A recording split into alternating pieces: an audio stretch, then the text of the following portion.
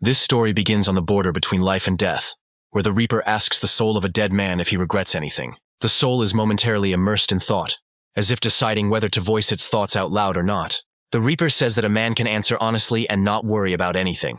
The soul smiles and says that the Reaper is beautifully dressed and such clothes are not easy to get. The man asks if people of this profession always wear suits, but the Reaper does not understand what he is talking about. My soul says it's amazing to be in the company of such a stylish person on the day of my death. The Reaper starts laughing and says that he wouldn't call himself some kind of Death Reaper. The Reaper points to the soul and says that the man wore a suit like this before. The man's soul becomes tangible, and we see a middle-aged man in an office suit with dark hair and eyes. The Reaper asks again what the man regrets, but the soul replies that he has no doubts. The Reaper asks if the man regrets becoming a sales agent. Initially, the man dreamed of becoming a businessman or wanted to teach physical education, using his skills. However, this was only the Reaper's assumption, which the man immediately dismissed. The Reaper assumed that the soul was speaking this way because he was rejected from joining the national team in high school. The man had excellent skills, but he was excluded from the team after a serious injury. The Reaper said that such a thing would be regrettable, and the man thought about it. The man sighed and said that the Reaper really knew him too well. But after his injury, one of his friends won a medal and joined the national team, and he does not regret it.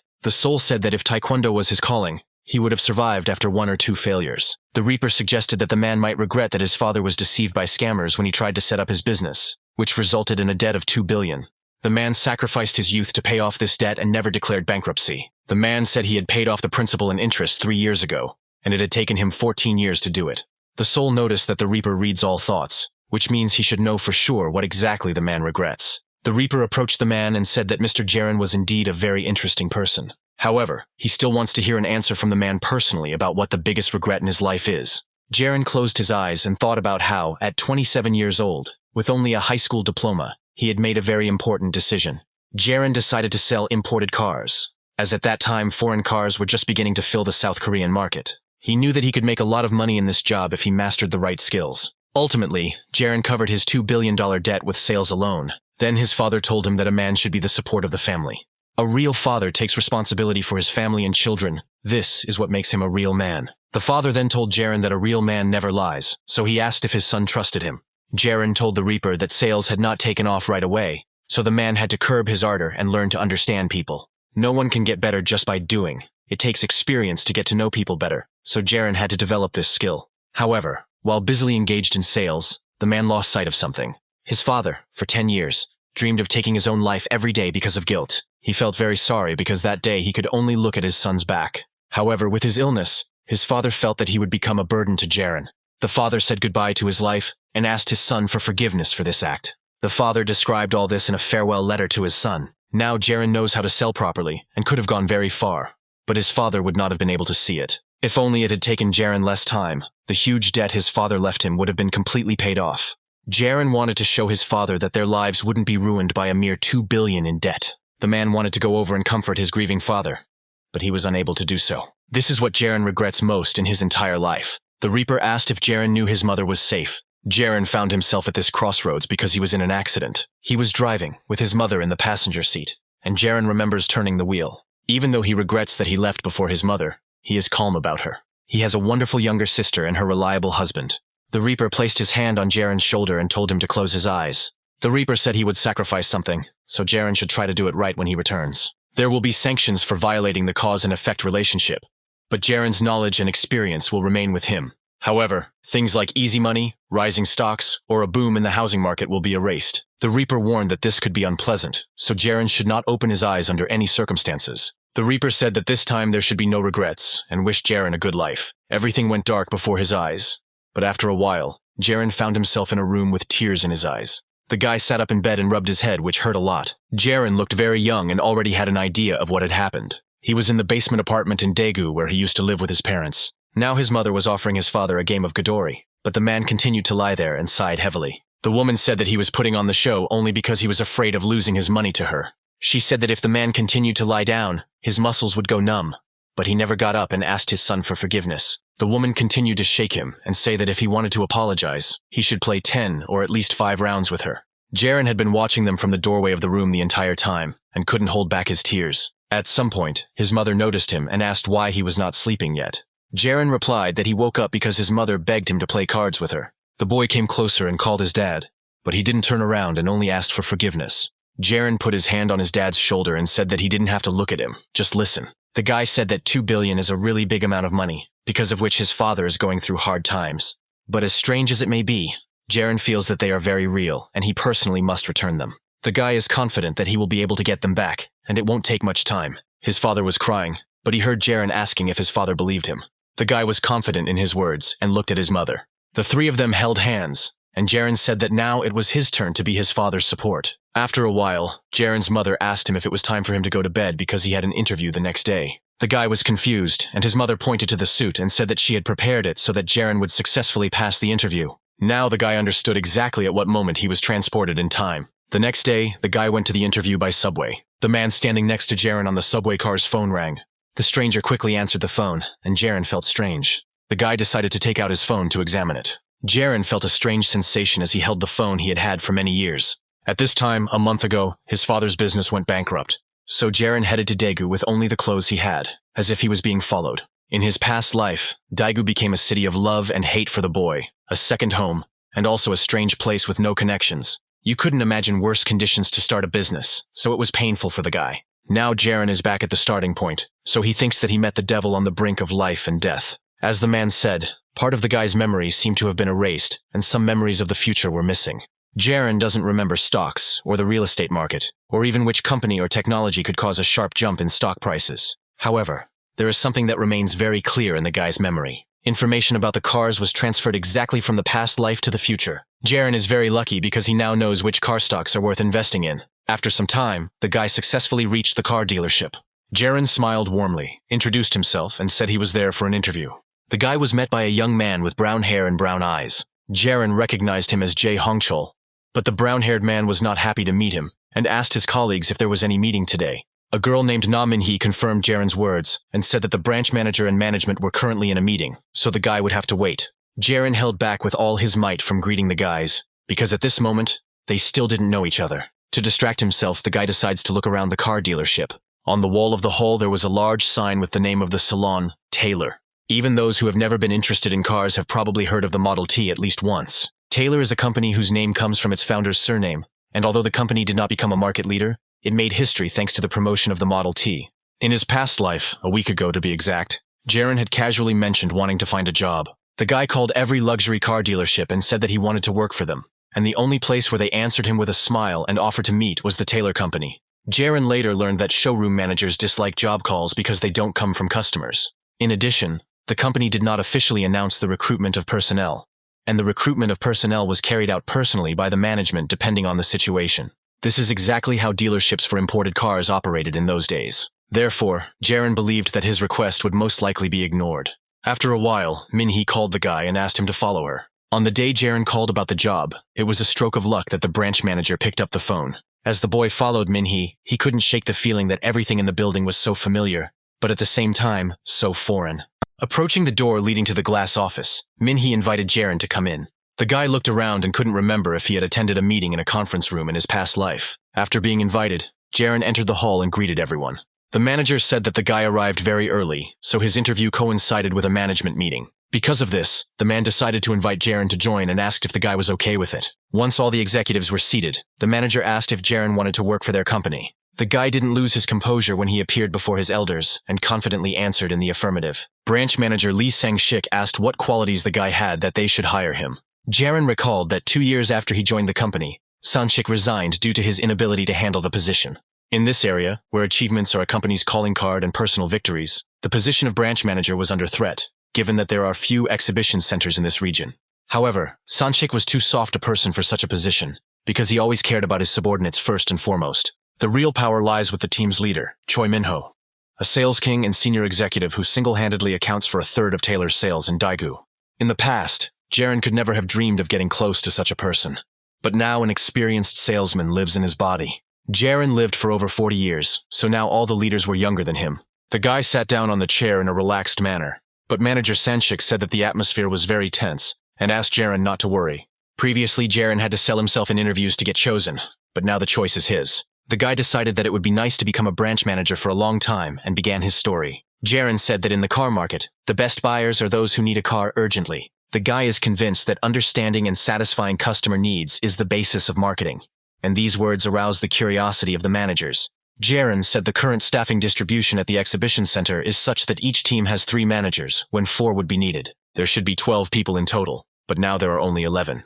Jiren said the reason he should be accepted is because they are 1 person short. The guy looked at the managers with confidence and said that based on this, he should be hired. The managers were confused and asked how Jiren knew about the staff shortage. The guy noted that the branch manager called him and offered to go for an interview a week ago, and during this time, he decided to check how the company was doing. So after 3 days of research, Jiren counted 11 members of the staff, which seemed like an odd combination to him. Then the guy accidentally saw one of the teams participating in a meeting where only 3 leaders were present. Jiren said it dawned on him then that there was 1 open spot, but in reality, nothing like that happened.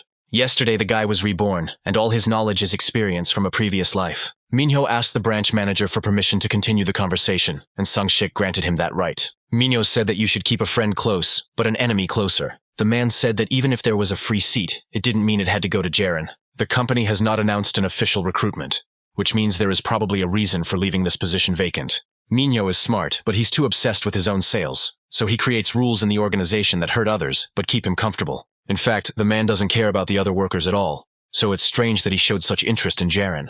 Minho said that they really need an employee, but not urgently. Jiren noted that for people on the understaffed team, there are some issues with constant overtime and a busy schedule. Employees have to frequently change shifts to get to morning meetings, and fatigue inevitably accumulates. Members of this team receive 25% less rest than other teams. Minho listened carefully to Jiren, but he didn't understand what exactly the urgent need for hiring the guy was. Jiren said the company needs a hard-working employee because he will be the last person they hire until someone leaves. From a management perspective, it is necessary to hire a hard-working employee who would allow them to relax a little, thereby increasing sales. Jiren said that it was not wise to go through such inconvenience while they were looking for the right person. Minho said that whoever this person was, he would have to do his job decently. The man said that if you don't put your all into it, it's easy to end up at the bottom, so it wouldn't be right to hire Jiren.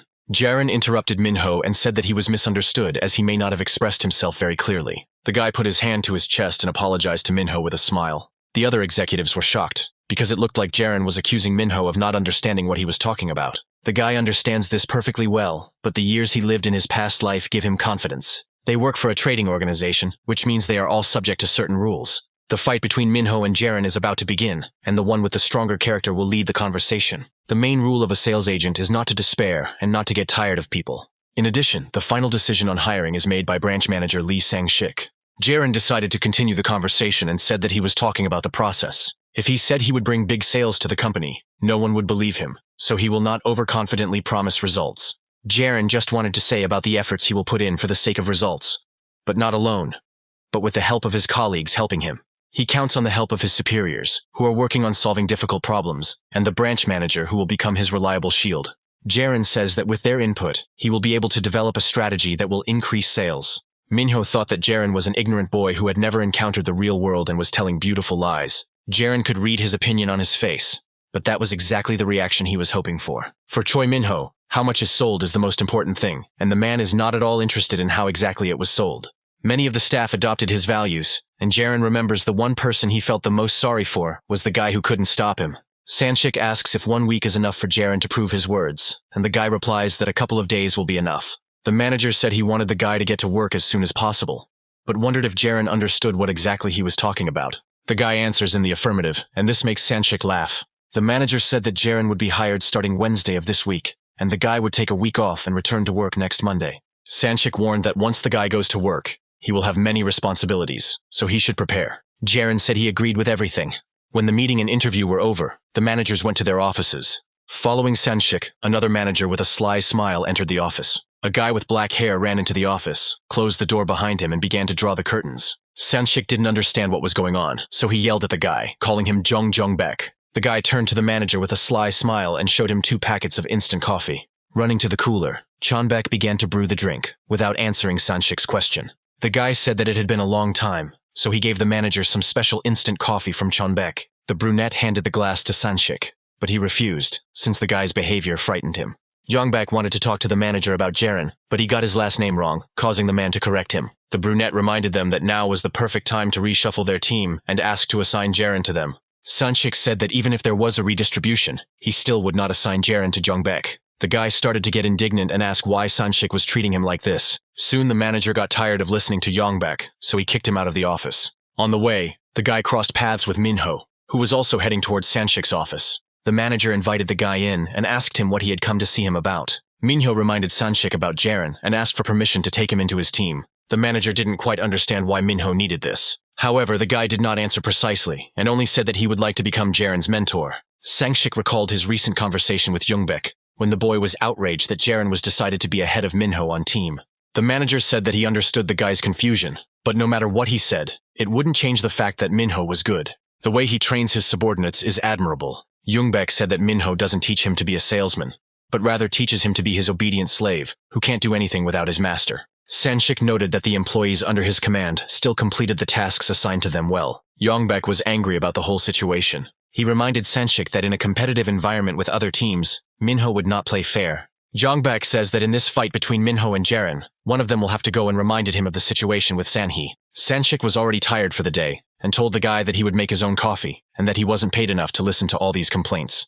Yongbak flew up to the manager and said that the man was completely unable to take criticism. The guy reminded him that Minho wouldn't help him in the future, even if Sanshik treated him well. Yongbak said that there are things that Sanshik, as a branch manager, cannot see. Sanshik's head hurt even more from his screams, so he asked Yongbak to calm down and leave his office. Finally, Yongbak said that there was much more truth in his words than the man thought, because Minho was a very greedy person. The guy asked Sanshik to think about his words, otherwise the man might make a decision that would be a fatal mistake. So the week came to an end and we found ourselves at Jiren's house. The boy was reading when his sister brought him a shirt. Jiren thanked the girl for her help and said that next time he would do it himself, since his sister already had a lot to do. The girl said that she would now go about her business, but stopped at the threshold, asking what the guy was reading.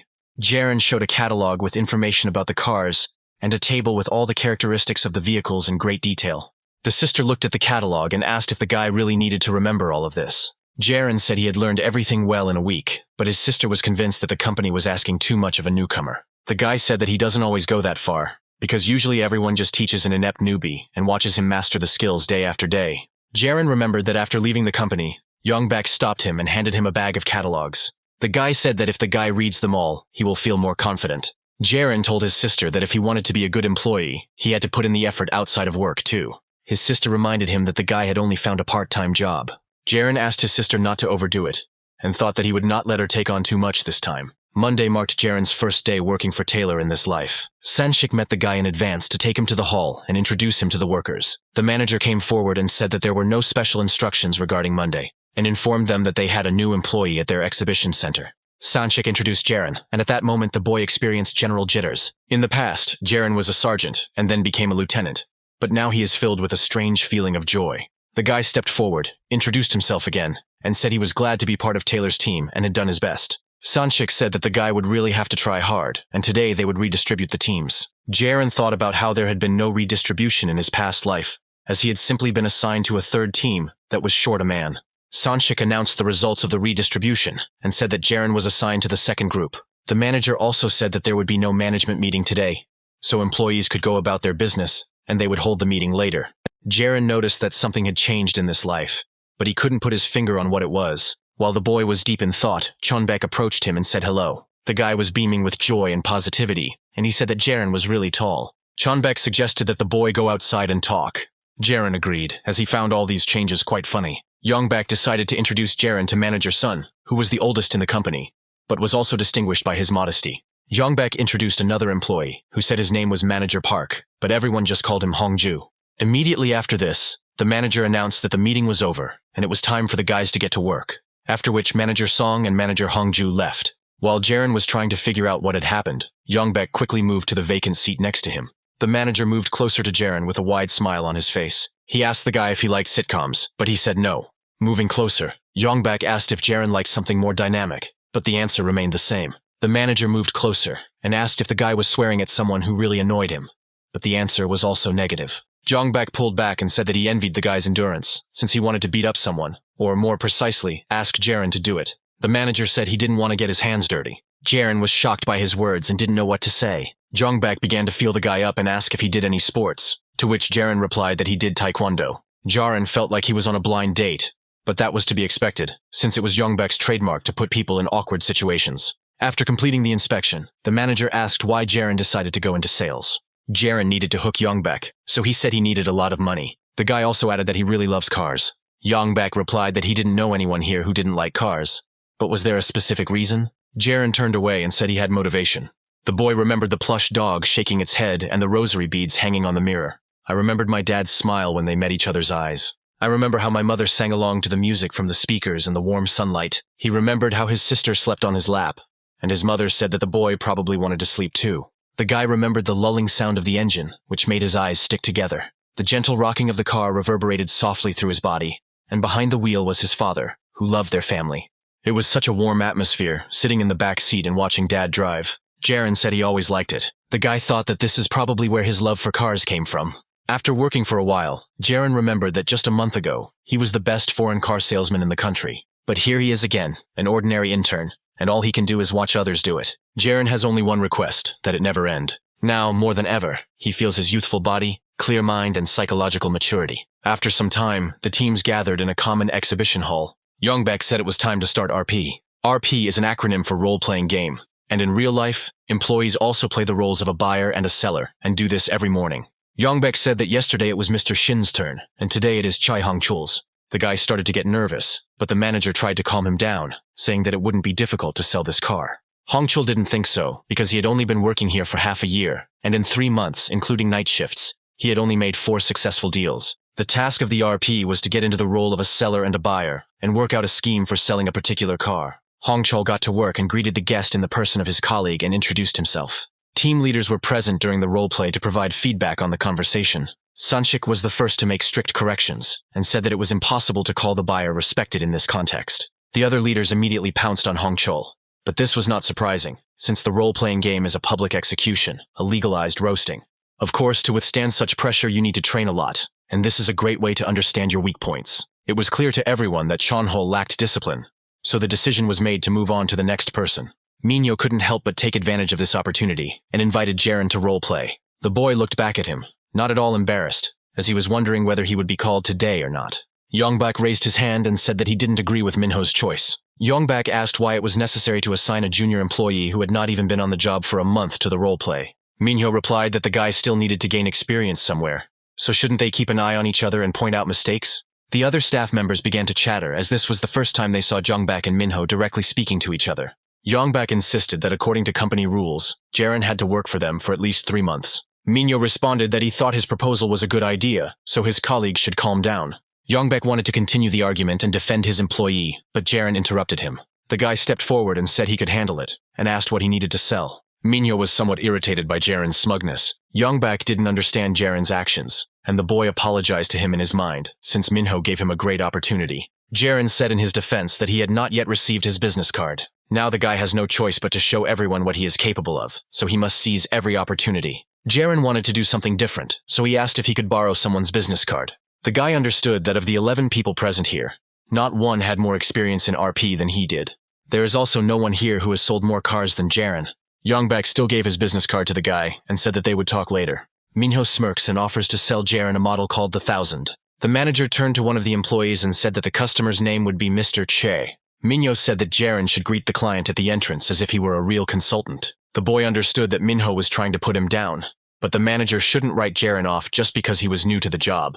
The RP begins, and the first thing Jiren does is lean over, introduce himself, and give the client a business card. The logo should not be covered by a finger, and the business card should be presented with the side where a person can read the employee's name.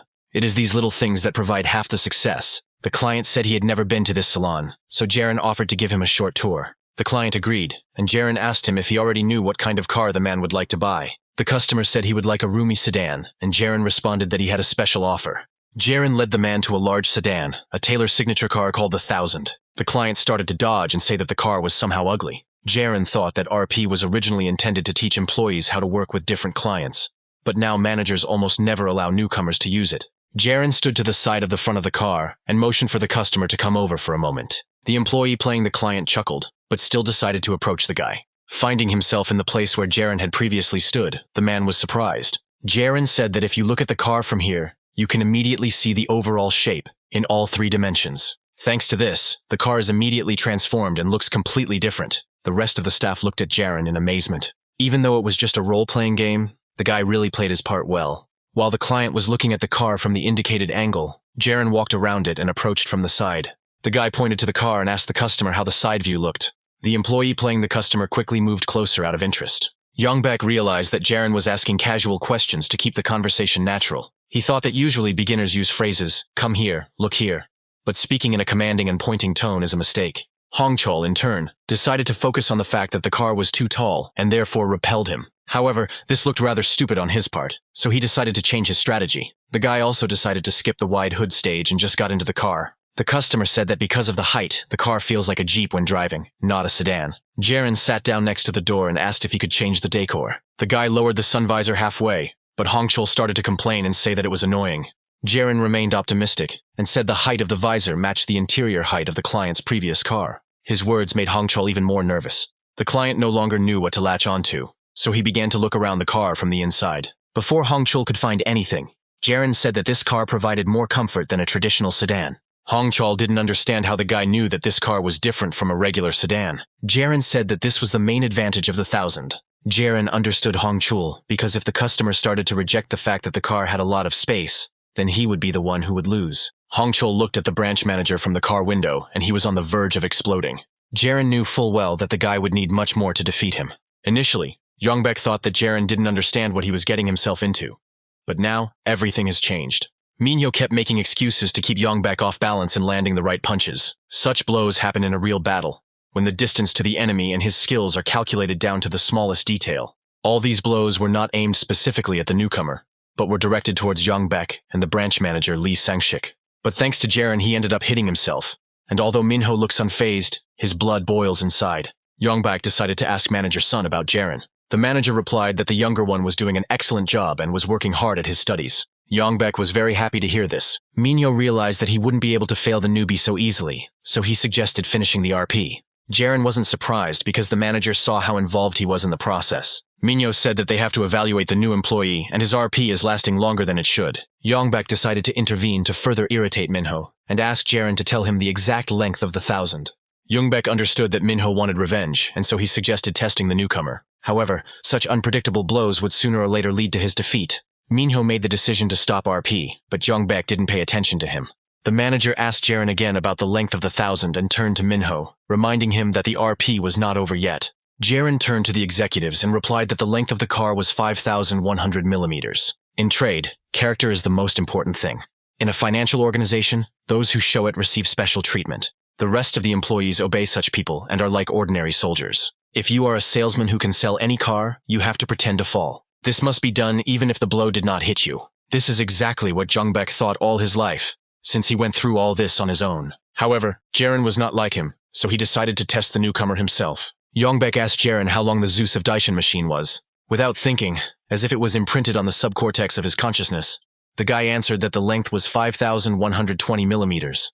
Yongbak said that Zeus was quite long and asked what Taylor had to boast about in his cars. Jiren responded that Taylor's car models have wheels that are spaced further apart. However, this answer did not completely satisfy Yongbak, so he asked for a specific number, and Jiren immediately gave it. Yongbak asked what the advantage of wheels that are further apart is. Jiren says these cars have a larger turning radius, so they ride straighter, are more stable, and feel better. Yongbak was pleased with the boy's answer and praised him. The manager patted the newcomer on the shoulder and told him not to get cocky and to study other models of cars. After that, Yongbak glanced over his shoulder at Minho's expression. The man was definitely angry, because he realized that all these answers were hitting his pride. At this point, it was decided to end today's RP and return to work. As all the employees began to disperse to their places, Jiren was stopped. Yongbak patted him on the shoulder and gestured for them to step aside to talk. Manager Song went with them, and the elders sat down opposite Jiren, preparing to interrogate him. Yongbak asked with a serious expression if Jiren was living a second life. The guy was scared at first and didn't understand how to answer this question. Yongbak was confused because he decided to joke about the guy since he did the task very well. But Jiren was puzzled after that. Yongbak tried to smooth things over and said that if the guy was a sales agent in his past life, then he was looking forward to good results. Jiren liked this guy in his past life too, so he also answered him in a joking manner that nothing like that happened in his past life. However, Jiren also showed a very arrogant demeanor, as if he was bragging about his knowledge. Therefore, Chonbek advised him not to behave like that next time. Jiren realized what the manager was talking about and apologized. Yongbak was confused for a second, as he thought that the newcomer would not understand what exactly he was talking about. Jiren understood all the comments perfectly, which made Yongbak laugh. The manager stood up, walked over to the guy, patted him on the shoulder, and told him to keep studying hard. After that, Yongbak let Jiren go and said that they would meet at the next meeting. After the newbie left, Manager Song approached the manager and asked if he should teach Jiren something. Chonbak asked why this was necessary, since the newcomer had already answered that he already knew everything. Sun didn't understand why the manager trusted Jiren, but he convinced him that all the new guy's shortcomings were already visible. Judging by Manager Song's reaction, Yongbak realized that the man still had no idea about anything. The leader said that Song acts like a bear, while Jiren is more like a fox, and not just a regular one, but a nine-tailed one. Manager Song reminded that the boss really doesn't like people who act like foxes. Yongbak always said that when he was drunk, but this remark made him angry, and he hit Sun with the folder. Yongbak asked how Song, being a person with no emotions, decided to sell cars, and continued chasing the employee with the folder. Meanwhile, Jiren continued to review the materials, and remembered that Yongbak was the first to join the company. But despite this, he was inferior to Choi Minho in terms of position, experience, age, and sales. The reason why the boys don't get along is because even though Minho's accomplishments are taken into account, the branch manager still sides with Yongbak since he contributes significantly to the overall sales. In addition, they both hate losing or showing respect to others. In his past life, Jiren never saw them interact, and in this life, he definitely doesn't want to get involved in their intrigues. Jiren thought about how he had made them think he was on Yongbak's side with his actions, but he had only done so because he needed money. Moreover, as a bonus, the guy can touch the cars that he adores. Jiren can enjoy the pleasure of driving, so in this life, he will work for his own pleasure. After some time, the guy remembered that he would soon receive his first salary. Managers usually get paid up to 1,000,001 a month, but to get that, they have to sell something, and Jiren hasn't gone through the consulting stage yet, so his salary will be mediocre. But still, it was his first payment, so he wondered if he could buy good beef with it. The next moment, the entire car dealership shook from a loud scream. The employees were scared and didn't understand what was happening. Sanchik ran out of his office and started yelling at the workers because he found out that there had not been a single client for the entire month. Jiren felt sad at the same time, because it had been a long time since he had seen the branch manager throw a tantrum. 25 days out of 30 he is kind, calm, and always looking for new workers. But for 5 days, he turns into a monster. Sanchik scolded the employees and demanded that they bring at least someone or at least sign documents so that he would not go completely crazy. This happened every month when deadlines were tight and the sales plan was not met. Sanchik shouted that at this rate they would all die, and Jiren was already predicting the leader's next phrase. The branch manager yelled at everyone to get out, after which the employees ran away. Manager Song approached Jiren and said that he should leave too. Jiren listened to him and thought that the beef bought with his first salary was really the most delicious. The next day, Jongbek asked Jiren if he was scared by how much Sangshik had changed by the end of the month. The manager praised the guy for coming to him to report despite this, and asked if Jiren himself would like to buy a car. His question greatly surprised the guy, since he had never received such an offer in his past life. Chonbak thought that he was mistaken, and decided to check if the guy had his own car now. Jiren thought that a car salesman without his own car did sound illogical. In his past life, the guy also had a hard time at the beginning of his career due to the lack of a car, so he should at least buy a used car. This made it harder for Jiren than the other workers, but he was too stubborn. The guy asked how Yongbek found out about this, and he replied that he saw him at the bus stop since he lives nearby. Jiren said he would buy a car soon, and Yongbek said he really needed to do it. However, the manager handed the newcomer the keys to the car and told him to take them today. Jiren was very surprised, and Yongbek said that he could not provide him with a car for a test drive yet. Rumors might start if someone sees a newbie taking the car for a test drive.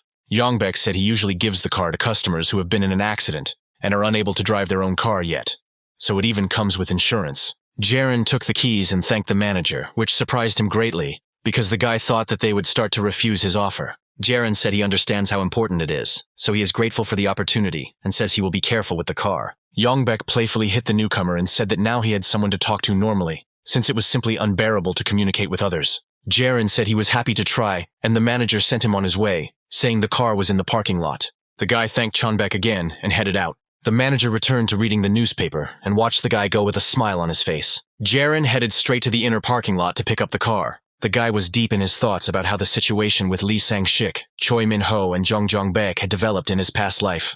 Branch manager Sanchik resigned after 2 years due to his failure to cope with his duties. Choi Min-ho immediately took his place, becoming the head of sales at the branch. Chonbak, in turn, stayed for another 5 years and did not leave the company. He wanted to be responsible for the 2 employees he brought here, Song Hyun-do and Park Hong-jip. Also, Yongbek didn't let the wily Minho leave the company. This was not surprising, considering that Jongbak was very famous in this field in Daegu. Jiren got into the car and was surprised, because knowing Yongbak's carefree nature, he expected the car to be dirty, but it was quite the opposite. Today, Jiren is set to make his first deal in his new life.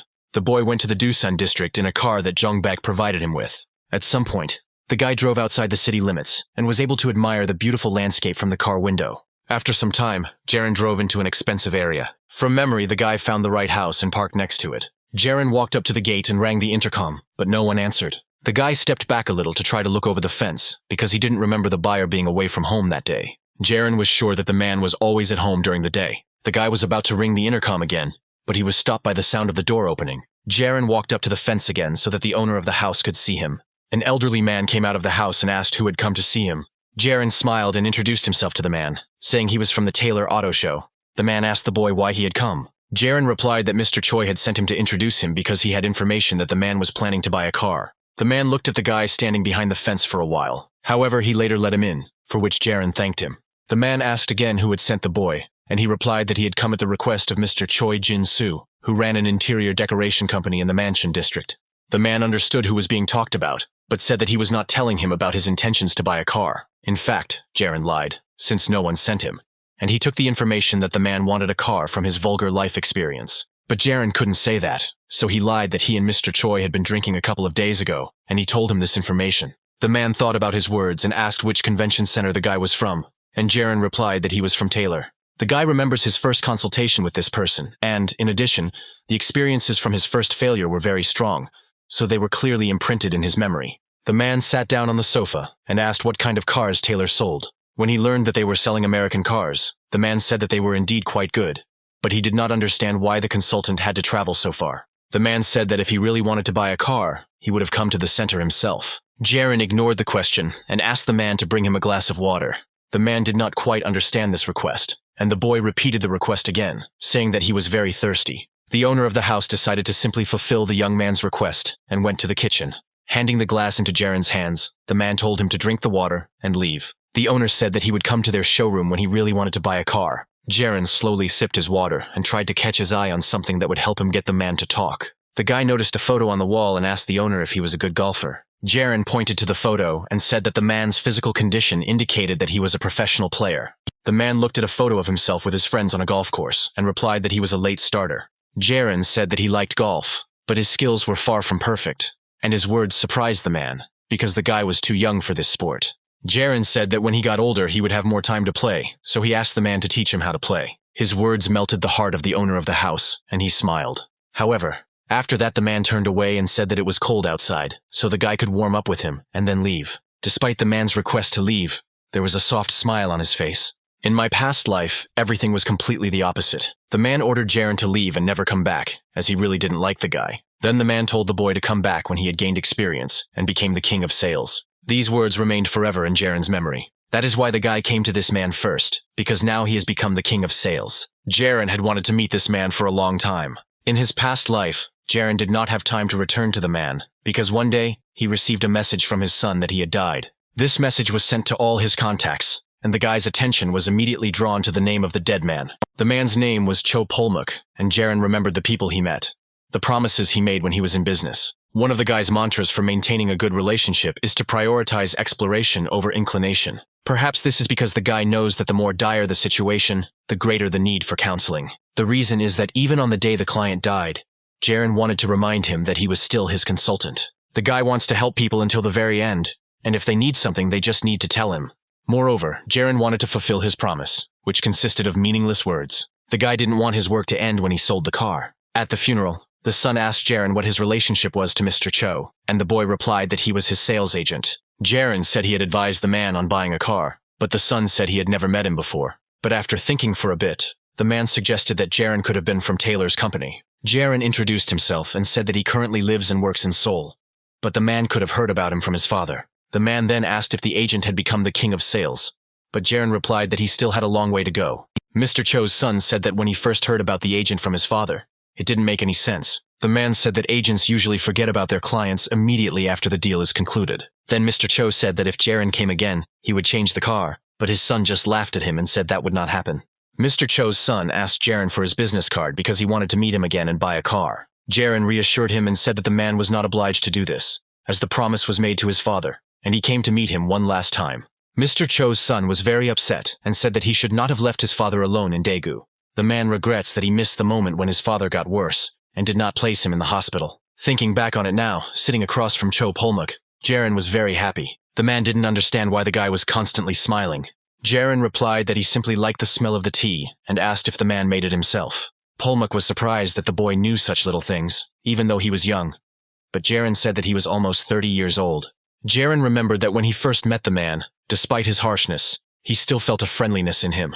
In his past life, when he was a newbie, a guy would always come up to him and try to sell him something. Jiren kept repeating his memorized phrases like a parrot. But even taking into account such behavior, the old man treated him humanely and agreed to several consultations. But it wasn't because he was interested in Taylor's foreign cars, but simply because he saw how passionate Jiren was about his work. And although Polmuk signed the contract anyway, Jiren still considers it his biggest failure, as he was never able to read the man's intentions. The man pulled the boy out of his thoughts and asked how long Jiren had been working and why he still didn't have a business card. Jiren replied that there was no need for that, because he believed that when Polmuk wanted to buy a car, he would immediately think of it. The guy said that from now on, he would be responsible for the man's vehicles. Polmuk chuckled and asked where Jiren got so much confidence from. Jiren, in turn, thought about the fact that Taylor only hands out business cards with the status of chief agent after 2 months of work in the company. The guy said that Polmuk, despite looking gloomy, never deceives people. Jiren had heard that the man always did business only with those he knew well, as it was difficult for him to find a common language with strangers. Polmuk asked if the boy had received this information from Mr. Choi. Jiren answered in the negative and said that many people who worked with Polmuk knew a lot about him. The guy said that if the man ever needed a car, he would really like to help him by becoming his sales agent. Jiren even said that he would become the sales king if necessary, which greatly embarrassed Polmuk. The man took out a pack of cigarettes and said that the guy was talking too sweetly. Seeing that the man had decided to smoke, Jiren got up from the sofa and went to get an ashtray that was on another table. Polmuk was surprised that the guy managed to notice where she was standing and invited Jiren to join him. The guy politely declined, citing the fact that he doesn't smoke. The man was about to continue the conversation, but then changed his mind and waved his hand, saying that he no longer wanted to talk to the guy. After that, the room fell silent for a while. After finishing his cigarette, Polmuk asked what kind of cars Jiren was selling, and whether he had brought one he might like. The guy replied that he had a car that he would like, and he had arrived in it today. The man got up from the sofa and walked towards the exit, saying that he wanted to look at her. Jiren smiled at him and followed him. The men went outside to where the car was parked. Jiren remained silent and did not interfere with Polmuk, who was inspecting the car from all sides at his own pace. The man also examined the inside of the car. After completing his peculiar inspection of the car, Polmuk asked when Jiren would be able to provide him with the car. The guy remembered that the man was planning to play golf with his friends and offered to deliver the car directly to the golf club. Polmuk got scared and jumped away from the guy, asking if he was a psychic. Jiren replied in the negative and said that he was a salesman who would soon become the king of sales. In fact, it wasn't that hard to figure it out. While Jiren was in the house, he noticed polished golf clubs standing in the corner of the room and a calendar with a date marked on it. But it is not worth denying that the guy remembers this from a past life, so pretending to be a clairvoyant is not so difficult. After thinking for a moment, Polmuk said that it was cold outside and told the guy to bring the contract quickly, since it was already getting dark. Jiren had prepared everything in advance, so it didn't take long. The guy explained in detail the essence of the contract and how to fill it out. Once the registration sheet was filled out, Jiren showed the man the sheet with the car's price and registration fee. Polmuk asked the guy if he was sure the price was good, and asked if he could pay after he received the car. Jiren advised the man to prepare the money in advance and be ready to transfer it when the guy contacts him. The next day, the branch manager continued to shout at the car dealership. Watching all this from the sidelines, Jiren remembered what Kubler-Ross had said. Now Sanshik was going through the 5 stages of accepting death. They included denial, anger, compromise, depression, and acceptance. Usually by the end of the month, the manager acts as if he is in the final stages of accepting death. But this time it looks more like the stage of accepting anger. Yongbak came up behind Jiren and said that in this state, Sanshik would kill someone. After looking at the plan, the guy said that they were only 1 car short of completing the plan. Hongchul asked if the others thought Sanshik was exaggerating just because of 1 car. But as soon as the guy finished speaking, he was hit on the head with a fist. Sanshik said that if the guy doesn't understand anything, he should keep quiet. Because after working in the company for so long, Hongchul still doesn't understand how it all works. One of the employees said that the branch manager goes crazy every month because of the back margin. Taylor's head office in Korea operates on a system where initial targets are set, and back margin is only issued when those targets are fully met. Head office always sets high goals for salespeople and sales agents, so they rarely fail. The employee said that their car dealership does not sell more than 30 cars a month, Even if 20,000 cars are sold at 40 million each, with sales of 800 million to 1 billion per month, it will be approximately 2% or 20 million. Based on this, if a branch does not achieve quarterly, semi-annual, annual goals and so on, then about 100 million won per year will simply disappear. And the responsibility for all this falls on the shoulders of none other than the branch manager. Jiren listened to this and thought that the scariest thing was actually that this was how the work of a branch manager was being evaluated. The guy wondered if he remembered the current president of the Taylor head office correctly. Yongbak got tired of listening to all this and walked over to Jiren, leaning on him. The manager turned to his employees and asked if they really had nothing else. Manager Song and Kang immediately said that they no longer had even a hint of selling. Chonbak rubbed his temples and asked himself what he expected from them. While the guy was trying to figure out what to do next, Sanchik snuck up on him from behind. The branch manager was angry that this team had nothing. Sanchik said that even their team leader sells at least 1 car a month. But as for Team Yongbak, they suffered a crushing defeat this month. Sanchik shouted and asked why he needed such workers who could not sell anything. While the branch manager was distracted by the shouting, one of the employees approached him from behind. Manager Song grabbed Sanchik tightly and began to swing him, asking him to repeat the Buddhist prayer after him.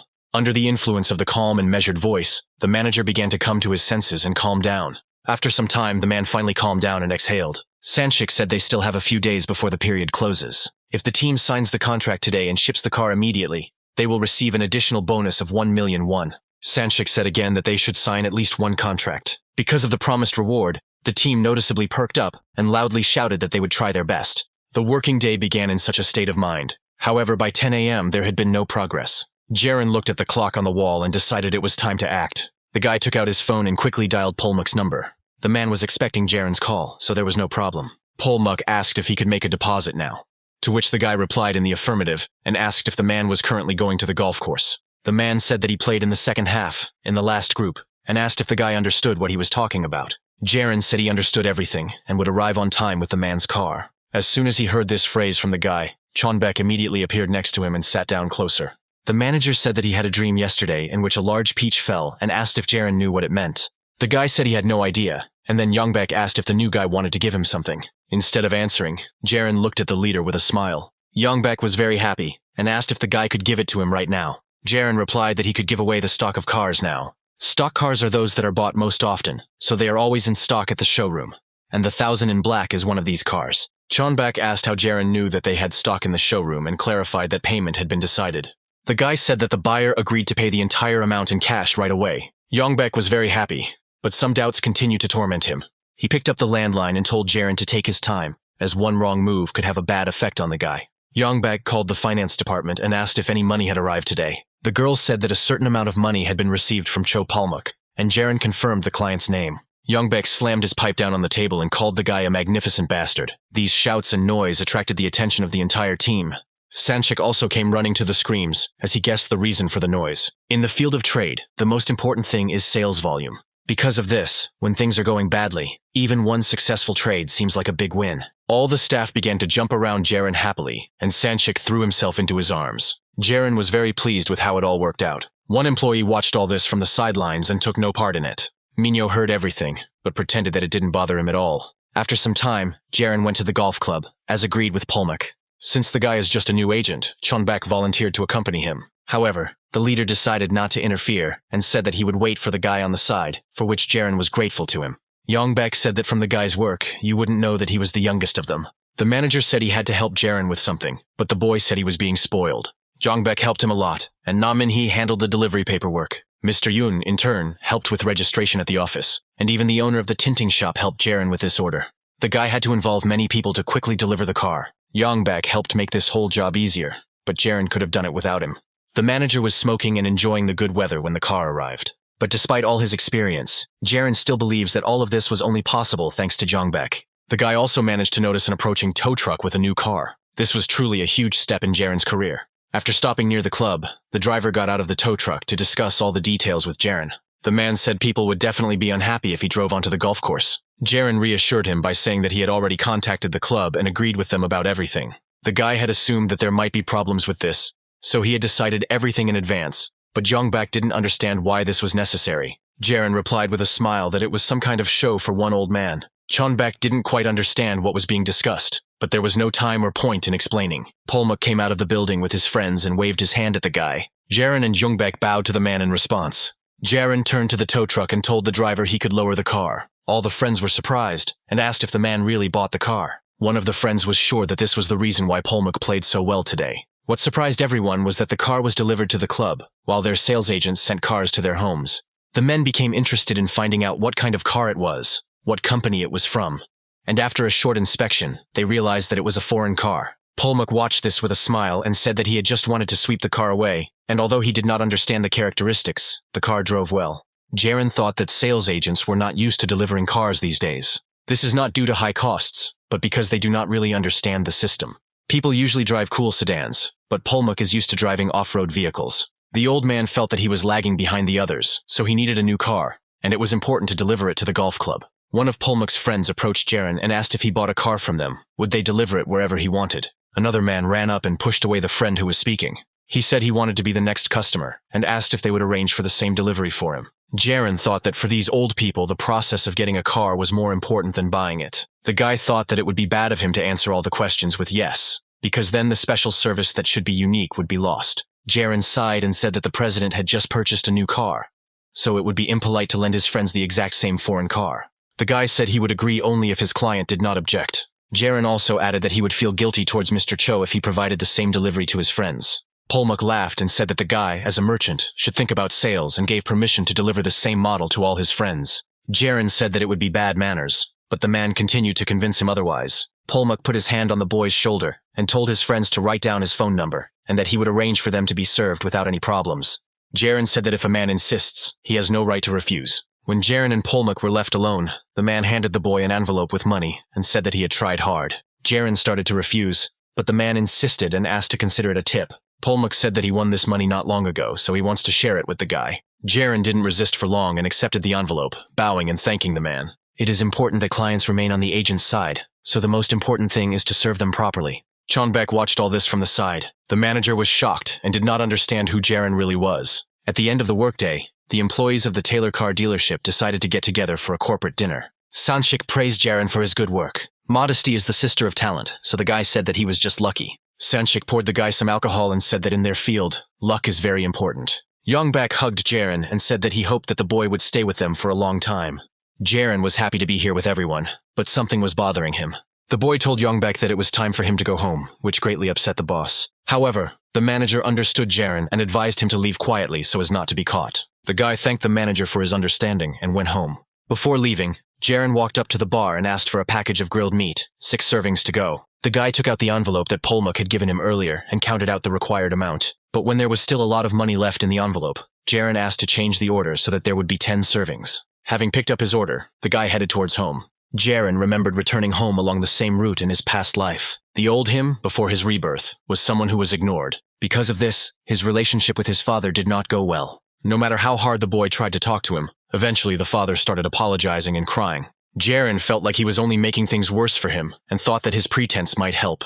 If they could get out of debt, then Dad could get his life back and be the man Jiren knew and respected. But the guy's thoughts at that time were too naive. Jiren was already approaching the house and thought that this was not the main problem. Through the window, the boy saw his mother and sister, who were hanging out the washed laundry. As soon as Jiren entered the apartment, they asked the guy if he had eaten well. The sister immediately saw the bag of beef, and the mother asked where the guy got the money. The girls were very happy, and Jiren replied that he had earned money in his new place. The boy looked into the room where his father was lying, and said that he was nearby. Jiren shook his dad's shoulder and suggested that they go and eat together. Unlike his previous life, the boy was able to pull the man out of bed and join them for a meal. Jiren thought about family being about getting together for dinner and eating. A family must rely on each other and sometimes be disappointed. They should sing together and encourage each other. Families should share sadness or loneliness. For the first time in a long time, the whole family got together and had a good time. After all, when one of the family members gets tired, another will definitely come to the rescue.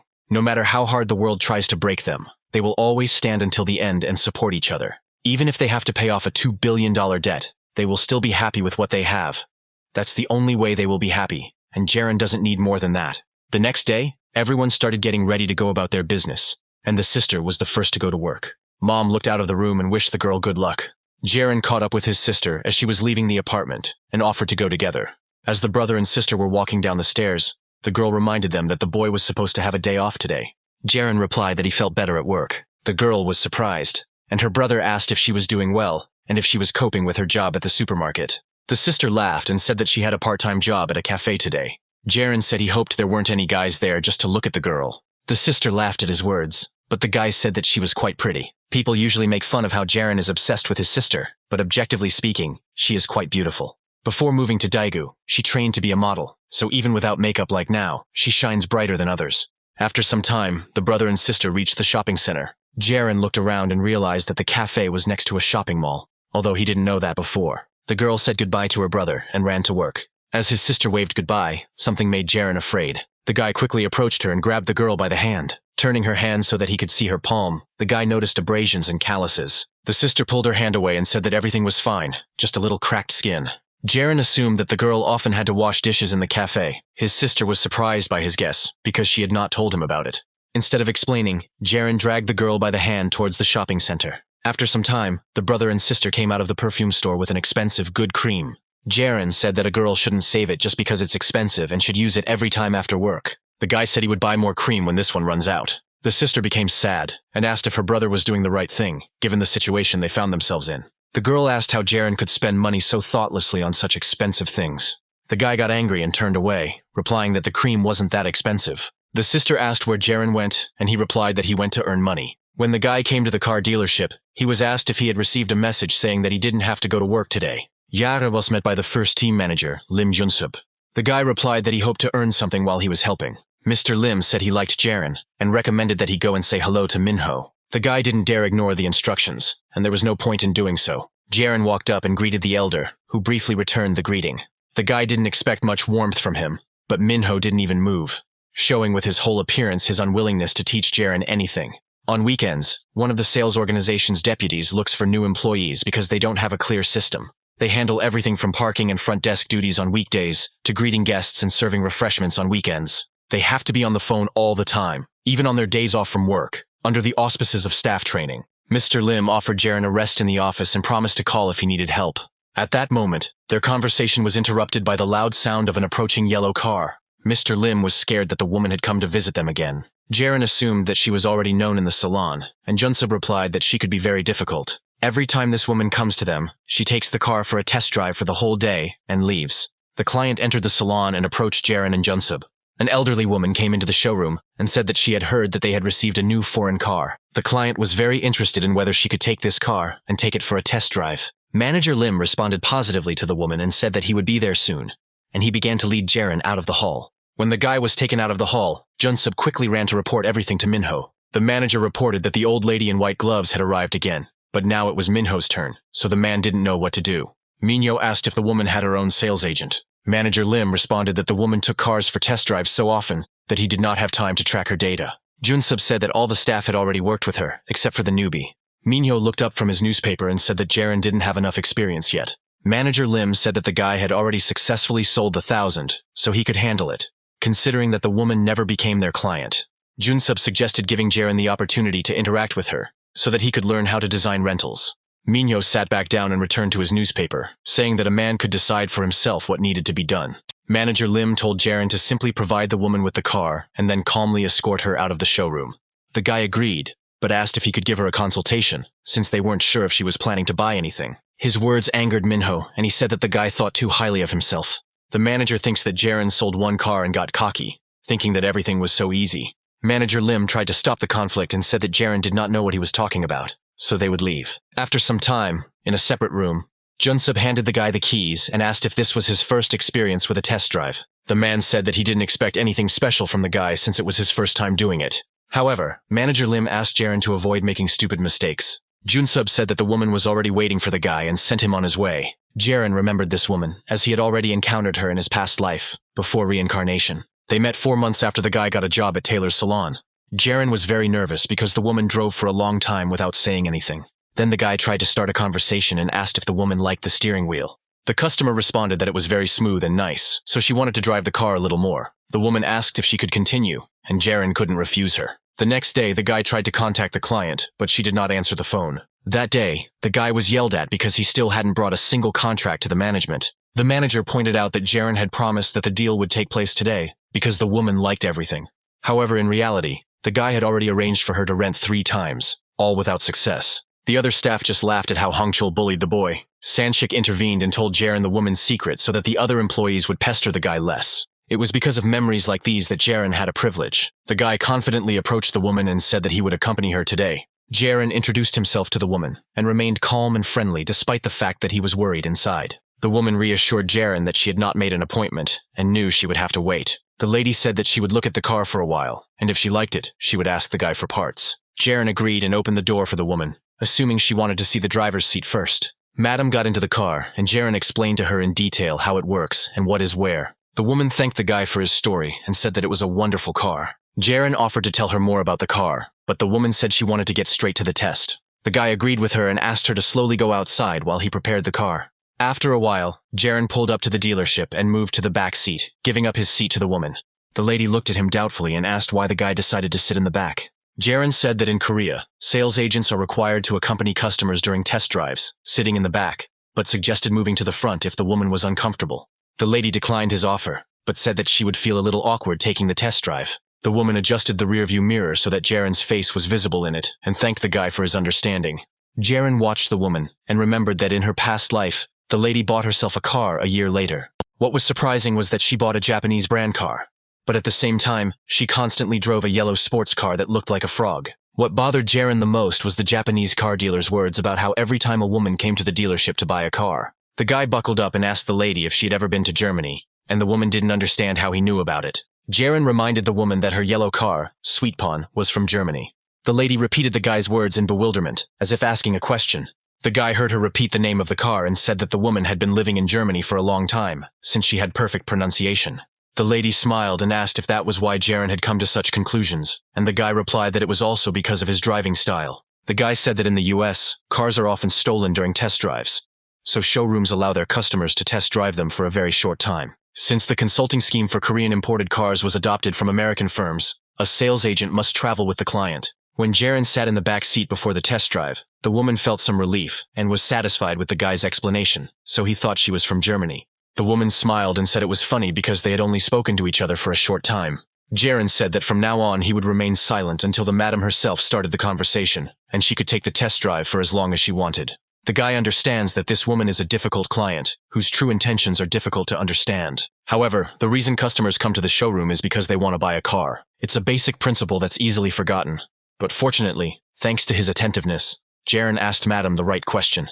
Through natural conversation, they were able to understand each other, and the guy managed to find out what the woman needed. If Jiren hadn't explained his position, she might have thought that he sat behind her because he was too lazy to talk to her. The guy decided to give the woman the opportunity to relax and immerse herself in the sensations of driving without distracting her with conversations. Thanks to this, he was able to win over the madam and she began to give him hints. The woman began a test drive and drove out of the service station parking lot. Manager Lim, who was in the office, was shocked when he saw a car driving past the building.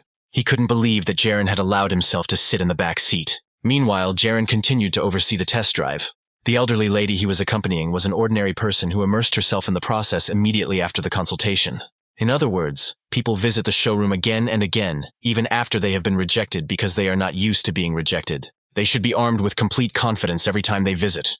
But why go through the awkwardness? Is this lady really doing all this just to change her car? After a while, the woman broke the silence and asked if she could turn on the music. Jiren agreed, and then the madam asked him to give her the disc from her purse. The guy carefully took out the disc so that the woman would not have to stop. After reading the title, the guy was surprised by the choice of composition and the fact that the woman always carries the disc with her. Jiren also decided to help put the disc into the player. A few moments later, a pleasant melody began to fill the cabin, and Jiren asked if the composition was aria in G major. The woman smiled and said that the guy was well versed in the classics. Jiren said he knew the tune from a melodrama about two people who lived at different times and communicated via radio. The lady said that she also watched this film not long ago and remembers that this composition was really there. The woman assumed that if Jiren liked this composition, then maybe he liked another one, so she switched the music. The lady was right, as the guy immediately recognized the familiar melody. A few seconds later, Jiren and Madame simultaneously said the name of the composition, River Moon, Morning. They laughed together, and the guy was glad that the woman's songs were familiar to him. To become an experienced salesperson, you need to have a broad outlook, since you need to find common topics for conversation with each client. This is very important if the seller wants to establish contact and win over the customer. Jiren had definitely heard the song, but he couldn't remember where he heard it, so he couldn't continue the conversation. At some point, the melody changed its tempo a little, and at that moment, the guy remembered it. This composition was the opening theme for the film Perfume, and its title translated meant, a slight difference. Jiren smiled as he now had all the information he needed about this madam. There was one last question that tormented the guy. Why did the woman wear white gloves all the time? After some time, Jiren and Madam finished the test drive and returned to the showroom. As soon as they entered the building, the guy asked if the woman wanted any drink. Madame asked if she could go to the restroom for a moment first. Jiren agreed and said that he would wait for her here, and he thought that this was his chance. Now the guy will be able to find out why the woman always wears gloves, and while she is in the restroom, the guy made her tea. When the woman returned, Jiren handed her a towel and told her that there were no hand dryers in the restrooms at their showroom. The lady gratefully accepted the towel, and the guy noticed the many abrasions on her fingers. Jiren began to guess the reasons, but decided not to focus on it for now, and said that Sweetpawn was a very good machine. The woman agreed with him, and said that she liked the car so much that she even brought it with her to Korea. Jiren said that sales of the car dropped sharply in the 90s, so the company that made them decided to focus on producing sports cars. The woman's car was the first to use a lighter, water-cooled engine. In addition, a horizontally opposed engine was placed behind the driver's seat, achieving perfect balance. The lady said that the car was particularly attractive because of its flat, not too rounded design, and was so happy when she drove it in Germany. She said that even if you drive slowly, with the top open, there will still be a cool breeze. The woman remembered that it was a wonderful experience, but then her gaze became sad. Jiren suggested that in Korea, a woman does not feel as happy as she once did in Germany. The woman was impressed and did not understand how the guy knew what she really felt. Jiren realized that she was now ready to listen, and it was his time to tell the story. The lady in white gloves is not the kind of person who knows a lot about cars. However, the woman is a very sentimental and emotional person. Her yellow car means a lot to her, which is why it is absolutely forbidden to say anything bad about it. Now Jiren knows exactly what a woman wants. The car carries a special, unique national culture, and the character of brands from different countries differs.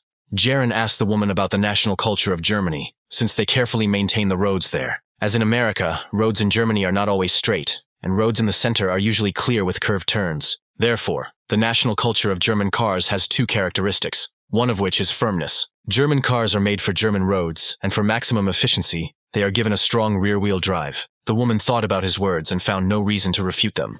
Madame closed her eyes and agreed with Jiren. There are indeed a lot of bumps in Korea, and the road is uneven here and there. Also, Korea has a lot of traffic lights compared to Germany. When the woman first moved in, she was very shocked.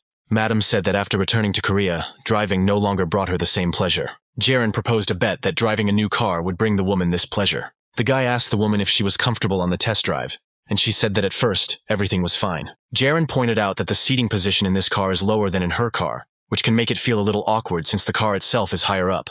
However, this will make it easier for Madame to see from the front, and she will feel more relaxed behind the wheel in Korea. Jiren also said that it would be convenient to put the cello in the trunk, since Madame is a cellist. The woman was very surprised and asked how the guy knew this. Jiren said he thought of this when he heard the woman's musical tastes, and after he saw the abrasions on his hands, everything fell into place. Jiren said that instead of placing the cello in the passenger seat, as was the case in her old car, it would be safer to put the instrument in the trunk.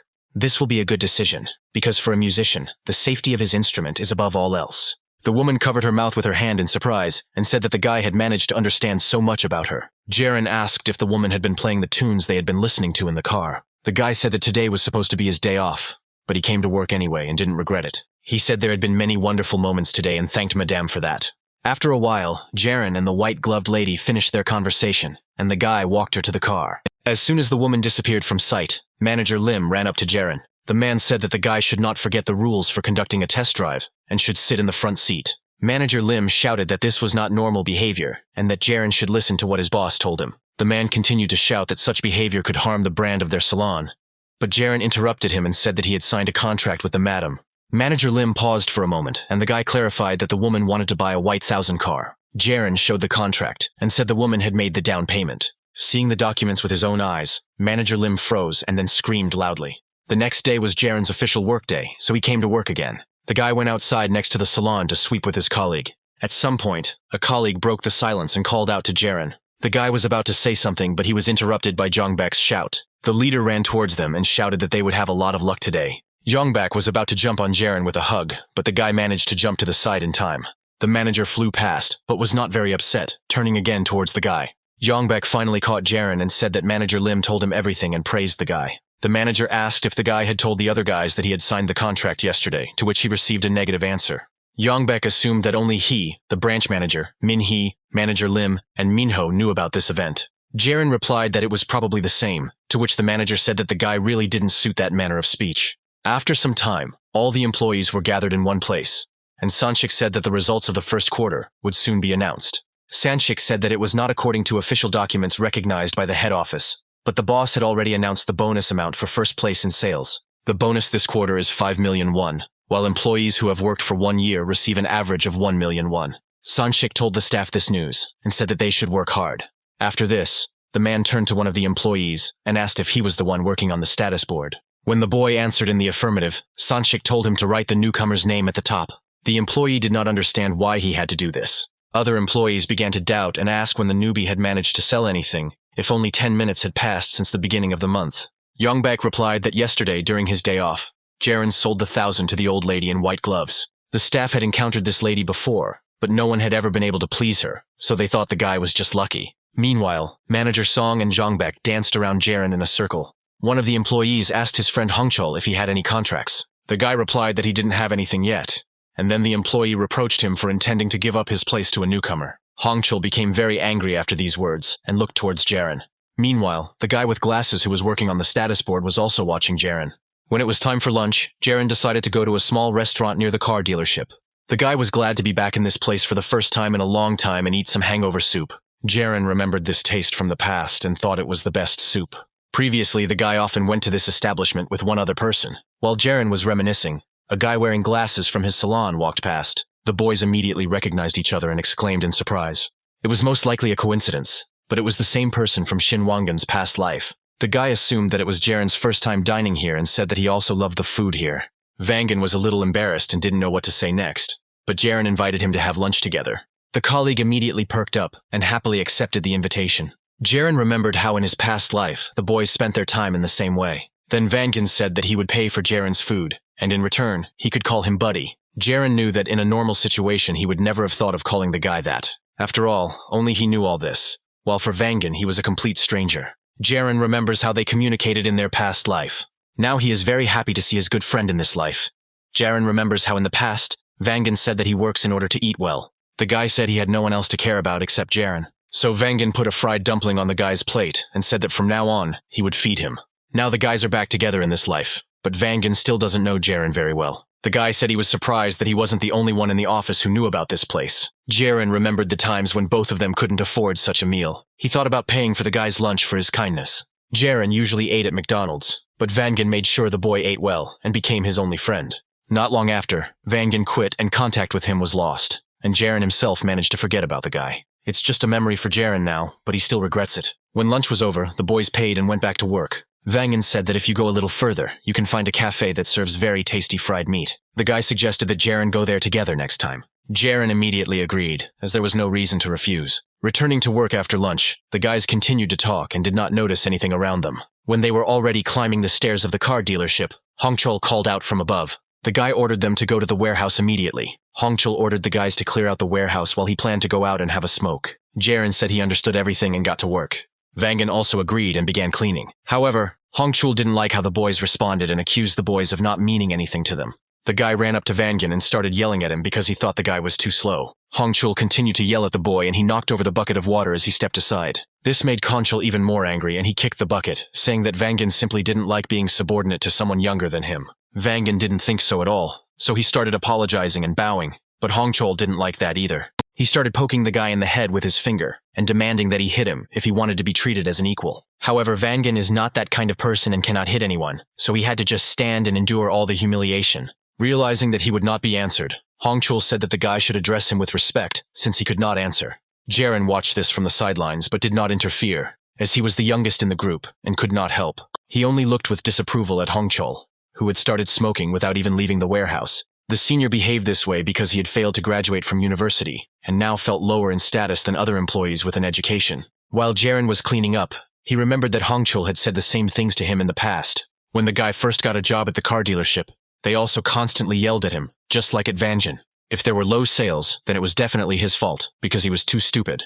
Jiren was distracted from his thoughts by Hongchul calling him. The guy threw a cigarette butt towards the new guy and told him to catch it, and said that he had a headache because he had already sold 2 cars today. However, Jiren didn't even intend to catch the cigarette butt, so it hit his pant leg and fell to the floor. Hongchul took this as an opportunity to make fun of another newcomer. He swung at Jiren and told him to be careful or he would break him. But Jiren has already lived one life and knows very well how to deal with such people. The guy didn't pick up his cigarette and came closer to Hongchul, which scared him. From a distance, Jiren didn't look that big, but when he got close, Hongchul became scared. Jiren pointed out that he had sold more today, so he should be the one with the headache. Hongchul didn't expect that they would dare to answer him. After a brief lull, Jiren reminded them that it was the end of the quarter, and there were only 3 employees who had been there for less than a year.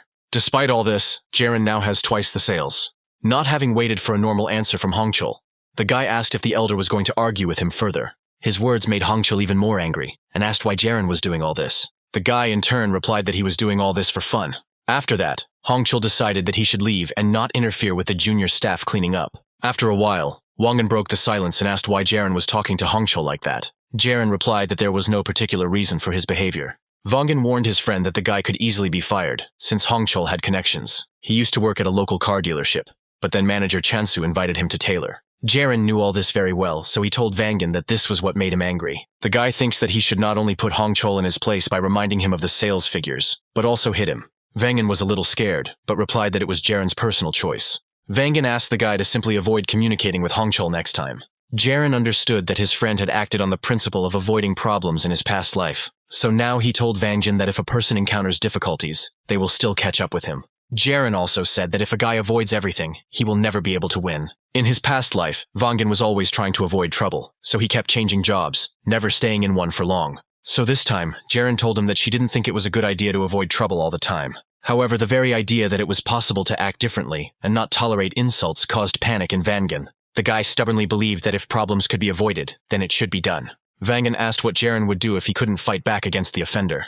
The guy is convinced that it is impossible to win in this game, and he does not have such good abilities, because he does nothing else but consult. Wangan said that in order to win, you have to be patient. From Wangan's reaction, Jiren realized that he had touched the boy's values. Wangan always preferred to avoid quarrels, dangers, burdens, because the main priority was safety. The guy overreacts to criticism because it threatens his safety. Wangan considered him a comrade, someone on his side, but Jiren rejected his values, and this saddened him.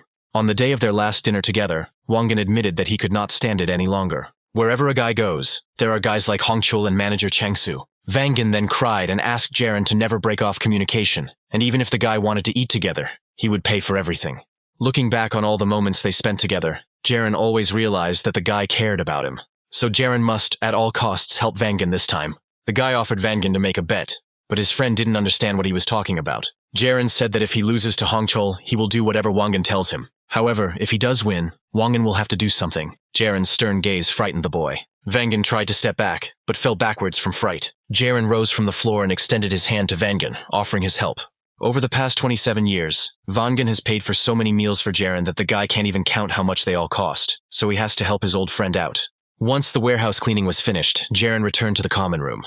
Manager Lim met the guy at the entrance and praised him for his courage. Another employee said that Jiren still has a lot of energy and he is thrilled about it. Manager Song was confused and asked if Jiren and Wangan were okay. Jiren understood what was being discussed, because rumors about what had happened between him and Hongchul had already begun to spread throughout the company. The guy turned around and noticed Hongchul and Changsu gossiping and looking at him with a smirk. The boys were very similar in character, so Jiren didn't see anything surprising in the fact that they became friends.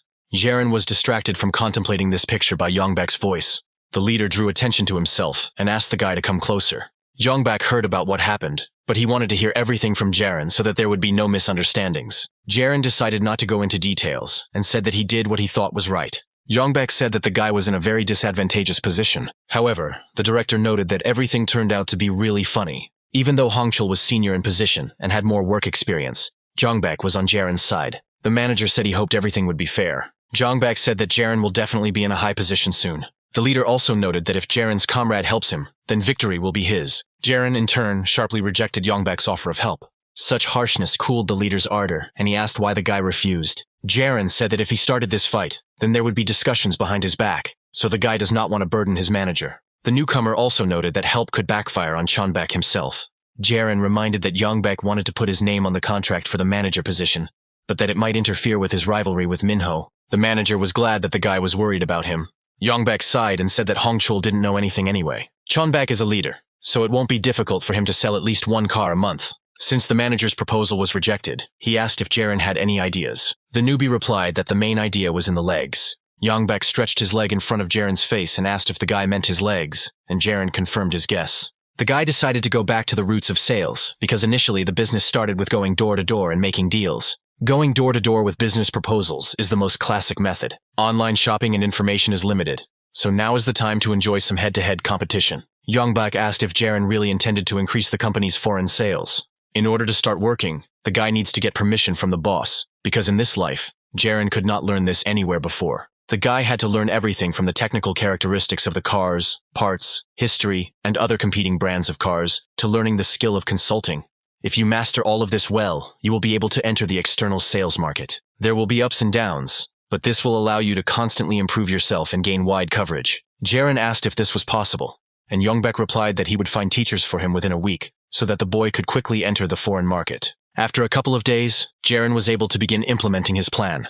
Since he had to look for clients in this area himself, rather than wait for them to come to the salon, the guy was patient. To get people's attention in the conversation, Jiren bought a couple of boxes of cold drinks. The guy headed to a place located in the west of Daegu. Jiren walked this time, so he sweated along the way. Jiren's target today was the Songso Industrial Complex. There are many companies that are well-known manufacturers of textiles and spare parts for cars and mobile phones. Most companies are second- and third-tier suppliers, but not first-tier ones. However, this industrial complex is known to Jiren as a goldmine of imported car sales that is simply not known about yet. The guy stretched to loosen his stiff shoulders and thought about how outside sales are a classic. Jiren also took into account that in the conditions of 2005, the sale of imported cars in the industrial complex is illegal. The guy pulled out his new business cards and said that now was the perfect time to act. Jiren was able to easily enter the Songso Industrial Complex, where the workers were resting. The guy smiled affably, apologized for distracting the men from their rest, and introduced himself. Jiren said he was from Taylor's Automotive and he had energy drinks for men. The workers still didn't understand what was going on. And then the guy said he wanted his face to be remembered. Before the men could recover from what had happened, Jiren left the drinks on the table and left. The guy walked up to the window of one of the buildings and knocked. The man, with a clearly displeased expression on his face, opened the window and asked what they wanted from him. Jiren said the man had a hard job and he understood that everyone was busy, but asked for a minute. Jiren handed out flyers and business cards stapled together, and 3 bottles of energy drink for each employee. The guy understood perfectly well that if a person does not want to listen to you, you should not waste time on arguments and coercion, but you just need to bow and quickly move on. Jiren acted on this principle, and thereby drew attention to his person. The guy walked into the next room, introduced himself, and said that he brought energy drinks for everyone. One of the workers happily accepted the drink and asked what Jiren was selling. The worker was unable to get an answer from the guy, but his attention was drawn to a leaflet left on the table. Soon all the drinks were gone, so Jiren had to go to the nearest store. The saleswoman was very surprised and asked why the guy needed so many energy drinks. Jiren said he would buy more later, but the woman replied that the guy was now taking everything she had left. Jiren said he wanted to hand out bottles to every worker in the industrial complex and would be there tomorrow and the day after, so he asked if the woman could order more drinks. The saleswoman turned to the cash register to give her change and asked what the guy did for a living. Jiren didn't answer directly, and just handed the woman his business card. While Jiren is actively engaged in external sales, his competitor, as before, works only in the salon. Changsu and Hongchul took a break on the roof of the car dealership and talked about Jiren. Changsu asked what the new guy had been doing lately, since he left early in the morning and came back before the end of the workday. Hongchul said that he saw the guy carrying a bunch of leaflets with him, so he was most likely distributing them. Changsu laughed at Jiren because no one would buy a car after seeing an advertisement. Hongchul was still angry at the newbie because he managed to pin him against the wall. Jiren acted like he was up to something, so Hongchul couldn't help but tell him everything. Then the senior told the newcomer to do sales, his main job. Hongchul understood that he would not win the ensuing argument, so he tried to change the topic to work duties. When Changsu heard this, he said that he should start betting already. Hongchul admits that he acted rashly, but that didn't give Jiren the right to act so arrogantly towards his elder. Hongchul turned the conversation with Jiren around and said that it was he who suggested the bet. The guy said that the newbie was very embarrassed after his words and said that he did it out of pride. Changsu said that if you need to put someone in their place, you need to do it with dignity, but Jungbaek started doing strange things, like his whole team. Hongchul said that it would never have occurred to him to go outside before his shift, so the guys feel like something is brewing. Meanwhile, Yongbek came to the office of the branch manager Sanshik and told him that the salon was betting on newcomers. Sanshik was very surprised and assumed that there was a quarrel between the employees. Chonbek was calm, and while making tea for himself and his boss, he said that a fox cannot fight a mongrel. Sanshik realized that Jiren was called a fox, and Yongbek said that the newcomer was not an ordinary fox, since it was unknown how many more tails he was hiding. The branch manager didn't understand why Jongbak started speaking so highly of the newcomer. The guy replied that the 2 cars that Jiren had already sold were not just a coincidence or luck. Jongbak said that Sangshik almost made a mistake because he almost sent Jiren to Minho's team. Sangshik said that the guy shouldn't worry about Minho, since it was Jongbak who would have to take over the position of branch manager. However, at the moment, despite all efforts, no one is currently considering anyone other than Minho for this position. Jongbak said that no one has yet been able to rise above Minho's team, but no one is stopping them from trying. Sangshik slammed his palm on the table and said that no one but Jongbak could do it. However, to do this, the guy himself will have to become an ace, and he will undoubtedly succeed. Jongbak was a little surprised by such a strong reaction to his words, and called Sangshik a friend in a frivolous manner. The branch manager took a sip of coffee and told the guy not to call him that, because it sounded strange, to say the least. Jongbak asked if he really couldn't call Sangshik his friend. The guy said that every day is a crisis for him, and when he says this, he feels better. Jongbak knows Sangshik's character very well, and understands that the man is not one of those who are ready to step on heads without a second thought. However, no matter how hard Jongbak tried, he could not achieve good results. Sangshik replied that the guy simply shouldn't do that and handed him a pack of cigarettes. Jongbak looked at the cigarettes doubtfully. The guy decided not to refuse and took one, saying that he was indeed inferior in sales to Minho's team. However, Jongbak is confident that he will be able to make Jiren an excellent employee. Sangshik said that Jongbak needs to build up his influence but not quarrel with others, otherwise he won't be able to cover for him. The guy asked why he shouldn't spread the rumor, since the new guy had created a favorable atmosphere in the company. Sangshik was happy about this news, and Jongbak asked if they could order more leaflets. The branch manager was surprised, and asked how many months one box would last. Jongbak said that Jiren decided to pursue foreign sales because he already knew the basics. Jongbak recounted a recent conversation he had with a new recruit, and said he suggested using his legs to boost sales. Based on the guy's words, Sangshik also thought about external sales first. Jongbak said that Jiren distributed all the leaflets in 15 days, although it would take the entire staff a month to do the same. The manager thinks that the newcomer is a truly amazing person. Jongbak said that Jiren has the head of a fox and the heart of a bear. The manager imagined the newcomer in his head and froze for a moment. Afterwards, he was shaken and said that he constantly got goosebumps when he thought about Jiren. A few days later, Sangshik gathered all the employees in the main hall and reminded them that there was 1 week left until the quarter was closed. The branch manager ordered everyone to pull themselves together and keep up the pace. He stood next to a board where deliveries were marked with red magnets, and vehicles that had not been delivered after the contract was signed were marked with blue ones. Sangshik turned his attention to the staff and noticed that Minho and Jongbak's teams were working non-stop, and even Hongchul wasn't idle. Last December, the team sent several cars, but this month, only 1. However, now they have again reached 2 units per month. Despite Sangshik's dislike of competition, the salon has created an overall atmosphere of hard work. Hongju noticed that the branch manager was smiling, which made him scared, and he told Manager Sun about it. Manager Song missed Sangshik's speech, so he only just remembered that it had been almost a month since the betting on newcomers began. Hongju's manager said that the overall performance was good, so everyone kept their composure and said that Hongchul had 2 points. Manager Sun was more interested in Jiren's results.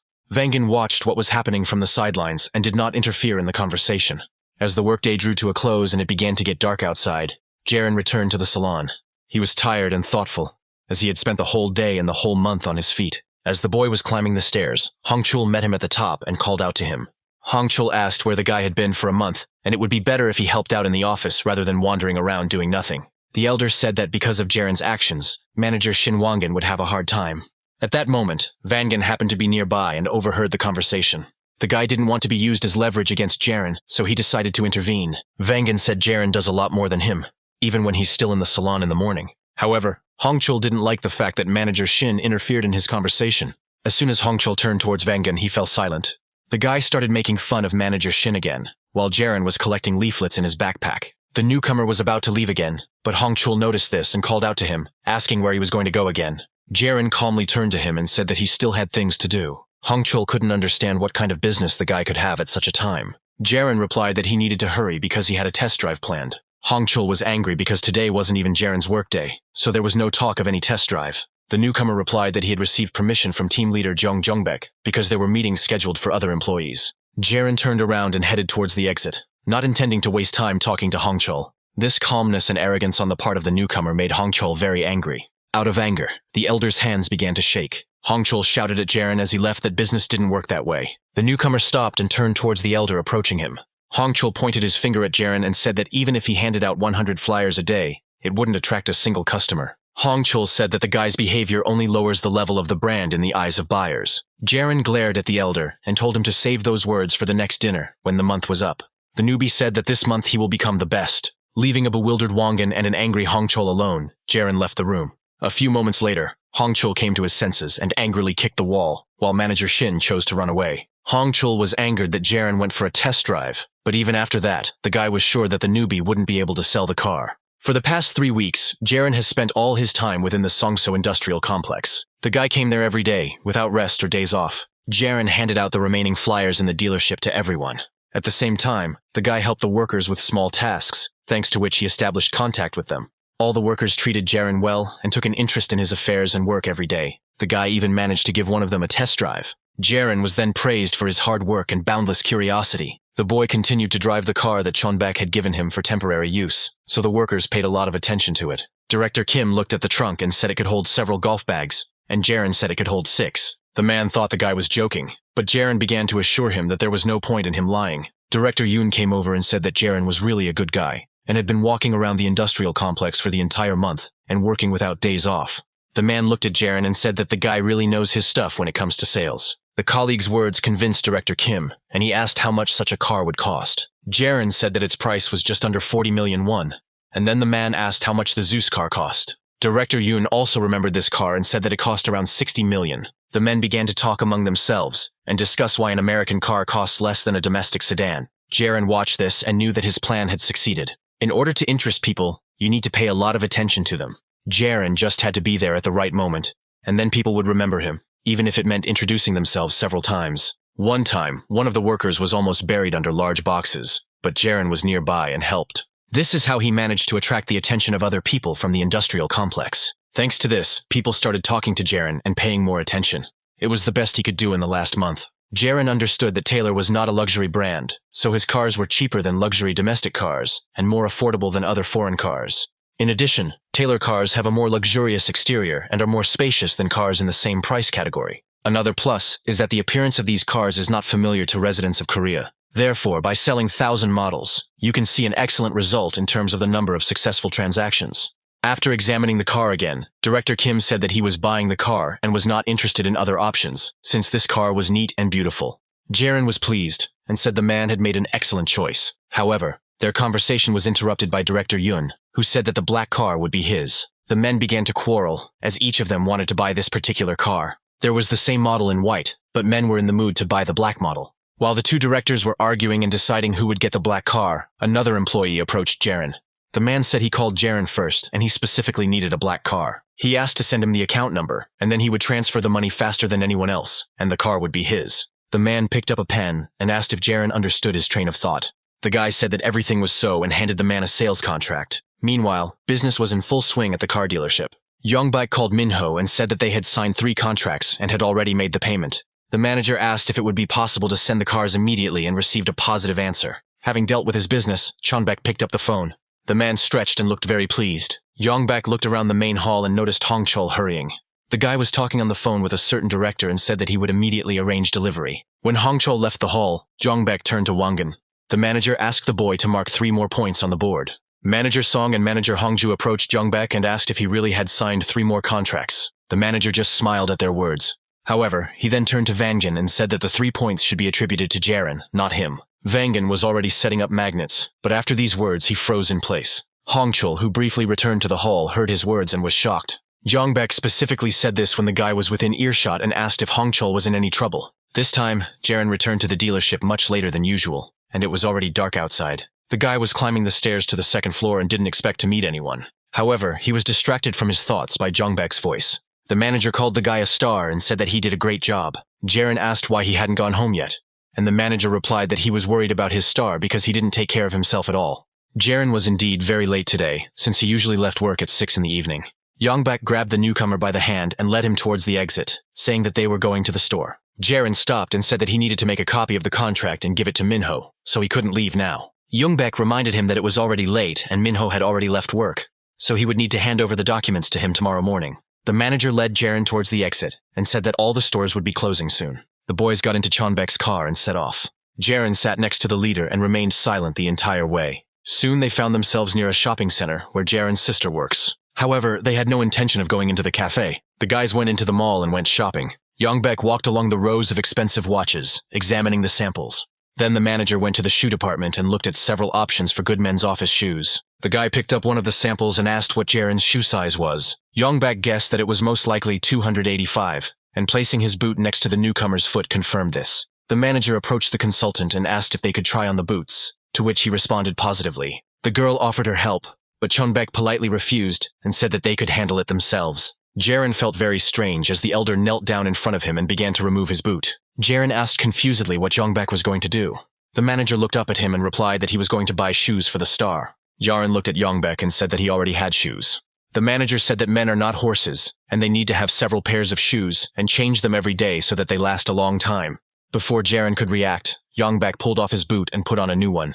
The manager said that the guy should wear leather shoes and preferably have 2 pairs of them, since his feet get hot and sweaty. If you don't give your boots a rest, even the best pair will quickly wear out, which is why even the toughest soldiers are issued 2 pairs of combat boots for duty. When the shoes were on Jiren's feet, Yongbak jumped up and said that the pair suited the guy very well. The manager said that the guy was tall enough so whatever he wore would look good. Jiren said he felt awkward, but Yongbak interrupted him and said that they would beat Minho's team this month. The leader was glad that his goal was now very close. Jiren inspired the boy a lot when he started handing out flyers, so they decided to start all over again. Yongbak asked if there were any more people interested in purchasing the car, and Jiren replied that he would sign 2 more contracts tomorrow. The manager said that with these deals, they will definitely be able to surpass Minho's team. Yongbak said that if they succeed, he would give the guy 5 million won at the end of the quarter. The manager told Jiren not to worry about the shoes because they weren't that expensive. Jiren thought about the fact that in his past life, no one gave him gifts. She and Yongbak spent a whole year in the same company, but they only knew each other's names. It was only before Jiren moved to Seoul that they ended up on the same team and spent some time together. But by that time, the leader of Chonbek had already lost his former grip. One day, Jiren and Yongbak went out to drink together because the older one was depressed. Jiren then asked why the man didn't just change jobs, since it wasn't necessary to work in Daegu. Yongbak replied that he couldn't leave because Manager Song, whom he brought to Taylor, didn't even have an official place of residence. If the manager leaves his position, it will be very difficult for Manager Song and Manager Hongju. He could not take on such a burden, since it was he who offered them such work. Jiren thought back to that moment, and realized that he and Yongbak never had the chance to become friends. In the end, they both ended up with nothing. This time, Yongbak and Jiren's relationship was going very well, and the manager even wanted to buy the guy 2 pairs of shoes. After hearing the price at the checkout, Jiren tried to take the card from the manager, saying that he didn't need the shoes. Yongbak waved it off and handed the card to the cashier, saying that the guy had been wearing the same shoes and they were now too worn out. The manager said that if the guy continued wearing them, at this rate his fingers would start sticking out. Yongbak said that the appearance of a manager at an imported car dealership is very important, as it is their appearance that creates the brand's image. Once the purchase was made, the girl packed the shoes into bags, and Yongbak handed them to Jiren with a smile. The younger one thanked him, but the manager took the bags again and said that the boy should first take off his old shoes. Yongbak said that they would leave the old shoes to be repaired and Jiren would go in the new pair. The manager pulled out a new pair of shoes and crouched down in front of Jiren again to help him put them on. The boy stopped for a few moments and asked why Yongbak was so kind to him. The manager replied that he could clearly see the guy's efforts, but Jiren didn't understand what exactly he was talking about. Yongbak said he constantly sees the rookie running around like a madman. That's why his shoes became so worn out in a short period of time. The manager also noticed that the guy had already received his first salary, but still hadn't bought new shoes, and there was probably a reason for that. That's why Yongbak wanted to take care of the guy, and as a manager, he has to spend money on a junior worker. The manager patted the guy on the shoulder and said that there was nothing strange about it. Yongbak asked if Jiren understood him, and he answered in the affirmative, with a slightly embarrassed smile on his face. Before the younger man could react, the manager grabbed the old shoes and ran to the workshop to have them repaired. Jiren looked at the buildings of the shopping center and thought that his previous life was like hell. More than anything, the boy didn't want to go back to those terrible times. Now Jiren is 29 years old again. After everything he had been through, the guy began to slowly recover. However, not everyone did as well as expected. The next day, Hongchul had to report to his supervisor Minho. The boy apologized to his elder, and the elder asked what exactly he was asking for forgiveness for. Hongchul knew he was losing to Jiren and said he was willing to take responsibility for it. Minho asked how the guy was going to do this, and whether he would give him another promise that was not backed up by action. Hongchul tried to shift the blame onto the manager and said that the man was the one who started sorting things out with Jiren. Minho slammed his fist on the table and said that Hongchul couldn't answer for his words and was now asking him for help. The manager reminded that it was he who pushed the guy into this position, so he should win this argument. Minho was angry because he helped Hongchul, but now he is unable to sign a single contract. The manager asked how he was supposed to trust him now if he didn't know what to expect from him. Minho said that Hongchul has no choice but to work harder. When the conversation was over, Hongchul left the office and thought about the leader's words. He didn't understand what to do next, because it was Minho who suggested this whole idea to him. A leader should take care of his subordinates, but Minho quickly changed his attitude towards the guy. Hongchul wondered if he had really made a mistake. While the guy was thinking about what happened, he saw Jiren and Vangan. Jiren immediately noticed the guy and looked in his direction. Hongchul's expression changed dramatically, as he blamed the newcomer for all his failures. The upcoming verbal altercation was stopped by branch manager Sanshik, who ran out of the office and shouted for everyone to pay attention to him. Sanshik said that the boss is going to come to Seoul the day after tomorrow, so everyone should adjust their schedule for the next day. The staff began to panic and say that this was the end for them all. Sanshik asked why they were so upset, because this time things were going very well for them. Watching all this happen, Jiren was reminded of the real President Taylor. The man's name was Hong Seong-hak, and he was a key figure in Taylor's company in Daegu. Seong-hak is a tycoon with 7 showrooms, with the largest number of cars among the Taylor brand. The man is the general director of the company Hinshin Motors. He is also the youngest grandson of Hong Hung-sin, the owner of Hung-sin Enterprise, which is the largest company in Korea. In addition, Seong-hak is a staunch supporter of the superiority of the strongest and richest, considering himself the chosen one. Jiren sighed heavily, realizing what awaited him in the near future. A couple of days later, it was time for a corporate dinner, which the director was supposed to attend. The atmosphere, unlike the previous dinner, was subdued. One of the senior staff members asked why Minho wasn't with them. Manager Lim replied that the supervisor was delayed due to delivery. At this time, Chonbak had already gone to meet the branch director and the company president, as they were supposed to arrive soon. Each of the employees felt the pressure, and some began to feel sick from nerves. Jiren was worried in advance that everyone would be nervous, so he bought a tonic drink. The newcomer handed out a bottle to everyone present, which touched the elders with his concern.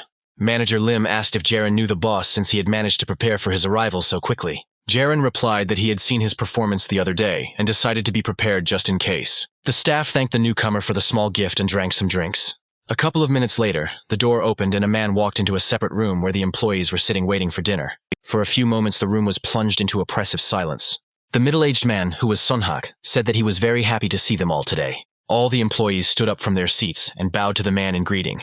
The man said that they had not seen each other for a long time, and advised everyone to finish all the food they had ordered for themselves and walk to the other end of the room to sit in the center. Sanshik helped the man take off his outerwear, and the president asked how the boys were doing. Despite the boss's seemingly good mood, all employees preferred to remain silent. Sonyak waved his hand and told the staff to start pouring alcohol. Yongbak and Sanshik immediately placed the glasses in a row. Sonyak picked up the bottle of soju and said that they should move on to alcohol right away. The senior staff masterfully mixed alcoholic drinks, making cocktails for everyone.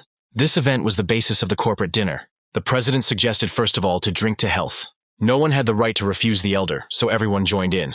The first portion of cocktails had to be drunk in one gulp. Following the president's example, no one dared to do anything differently. Sonyak drank the first drink and shook the empty glass with a smile on his face. The man immediately began pouring more, offering to drink another one. No one dared to refuse the man, so without a break the glasses clinked again. After some time, the employees could no longer drink so much without a break, so they were forced to refuse. At that moment, Minho entered the room and bowed, apologizing for being late. Sonyak was glad to see him and said that their pro was busy until the last working day. Minho bowed to the elder, accepting the praise, and sat down on the right side of the president. Jiren thought about how Minho had only sold one car and he wasn't the type to be late. The manager's appearance gives the impression of being the hardest working person in the Daegu company. Sonyak handed the guy a glass of alcohol. Pouring soju into the beer, the man said that they had already managed to drink 2 glasses each, so the guy should catch up with them faster.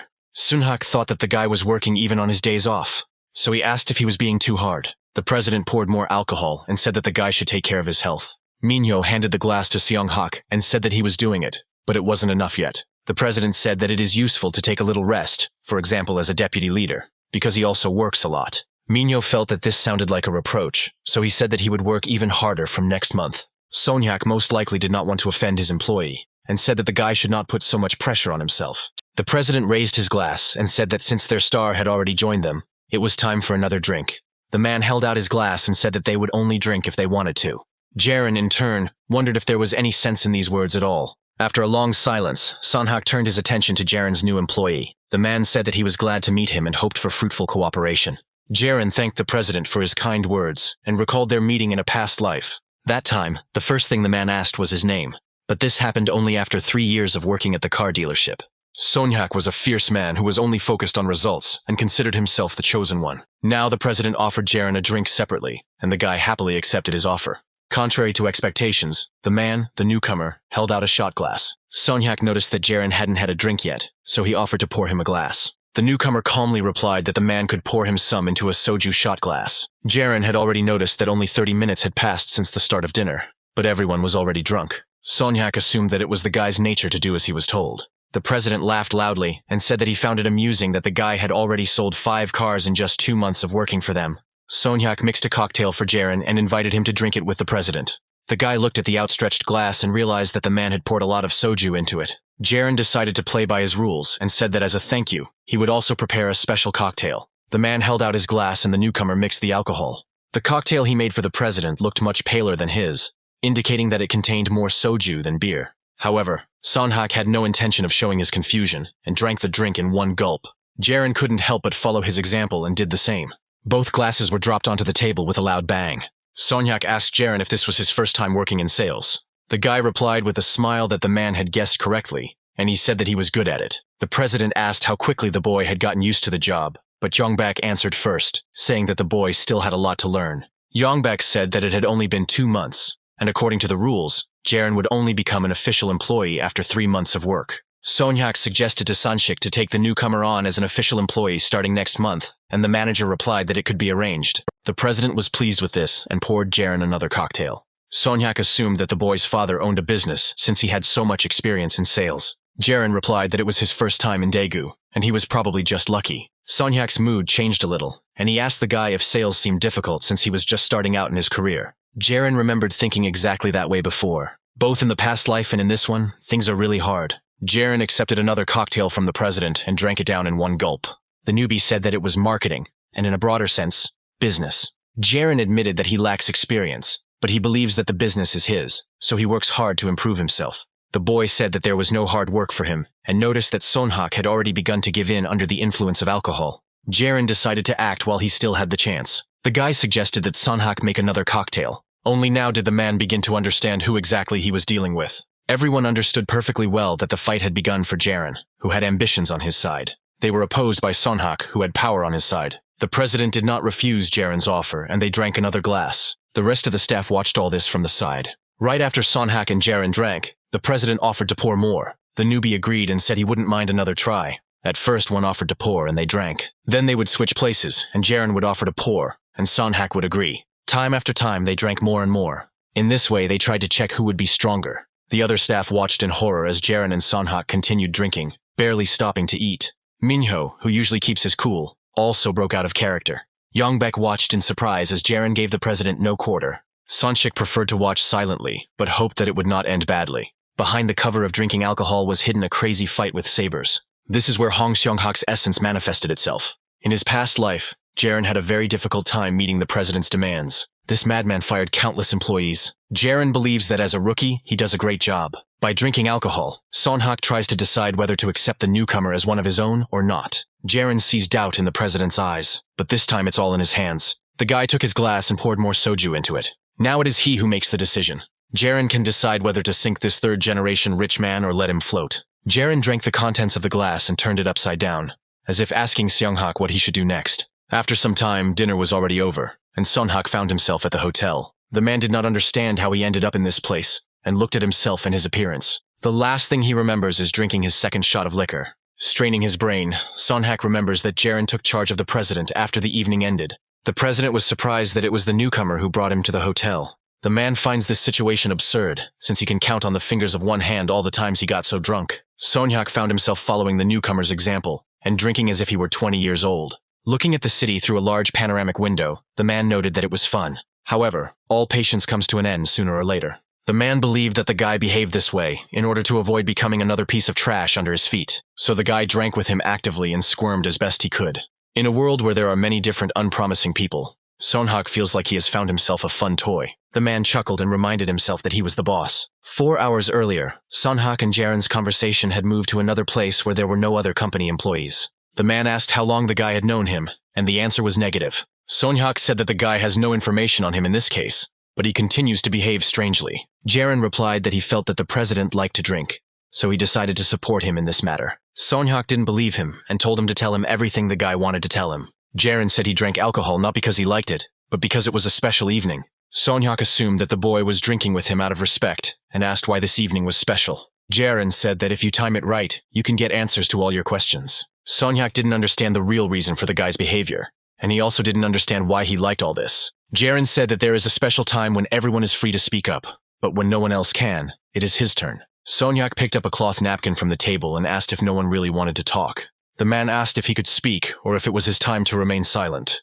Jiren reminded that Sonhyuk had paid for this entire expensive banquet. That's why a man can't just leave without having a heart-to-heart talk. Sonhyuk put a napkin on his face and said that he really should have said something. Usually the man says something nonsensical and asks employees to save money, but now he feels awkward saying such things. Sonhyuk turns to Sanshik and says that starting from the next corporate event, all meetings will be held in a dinner format, without alcohol. The president looked at Jiren and said that it didn't apply to him since the guy was now his drinking buddy, and asked if the guy thought about the consequences when he spoke to him. Jiren replied that perhaps that was the case, and then Sonhyuk said that the guy, although a newbie, thought like a seasoned professional. At that moment, Jiren said something the man never expected to hear. Sonhyuk's eyes widened in horror. Jiren said he acts this way because the newbies are the most desperate. Now the man is standing in the hotel and understands what the guy was talking about. When Sonhyuk was just born, he was already that youngest. His grandfather was Hong Hong-sin, who was also the founder and leader of one of the 8 largest companies in Korea. In 1973, the company acquired Hansa Life and rapidly expanded its business into finance. The company also bought out a transport and logistics company and acquired an internal transport network and an insurance agency. A stable company with a constant cash flow began investing in 1980. Once the International Monetary Fund got involved, it banned the Hyungshin merchant fleet to minimize damage. In the early 2000s, the company acquired J-Card and became a sales leader, and today the company has achieved tremendous success. Hyungshin has become one of the largest conglomerates in Korea. The entire history of the company is reflected in the phrase, "The winners take all." Hong Songhak's father dominated this Hyungshin race, surpassing his older brother. As a result, the defeated eldest son was expelled from the family. Songhak's uncle was excluded from the fierce battle for the throne. However, Songhak himself was forced to participate in it already at birth. His family's rule was, if you want to survive, you have to win. Success had to be achieved by any means necessary, since income was the main position. All this weighed on Songhak's shoulders from birth, throughout his childhood, and still doesn't let go. Now the man sat in a dark room in one of the hotels in Daegu, and understood all this perfectly. Sonhyuk looked at the flame of the lighter and thought, having extinguished the flame, the man realized that he wanted to die. But he understood perfectly well that it would be too useless, and he could not do it. Sonhyuk can't give in to his weakness. The next day, the car dealership continued to operate. Jiren went outside early in the morning to sweep the entrance area. The guy remembered very well how the race for power in the Hyungshin family ended. In this battle, the eldest son of the family, Hong Seong-gil, won, and Sonhyuk went to extreme measures. The bloody purge was repeated for 2 generations, and Sonhyuk was found dead early in the morning. This bloody purge will definitely go down in car sales history, and in Jiren's memory for sure. Sonhyuk was not a good person. For him, employees were just numbers, but he was a good boss. After the Hyungshin Motors Company was handed over to the eldest son, the incentive system was replaced by a discount system, which drove out employees. At that time, Jiren had already moved to the office in Seoul, so it didn't affect him. However, all his acquaintances who remained in Taylor in Daegu must have suffered from the new order. Jiren is confident that he can introduce a new system where everyone can improve, and the guy has to do it. Jiren was the first one to arrive at work, despite the fact that he drank more than anyone else. After some time, Vangan came and greeted the guy. Jiren was polishing his car at the time, but he responded to his friend's greeting. Vangan walked into the salon and left his things aside. The guy immediately noticed that Jiren had new shoes, so he hurried over and took a closer look at them. Jiren held his leg out so Vangan could get a better look at the shoe, and his friend said it looked great on him. While the guys were talking, another employee tried to quietly go deeper into the salon, but the newbie noticed him. Jiren greeted Hongchul and said that the time was 7 o'clock, 40 minutes. Hongchul asked the guy what difference it made, and then corrected himself by addressing him formally. Jiren said he was coming at 7:20 minutes, so manager Che wouldn't be able to come earlier. Hongchul took on a disrespectful tone again, and Jiren put him in his place. The guy said that if he surpasses Hongchul this month, then manager Che will have to tone down his ardor. Hongchul realized that he was not in the best position, so he hurried to hide on the second floor. Vangan looked at the guy leaving and asked if the guys had really agreed to come early in the morning. Jiren said that they talked with Hongchul after the company dinner. Wangan was surprised that manager Che was actually going to fulfill his promise. Jiren remembered that he and Vangan had argued about something earlier. The guy with glasses sat down next to the car and began to help wipe the wheels and said that he remembered everything. Jiren asked if the guy had done what he had asked him to do. Vangan was shaken, but he replied that he did everything as his friend told him. Jiren opened the car door and got inside to continue cleaning the inside. The guy asked what Vangan was thinking about when he went to work early in the morning. Vangan replied that he wanted to go home and decided that when his colleagues arrived, he would not talk to them, would quickly finish preparing the hall and sit down at his desk. Jiren thanked him for his honesty and asked if the guy didn't have a single positive thought. Vangan smiled and said that he had one good idea. The guy said that the most fun thing today was cleaning, but Jiren didn't understand why he decided that. Vangan said it was sunny this morning, and when he wipes the hoods, they shine so beautifully and he really likes it. The moment the guy wipes the dust off these beautiful hoods, it's as if he starts to hear the cars. Jiren was surprised because he thought the boys were close because they lived together for a while. However, the guy had never seen Vangan in such a state. Vangan assumed that Jiren also loved cars, as he saw the boy stroking the car and smiling. Jiren himself didn't expect this from himself, despite the fact that this had happened to him before. After thinking for a bit, the guy suggested that Vangan conduct a diagnostic together. The guy was a little embarrassed and asked if it was necessary to do this right now. Jiren replied that he definitely would, as he wanted to check something before starting work. The guys immediately began to inspect the engine, opening the hood of the car. Jiren and Vangan decided to roleplay to practice on the model. Jiren asked why there was no engine cover, and Vangan replied that it was an advantage of American cars. Jiren said it was more of a simple economy thing as the engine would be loud. Vangan interrupted him and said that the engine sounded amazing. The guy said that you only need to start the car to understand that it is not a noise, but a heartbeat. Vangan started chattering and praising the car and the build, and began to look like a fanatic, not a consultant. Jiren was so shocked that at one point he asked Manager Shin to calm down. Vangan fell silent the moment he heard Hongchol's voice calling out to them. Manager Che ordered them to finish cleaning quickly before they opened. Vangan took the chance to continue cleaning and escape. However, Jiren caught him by the shoulder and said that they would meet again during lunch break. When it was time for lunch, the boys went to their favorite place again. Jiren asked if Vangan had ever spoken about revolutionary beauty to clients. The guy admitted that when he was on duty for the first time, he was truly delighted. Vangan overdid it and scared the client a little, but Hongchol and Changsu pulled him aside. The boys were very angry with him that day. Vangan didn't know how to behave in business, so he disgraced himself while on duty. Jiren said it happened because the guy was trying to control his impulse. Vangan admitted that he had never talked about cars before, so he was out of his mind. Jiren noted that the guy did well when they ran the diagnostics. Vangan said that when he plays a client, there are no problems, but when he starts thinking about the car, suddenly something bursts out of him. Vangan's problem is that he is too hasty when speaking and does not notice the client's wishes. The boy liked cars since childhood, so he thought that this job would suit him best. However, Vangan did not think about the fact that in this job it would be important for him to be able to talk to people. So lately, he has been thinking about quitting. Jiren said that the guy shouldn't quit. He needs to learn how to talk to people properly, because he has a huge amount of knowledge that he is ready to share. Jiren understands that Vangan has enough skill and tenacity, and what matters is the direction they are moving in. The guy said that clients don't need all the information at once. It needs to be given gradually, as needed. Jiren said he would teach the guy everything during a 15-minute diagnostic in the morning. Vangan was grateful for the offered help, but he was embarrassed by the fact that it was he who should be training the boy, and not the other way around. Jiren considered the correctness of his words. Vangan has actually been with the company longer than he has in this life. However, the guy helped him a lot in the past, so he wants to pay off this debt. Jiren suggested calling it recruit training, and Vangan agreed. The whole day passed in this mood, and the working day was already coming to an end. The staff had already begun to head home, but Jiren continued to talk with Vangan. Hongchol was about to go home when he noticed the guys sitting together. The guy was clearly unhappy that they had become so close. Changsu approached Hongchol from behind and called him, but noticing that he was looking at something, he asked what was the matter. Hongchol asked what Jiren and Vangan were doing, and Changsu replied that they were studying. The guy didn't quite understand what was being discussed. Changsu started to go down to the first floor and said that the guys were very funny. He heard them talking about studying together so that they could know a lot. Changsu looked towards Hongchol, who was standing there, and asked if he wanted to join them. Hongchol asked why he needed it, and Changsu said that he was right, because the newbies were inexperienced, and the guy was on a completely different level. The boy agreed with the elder and followed him. At the bottom of the stairs, Changsu slowed down and said that Hongchol had been quite respectful towards the new guy lately.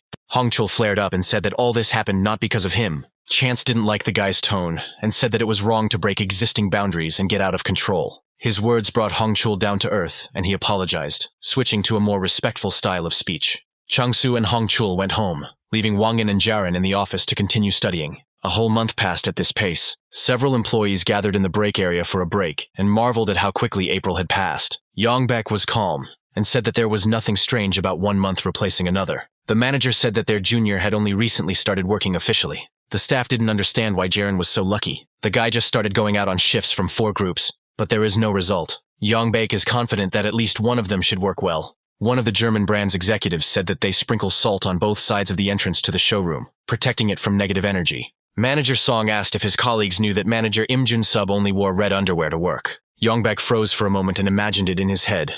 After that, he looked depressed and asked if he really needed to know that. Jiren thought that there are no specific standards for good sales, hence the madness with superstitions and evil eyes. Team leader Yongbak also wears the tie he wore during his previous victory over Minho, and he doesn't take it off day or night. In her past life, Jiren also had a lucky tie, and it is by such things that you can recognize a salesman whose business is going badly. Chonbek ordered to stop panicking and look at the new guy. The other employees don't understand how Jiren has managed to sell 5 cars already, and Yongbek says that the guy should take a rest. Jiren remembered that there were typically about 5 shifts per employee per month, but the situation varied from brand to brand. In Taylor's case, 12 salespeople work twice in the showroom. In fact, they don't have much work to do. Jiren has worked 4 times in the showroom this month, and now he fears that his newbie status might upset the others if he continues to take such initiative. Jiren said he wasn't very good the first 4 times, but he's gotten better now, so he thinks he's just lucky. Yongbak said that sometimes there comes a time when it is good to take a break. The manager started waving his hands and said that there are successes and failures. He said that in bad times you need to gather strength to catch luck by the tail next time, and then everything will work out. The colleagues started laughing, which put Yongbak in an awkward situation. A few moments later, no one could hold back their laughter any longer and burst out laughing. When the break was over, Jiren went down to the first floor where he accidentally ran into Vanjin. The guy didn't notice his friend approaching and was breathing heavily. Jiren asked the guy what he was doing, and he replied that he was very worried. Jiren realized that today was the guy's first time working in the showroom. Vangan confirmed that he had no previous practice, so today would be his first time speaking with a client since his training. Jiren remembered giving the boy advice, like tugging on a rubber band on his hand when he was stressed to distract himself. The guy also advised recording lines in advance so as not to make them up on the fly. Jiren recalled all this while Vangan prepared himself for work.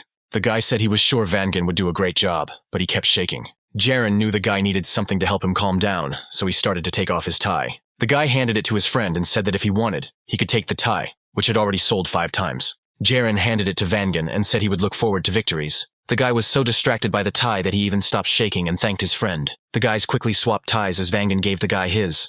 Jiren was well aware that the tie was a kind of superstition, but it gave him a certain confidence. This is exactly what Vangan needs most now. When the guys finished preparing, a visitor entered the car dealership. Jiren gestured to Vangan that everything would be fine, and the boy went to work. Vangan quickly approached the middle-aged man and introduced himself. Watching his friend from the side, Jiren understood that today he was capable of anything. After some time, Manager Lim began to praise Wangan, who had the first consultation. The man said that when the guest came into the room, the report would begin, and Vangan would have 20 minutes to conclude the contract. The guy was a little embarrassed, but said that he would try to do everything in his power. Manager Lim interrupted Wangan and asked where his confidence was, since everyone else believed in him. Everyone congratulated the guy on the fact that he finally started working officially. Jiren didn't get too close, so that Vangan could feel the good atmosphere around his other colleagues. For the first time in a long time, Wangan looked genuinely happy. The next day, Manager Shin came to work very early. The guy waited for Jiren to arrive and waited for him outside. Jiren was very surprised and asked why the guy came so early, since their training had already ended. Besides, today was Vangan's day off, but the guy came to thank his friend. The guy took 3 different new ties out of his bag and handed them to Jiren. Vangan remembered that the guy was on duty today, so he thought they would come in handy. Vangan thanked Jiren for his assistance. Yesterday the guy signed his first contract, so he was too excited and couldn't sleep. Jiren looked at the ties, and Vangan said that his uncle had sent them to him to encourage him to work hard. Jiren didn't understand why his friend was giving him 3 new ties. Vangan apologized that they weren't charged with luck like the one the guy gave him yesterday. The guy thought he should give Jiren something valuable as a thank you, so he brought ties from his loved one. Vangan bowed and said that if the guy needed more, he would buy them for him. Jiren declined the offer and said that these were enough for him. The guy took a blue tie with white polka dots out of the package and put it on, thanking his friend. Vangan gave a thumbs up and said that Jiren would definitely handle everything today. After this, Vangan ran towards the exit, since today was his legal day off. Jiren watched his friend run away and listened to his feelings. He was confident that this day would be a lucky one for him. After some time, a middle-aged man entered the exhibition hall with bags in his hands. Jiren walked up to him and greeted him, and was about to introduce himself. The man was apparently in a hurry, so he interrupted the guy's speech and said that it was his first time in Daegu. The client started looking around and said that he needed a person with experience in sales in the car market. Jiren was a little taken aback by this presentation and request. The man said that he was in a hurry and needed a car this month, and he would also like to get a discount. Based on this, the client would like to immediately start talking with a knowledgeable manager. Jiren smiled at him and thought that his luck had come. After a while, the man was already smiling and holding a signed contract in his hands. Jiren congratulated the man on his purchase, and said that the car would be delivered in the middle of the month, for which the customer thanked him and left. When Jiren returned to the exhibition hall in a good mood, he was met by an angry Chang-Su. The man asked Jiren what he had done, but the boy did not understand what he was talking about. Chang-Su called the guy names and said that he shouldn't do that. No matter how urgently a client needs a car, it is important to understand that it cannot be done that quickly. Chang-Su threw the papers in Jiren's face and told him he was crazy. The guy's mood was good just a minute ago, but the behavior of manager Chang-Su completely ruined it. Jiren tried to remain calm and asked permission to explain his actions. Chang-Su was outraged that the guy, being a newbie, was selling cars at a discount. Jiren, in turn, thought that the system of discounts has been practiced for a long time for the sale of imported cars. This method existed back in 2005, when competition for car discounts was not so fierce. Discounts were applied to new series cars in order to attract buyers' attention to the desired cars. Due to the high inventory value of cars, discounts have been around for a long time. However, there is a difference between I sold a car and had money left over, or I sold several cars and made a lot of money. The latter option is currently valued much more. Chang-Su said that all of Jiren's efforts were meaningless if he was giving discounts on cars without permission. The manager asked the guy if he really thought anyone could be in business. Jiren picked up the documents from the floor and asked if Chang-Su knew how much of a discount he had given. The manager replied that it didn't make sense, since it was the guy himself who had given the customer the offer to buy at a discount. Chang-Su shouted that it was the company that was setting discounts, and because of Jiren they lost 1 million won in revenue. The manager asked if the newcomer was now going to give discounts to every client within his radius of action, without a reason. Jiren said he didn't know what the manager had heard, but he had no intention of getting a discount from the company. The guy said that everything was sent under official conditions. Chang-Su pointed his finger at Jiren's face and asked if the boy was going to pay the 1 million won discount from his salary. The manager said that at first glance he understood everything about the newcomer, that he only pretends to be smart, and then gets into bad situations and ruins the company. In the company, everyone works for their own benefit, and because of this custom, the mood of the workers was very bad. Jiren didn't think that looking out for his own good was bad. Although there were many such sellers at that time, Park Chang-Su was a third-rate seller. The man did not make any special effort to satisfy the client. His goal has always been solely growth in the market. It is these qualities and goals that make Chang-Su a third-rate salesman. However, Jiren was a salesman with a lot of experience, so he found a loophole through which a discount was made. The guy asked if Chang-Su knew that if a person has 3 or more children under the age of 18, there is a benefit for registering a car. Manager Pak replied that the engine of this car was more than 3,000 cubic centimeters, so the discount could not be applied. Jiren replies that according to this rule, there really shouldn't be a discount, but there is an exception. For SUVs, a 50% discount is provided regardless of engine size. Many sellers are not aware of this rule, which is why customers cannot get such a discount. After Jiren puts Chang-Su in his place, he needs to be very careful to avoid making mistakes. Manager Pak felt so ashamed that he froze in place and did not know what to say next. Jiren should have taken advantage of this situation and informed the manager of all the nuances. The guy said that in Seoul, a customer received a discount that was 90,000 won more than the official conditions. Taylor can afford such a discount, since discounts on this model are currently 30%. The client's hands were full of baby supplies and his eyes were worried. Jiren guessed the man was between 30 and 40 years old and was looking for a large SUV, which would indicate he had several children. The guy recalls that after 2010 the benefits will change, and cars with 7 or more seats and an engine with a volume of 3,000 cc or less will receive a full reduction in the registration tax. However, at present, there are no conditions for a full reduction, so only a 50% discount can be applied, since the displacement of this machine is large. But at this time, there is no limit on this measurement. Chang-Su was shocked that Jiren, a newbie, dared to teach him. Jiren said that this client was expecting his 3rd child in 2 weeks and wanted to change cars before then, so that the whole family could travel. The guy said that if he had sold the car immediately, the benefits for large families would not have applied. However, when applying for the birth of a 3rd child, the client will receive a 50% discount on the registration fee, and the amount will be just over 1.8 million won. Chang-Su interrupted the guy's explanation and pointed his finger at him. Manager Pak said that this is not a discount but a scam. Jiren said no discount was given. He just informed the customer of the benefits. This customer went to other car dealerships to buy a car at a lower price, but no one told him about these benefits. The man was very happy even before the birth of his 3rd child. When Jiren looked at the smiling customer, he thought that he had done a good deed. The guy said that it's good to sell a lot of cars, but it's even better to sell them well. His words made Chang-Su even more angry, but he couldn't say anything against it. Jiren put the contract in order and went to the 2nd floor, leaving Manager Pak alone. As Jiren approached his workstation, he thought that he had been too harsh. The guy wanted to help someone fill out paperwork at least once, and since he was the only one on duty today, he took this as an opportunity. While Jiren was wondering if he had done the right thing, his phone started ringing. The guy noticed the incoming call and was a little surprised. Now he received a call from a lady in white gloves, to whom he had recently sold a car. Jiren took the call and greeted her and asked how she was doing. The lady said that she would like to visit the salon with her friend if the guy has free time. Jiren said they could come and he would wait for them, after which the phone conversation ended. The guy smiled and thought that this was a good sign. After some time, the women drove up to the salon in their new white car. Jiren realized from the start that the lady in white gloves was a caring type of customer. So visiting the salon with her friend means that she wants to provide the guy with a new client. In such a difficult time, Jiren was glad to meet a good person. While the guy was giving a tour to the ladies, his gaze caught on Changsu, who was also giving a consultation. Jiren didn't stop and asked the ladies if they wanted to look at and relax in their car showroom, or if they wanted to buy a car. The guy decided to ask this question first in order to correctly build a further dialogue with the client. Things weren't going well for Changsu at the time, and his client said he would come next time. Manager Park asked the man to leave his contact information so that he could contact him later. The client didn't know how to respond to this, because he didn't like Changsu's approach to the consultation. Without answering anything, the man left the car dealership without leaving his information. Changsu was very angry. But what made him even angrier was that Jiren had clients coming to him again, and their conversation was going well. While Manager Park was eavesdropping on the newcomer's consultation, a man he knew entered the salon. Minho came in and asked Changsu if he could test drive the 1000 car now. Manager Park bowed to the elder and said that he could arrange it. Minho said he needed the car in 30 minutes and asked to make an appointment for an hour. Changsu looked very upset, but said that he would do everything now. While the manager went behind the reception desk, Minho's attention was drawn to Jiren talking to two ladies. The conversation was quite lively, but in contrast to this, Changsu looked sad.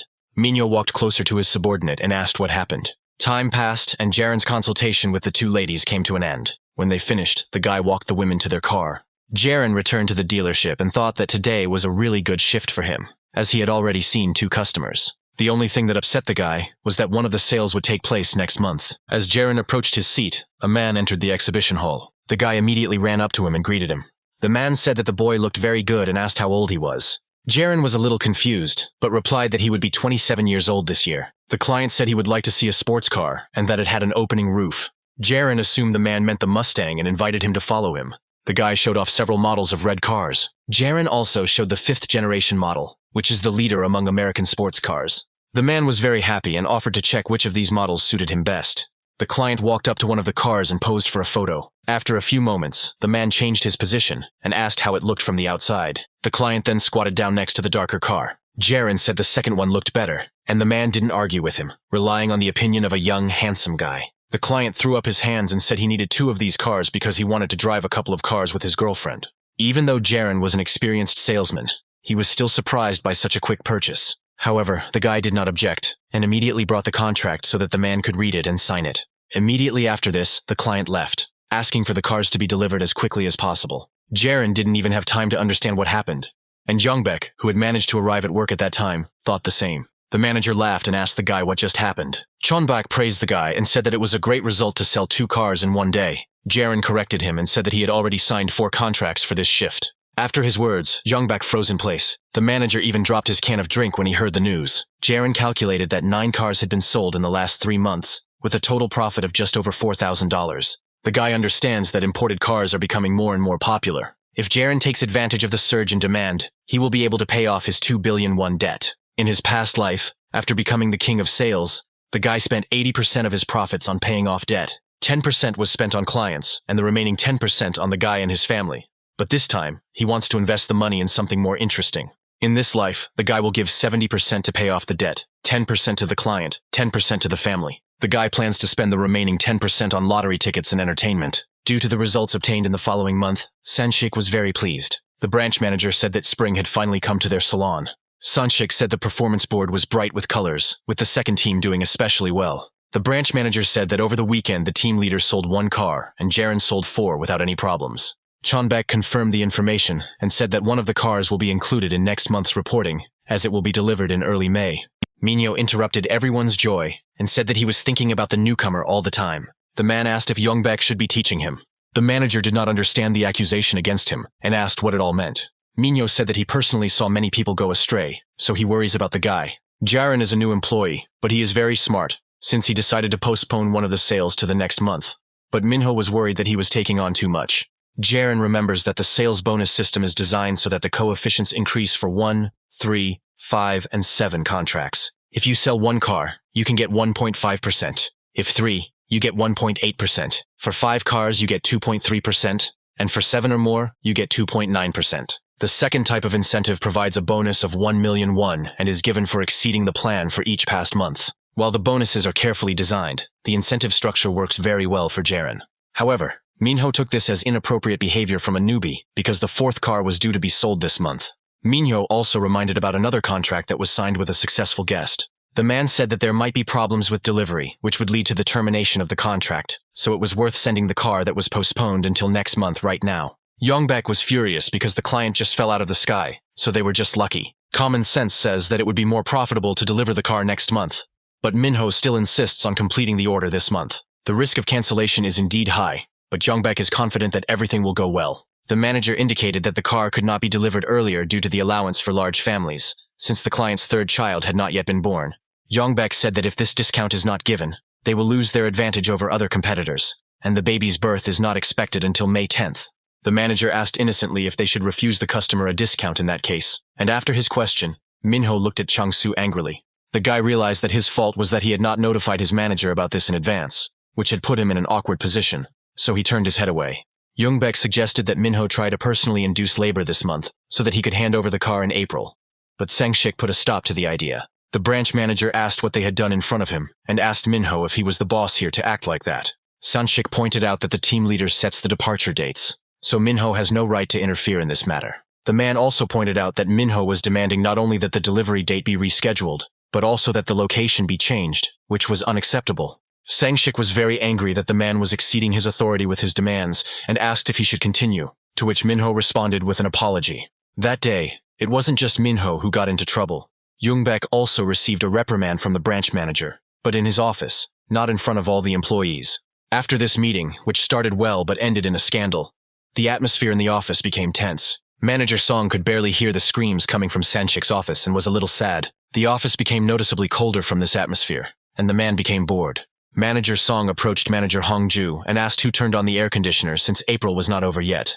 The next moment the man sneezed, for which he received a scolding from Hongju's manager. Minho watched Jiren and thought that the guy was very dangerous. The guy, after talking to the client, realized that he had several children, chose a car design that the man would like, and adjusted the delivery. You can tell from Minho's fingers that he is nervous, as he scratches the skin around his nails. The man understands that the newcomer cannot help but cause concern.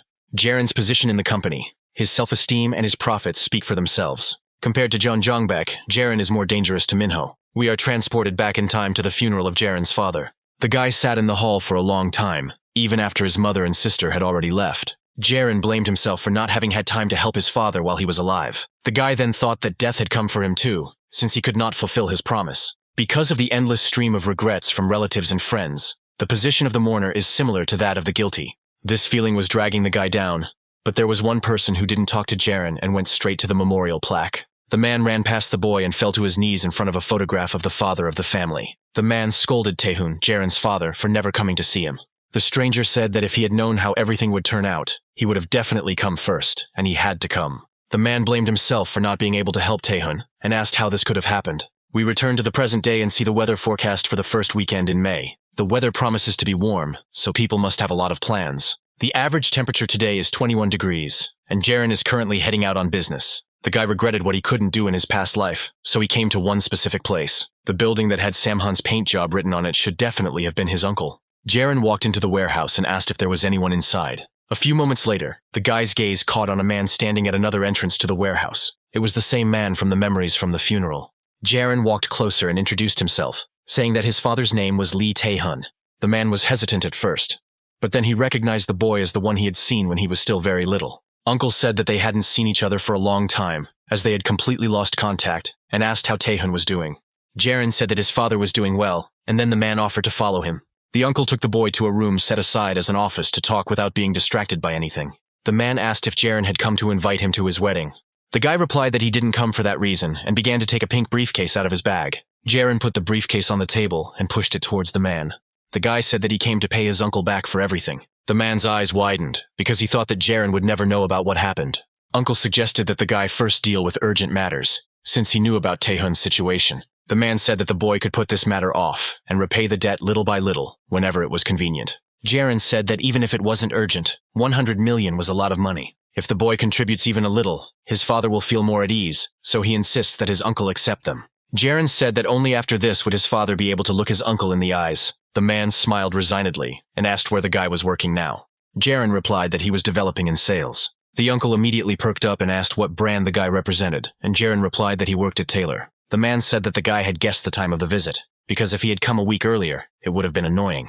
The uncle came up to the table, took a few brochures, and said that he was just looking for a car. Jiren said the man didn't have to do it through him because that's not what the guy came here for. The uncle asked if the boy had seen a white car in front of the building. The man really likes his car, because he's been driving it for a long time, but his other half would like to change it, because the car is already old. Uncle wanted to exchange her for Zeus, so he was still going to come to Taylor and spend a few $100,000 there. Jiren asked if the man wanted the contract delivered to him soon. The uncle replied that he just needed to find out their account balance, and he would immediately make a deposit. Jiren replied that it was all very sudden, because he only wanted to see the man smile and talk to him. The guy pointed to the backpack with money, and said that there were 15 million won in it. Then Jiren picked up his bag again, and found a copy of the contract there. The guy handed it to the man and said that all that was left was for him to sign it.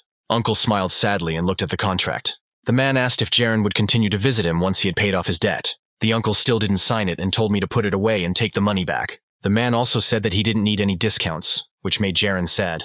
The uncle asked if the boy remembered his daughter, Sonju. Jiren only remembered that the girl had been very ill as a child, and asked if she had recovered.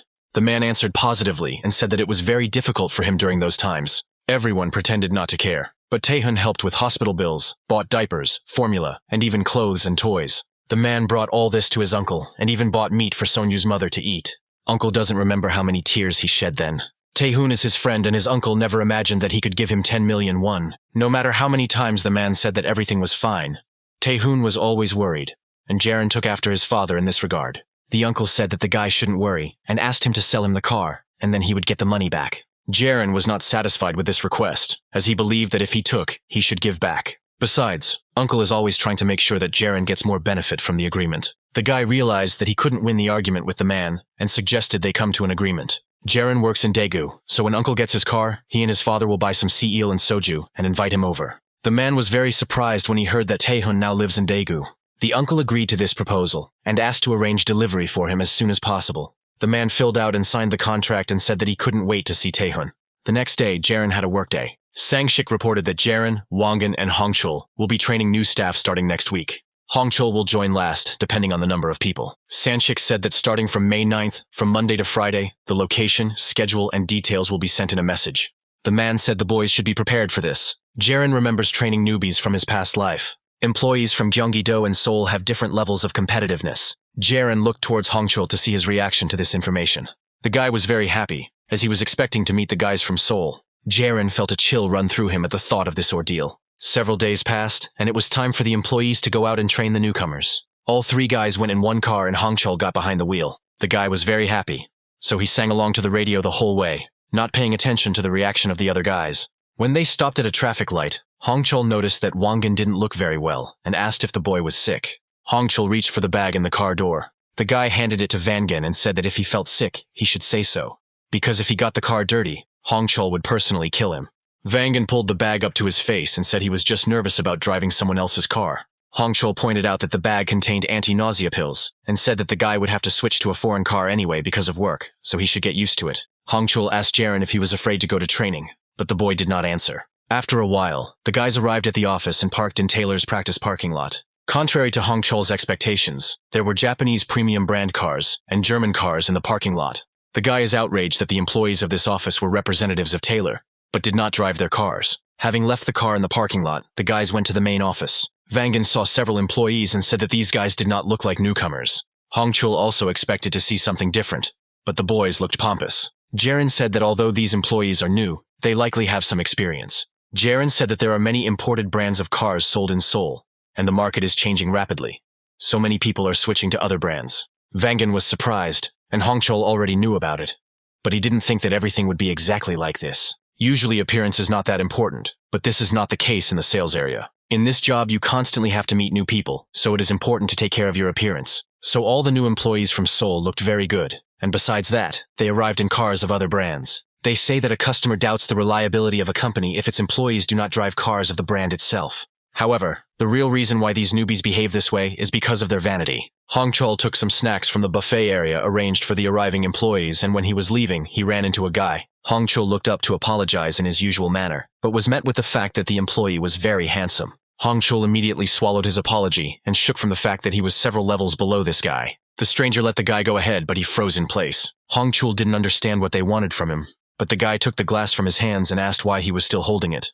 After this, the stranger pushed the guy to the side with his hand so that he would not interfere with the other employees. The handsome guy asked Hongchul how he heard about the training center. The stranger said that the situation on the used car market had worsened considerably, and that lately, things had not been going well for resellers. Hongchul didn't know how to act because the guy mistook him for a dealer and not for a newbie in training. The stranger's friends called out to the boy and told him to mind his own business. Hongchul blushed from the humiliation he felt, and there was nothing he could do about it. The stranger apologized to him and said that he really didn't know who the guy was. The guy patted Hongchul on the back and apologized again. However, this whole situation was not an accident. The stranger deliberately started this conversation to humiliate the employee from a small town. At that moment, Jiren and Wangan realized that this stranger was an even bigger scoundrel than Hongchul. This guy's name is John Hensu, and despite his age, he's still a terrible person. Hyunsu has a good appearance, but his mind is empty, and he doesn't fit any of the criteria for a good salesman.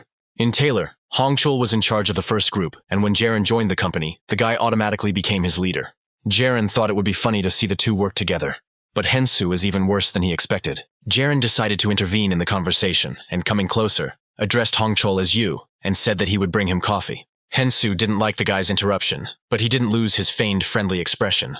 Jiren had no intention of talking to him, so he squeezed between the boys, using his height advantage. Hongchul looked so crushed for the first time, so he didn't resist when Jiren pulled him aside. Jiren sat Hongchul down at the table and asked if he would like some hot coffee, to which the boy nodded his head. Jiren walked past Hensu to get coffee, and the guy called out to him. However, Lee ignored him, causing the boy to say that it was insulting to ignore a person when they were being addressed. Jiren remained silent, and after the coffee was ready, he took it to Hongchul, who was almost crying. A girl who was sitting nearby at a table alone watched all this from the side. The girl did not interfere in this situation, but kept a close eye on everyone. After some time, a lecture began from an office employee for the newly arrived newcomers. The employee said that Taylor was a pioneer in the automobile market, and that Model T cars could only be afforded by the upper class. The man said that Taylor was a leader in popularizing cars, so it was something to be proud of. Even this employee sensed a bad atmosphere in the new team, but he was already used to it. The man said that every person knows exactly what he wants. The instructor said that his friend was looking for a car, and he liked the Taylor brand, so he asked to be provided with a consultant he could trust. The man said that it was yesterday, and after his words, all the newcomers perked up. The instructor said that this week, during the training, he would give his friend as a client to the best trainee. He said the trainees would be assessed on 2 criteria, their first-time training and their answers, as well as on the results of a role-playing game that would take place on Friday. The instructor will select one of the newcomers based on these criteria. The man said that they should study hard, and then they would have a chance to sell 1 car. Hensu did not wait for the meeting to end, and raised his hand, attracting the instructor's attention. The guy asked if he could answer the earlier question about why the Model T was important to Taylor. The instructor liked this zeal and allowed Hens to answer. The guy said that this model can be used to draw conclusions about the entire brand as a whole, because thanks to its availability, it can compete with other popular brands. The instructor thanked the guy for his good answer, but the man was a little disappointed with the results of this lecture. The man asked if anyone else could add to Hensu's answer. Hyunsu leaned down so that the back rows couldn't see his actions and pointed at Hongchul. The instructor followed his gesture and asked Hongchul's opinion. However, the guy had not yet fully recovered from his conversation with Hensu, so he could not answer anything. The guy tried to say something about the company's legacy, but his thoughts were confused, and he couldn't put them together. Hensu interrupted the guy with their loud laughter, which even scared the instructor. Hyunsu once again called Hongchul a reseller, which made the guy even more angry and humiliated. Jiren deliberately sat next to Hongchul, so he could clearly see his colleague's reaction. Hyunsu's insults and actions are so low that Jiren would simply ignore them. However, now his words affect his colleagues, even if it concerns Hongchul, with whom the guy had conflicts before. Jiren is ashamed of Hensu's behavior, so he can't leave it like that. Jiren raised his hand, drawing the instructor's attention to himself. The man realized that the boy wanted to finish his answer, and gave him permission to do so. Jiren said the Model T is the face of the brand, reflecting the direction and future of the company. And there are 3 reasons for this. Taylor is not inferior to other premium brands in terms of technology. This model even won at Le Mans in the 1960s, beating Rossetti. The Model T became the basis for the future policy of the Taylor company, proving that new technologies lacked popularization. The fact that the cars were supplied at reasonable prices was a friendly gesture to customers. Jiren thought that if he left a lasting impression at the right moment and then abruptly cut off his answer, the other person would be shocked. Roughly speaking, sales must directly involve both parties. Jiren operates on the principle that if there is a question, there will be an answer that the person wants to hear. The instructor succumbed to this provocation and asked what direction of development the tailor company had chosen.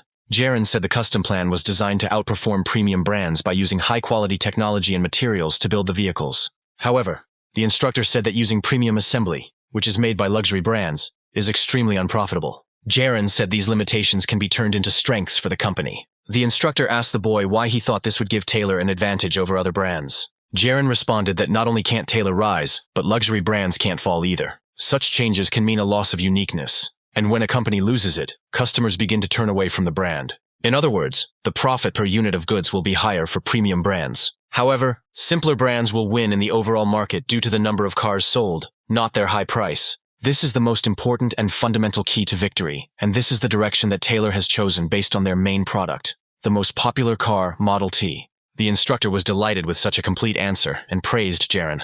According to history, the 100-year battle for the automobile market was won by such companies as the Japanese Kubota, the German Volker, Wagen, and the American Taylor. All of them are popular brands among cars. Taylor took over the American premium brand Washington, and also acquired the British SUV brand Riley Rover and another premium brand, Swallow. Considering the rapid volatility of the market, this strategy is not entirely suitable. When the trend for owning a car ends, the next desire of buyers will be their own car, but not the same as everyone else's. Because of this, sales of premium brands will gradually begin to grow, and when electric cars appear, there will be confusion about who should sell them. The other interns were very surprised and said that the guy was a very experienced specialist. The instructor said that Jiren already had 100 points. However, they still had things to discuss, so he asked the guy to finish his speech. Jiren said that compared to premium brands, Taylor's prices are relatively reasonable. However, it is absolutely obvious that the car is an expensive product. If consumer goods have only monetary value, they will eventually disappear into oblivion. Jiren said the company's focus on minimizing risk for customers by reducing capital is especially relevant in an era when machines are so essential. Maintain premium quality while putting customers first. This is exactly what Taylor should strive for in the future. The instructor started clapping and said that Jiren had answered 200 out of 100. The man approached the guy and asked where he worked before he came to them. Jiren replied that Taylor was his first job, and he had only been working in Daegu for 4 months. All the interns had shocked looks on their faces and wondered if the guy was lying to them. It was Thursday, and the first half of school was over. It was time to do some role-playing, and the instructor explained the rules in case anyone was unfamiliar with them. The man said that 2 people would take turns playing the role of first the buyer and then the dealer, and they could prepare lines in advance or speak on the spot, as in real life.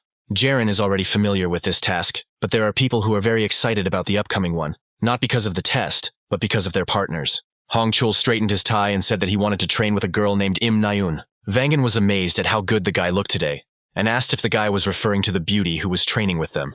Hongchul leaned towards the boy and asked if he doubted that Che wouldn't be able to handle it. Jiren watched the 2 colleagues bicker and wondered if he should talk to Im Nayun. Before the girl could meet his gaze, Jiren turned away and thought that he shouldn't do this. The guy was afraid that even a simple meeting of eyes could become a starting point. When Hongchul dealt with Wangan, the guy finally decided to approach Naeun and offered to take the test together. The girl smiled and agreed, after which Hongchul turned towards his colleagues with a satisfied smile. Vangan couldn't believe what the guy had done. After realizing his situation, Vangan began to worry about not knowing who to form a team with, since he couldn't form a team with Jiren because they were from the same branch. Jiren pointed his finger at a guy with short curly hair named Kim Jae-jin and asked what his colleague thought of him. Jiren noted that Jae-jin was very calm and attentive during training, making him a perfect partner for Wangan. Vangan agreed with his friend's opinion and asked who Jiren himself planned to be on the team with. The guy replied that there was one person he had chosen from the very beginning. Vangan asked who they were talking about and did not notice how John Hensu crept up behind him. When the guy made his presence known, Vangan became very scared and jumped to the side. After some time, the teams were divided, and Vangan and his partner had already completed their test. The instructor praised the boys and said that they played very realistically. The man wrote down the grades in his notebook and looked at the next team. Next on the list were Hongchul and Nayun, who were already ready to begin. Hyunsu approached Jiren and said that there were no girls like Nayun in the village. The guy was delighted with the girl's facial features and told his testing partner sitting next to him all about it. Seeing that Jiren was not reacting to his words, Hyunsu asked if the guy liked the girl's appearance and type. The guy said that if Jiren moved to Seoul, Hyunsu would teach him a lot. But now the guy is very silent, unlike Monday. Hyunsu said that Jiren chose to be a pillar, but that doesn't change the fact that the guy is good at selling, and asked how the guy even does sales being so uncommunicative. Everyone was distracted from Hyunsu's interrogation by the beginning of Naeun and Hongchol's test. Naeun was now acting as a customer and asked why it was so hot and asked for a seat with ventilation. The girl said that the Zeus car does not have seat ventilation, so she does not know if it will be comfortable in such a car in the summer. Hongchol was confused because they hadn't discussed this question initially, but the girl decided to ask it. The guy admitted that in the summer this car might be a little uncomfortable, but it's not that bad. Hongchol said that seat heating is more important, but they will work on it in the future. Everyone was shocked by the mistake the guy made, because you can't respond to a customer's complaints by making a comment, thereby acknowledging the inconvenience of the car. You can't immediately reject what the buyer says, but you can't unconditionally agree either. Hensu asked if there were any seats with ventilation, and if everything was okay with the client's head. After a while, the training ended, and the boy and the girl bowed to each other. Naeun told Hongchol that she didn't remember what they had prepared, so she had to improvise. Hongchol was exhausted and confused by some of the girl's questions, but said that everything was fine. Jiren understood that Naeun was lying, and did it on purpose, because only the first place would be given a contract. Therefore, the girl is ready to do anything to achieve her goal. Jiren remembers this from a past life, when he also fell for her tricks. The girl gradually gained Jiren's trust so that he would start to treat her well. She then started asking to have Jiren's sales credited to her name so she could get a bonus, citing that she was a little short of her own sales. Naeun played on the guy's feelings to lure him into her net. Jiren didn't even have time to notice how he found himself under the influence of this beautiful girl, who was actually like a snake. The guy recalled that in 2015 he worked at the Horsch company and was just beginning to establish himself as a salesman. That was when Jiren met Naeun for the first time. Behind the girl's sweet face there was hidden a wild drive from competition and an inexplicable thirst for money. Without a second thought, Naeun would destroy her opponent's strengths, even if it meant going to extremes, even if it was selfish. At the same time, the girl did not think about or realize the true reason for her egoism, which made her a very difficult person. Now we're back to training the trainees, and the instructor says there's one last pair left. The man pointed to Jiren and Hensu and said it was their time to start. The first one was Hensu, who acted as a dealer, and Jiren in turn was a customer. Hensu greeted the client and said that he wanted to show him the hottest model at the moment. The guy introduced Jiren to the 1000 model and invited him to come closer to the imaginary car. Jiren calmly walked to the right place. Hyunsu clapped his hands and said that the guy looks like a cover artist and makes a good impression. Hensu said the 1000 is a fairly large car, so some people seem to get lost in its background. But the dealer pointed out that the car was a perfect fit for Jiren. Jiren thought that Hensu was acting very talentedly and relying on consumer passion. A person is controlled by emotions, not reason. So the guy praises the client, inspires and stimulates. Hensu asked if Jiren had a girlfriend or if he was married, but the guy answered negatively to everything. Hensu was amazed that such a handsome young man was single and asked what kind of car the guy had now. Jiren replied that it was a domestic compact car, and Hensu said that was the whole point. The dealer said that the only thing that can solve any of the customer's problems is the 1000 car. Jiren noted that Hyunsu's voice was well trained and clear, like that of an announcer. The customer asked the tire size for this model, and Hensu replied 18 inches. Jiren leaned over and pretended to point at something, asking what the number was. The client asked what kind of engine the car had, because it is very important to him, as he likes the engine to purr like a kitten.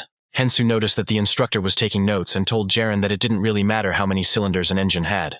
The dealer said that engine fill is a very subjective thing, and the customer will understand this when he tests the car. Jiren was surprised by this phrase and asked what the acceleration time of the car was. As Jiren suspected, Hensu has no idea about the car he is selling, having never dealt with customers who don't like his methods. The guy never studied properly, and only worked with those over whom his natural voice and appearance allowed him to dominate. It was precisely the poet that details were never important to Hensu. In RP, the client's role is also assessed, but mainly they look at the dealer's competence. However, how the client can make things more difficult for the opponent is also important. If, like Naeun, you ask an awkward question under the guise of a mistake, that also counts towards your grade. Jiren must act strictly within the framework of his chosen client role and not bombard with questions, not compare with other brands, and not scold the interlocutor if he cannot answer. The type of client that Jiren chose and began to play is a reasonable person. The choice fell on this type because he is the complete opposite of Hens. After 10 minutes it was time to switch roles, and now Jiren was acting as the dealer. Hensu wanted to take it out on the guy, but no matter what he did, Jiren didn't give in. Soon the client gave in and accepted the dealer's point of view, shaking with anger. After this, there was applause and congratulations from the instructor. The man was very glad that they had such a talented young man like Jiren among their ranks. The instructor thanked everyone for a job well done and said they would take a 15-minute break. Hongchul, Jiren, and Wangan went out onto the roof to get some fresh air. Hongchul was very happy to see Hyunsu defeated. Wangan thought that he knew this feeling very well. Wangan saw his colleague take out a cigarette, reminded Hongchul that he and Jiren did not smoke, and said that they would wait for him inside. Manager Che caught Wangan and said that they should be there to show everyone the power of unity in the Daegu branch. Jiren thought that he already had enough guys around him, since they ate and slept in the same room all week. Hongchul was cheerful and said that he enjoyed the courses because they became closer to each other. At some point, Jiren gave in to his pressure and smiled. However, a second later, his expression changed. Behind Hongchul, the guy noticed Naeun approaching them. The girl approached the guys and innocently greeted them. Hongchul blushed and perked up, greeting Naeun back. The girl bowed to him and came closer to Jiren. The guy turned away, thinking that he followed everyone into the smoking room because he hoped not to run into Naeun that way. The girl said that the guy played RP very well, and she wanted to meet him from the very beginning of her training, but only approached him now. Naeun asked if she could use a friendly form of address for Jiren since she would be 23 this year, and everyone here was older than her.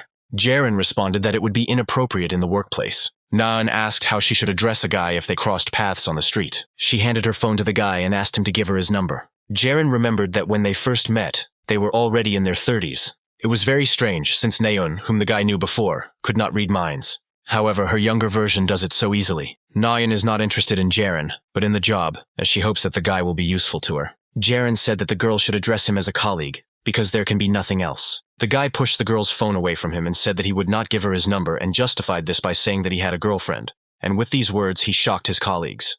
Naeun realized that she had failed to gain the guy's trust, so she gave in and apologized to him as she left the roof.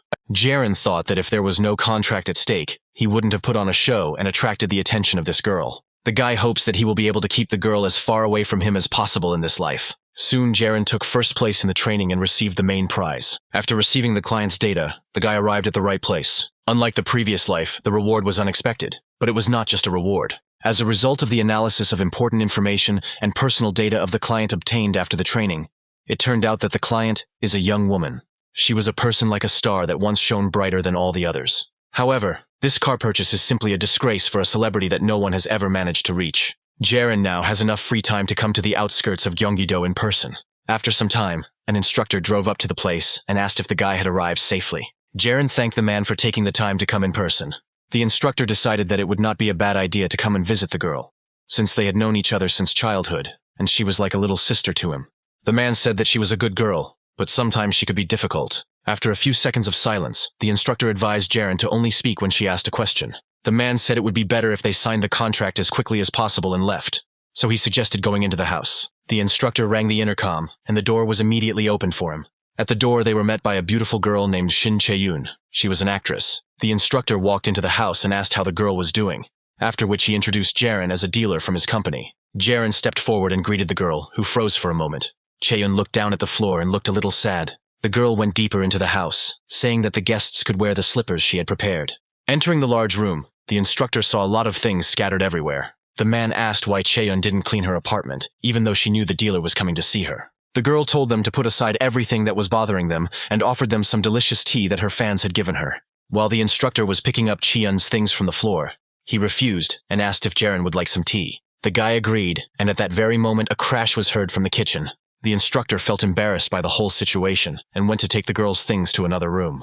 While everyone was busy with their own affairs, Jiren had the opportunity to examine the room he was in. There were paintings of Chae-yoon hanging on the walls. The coffee table was littered with scripts, some of which Jiren recognized. However, the girl has not yet acted in these films. The guy knows them from a past life. After a while, Chae-yoon brought a tray with tea and cookies, offering Jiren to help himself. The guy sat quietly and silently drank tea, following the instructor's advice. A few minutes later, Chae-yoon told the instructor that she didn't want a Taylor car. The man asked the girl why she thought so, and she replied that the brand was not right for her. Chae-yoon said she would like to buy a more premium car, but has not decided yet. The instructor was confused, because earlier the girl said that she wanted Taylor's car, and that was why he brought Jiren with him today. In response to his remark, the girl only rubbed her hands and said with a smile that she felt awkward. Jiren thought that every person who has reached the top has their own aura, and now it is especially strong next to Chae-yoon. After her debut in the film of a famous director, the girl continued to play leading roles in various dramas and films, as well as star in commercials. Because of this, Chae-yoon's face was constantly flashing on various TV channels.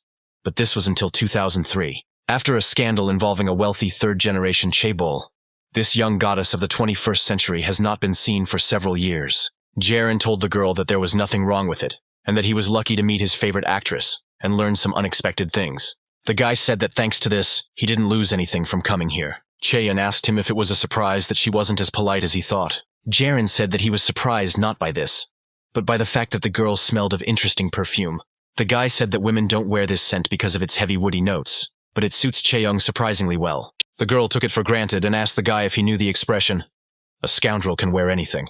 Jiren replied that that might be the case, but the fact that it was Shin Chae-yoon's own perfume made it even more special. The girl crossed her legs and said that the car was not that important. Chaeyoung asked if the guy meant that it was more important who was driving the car.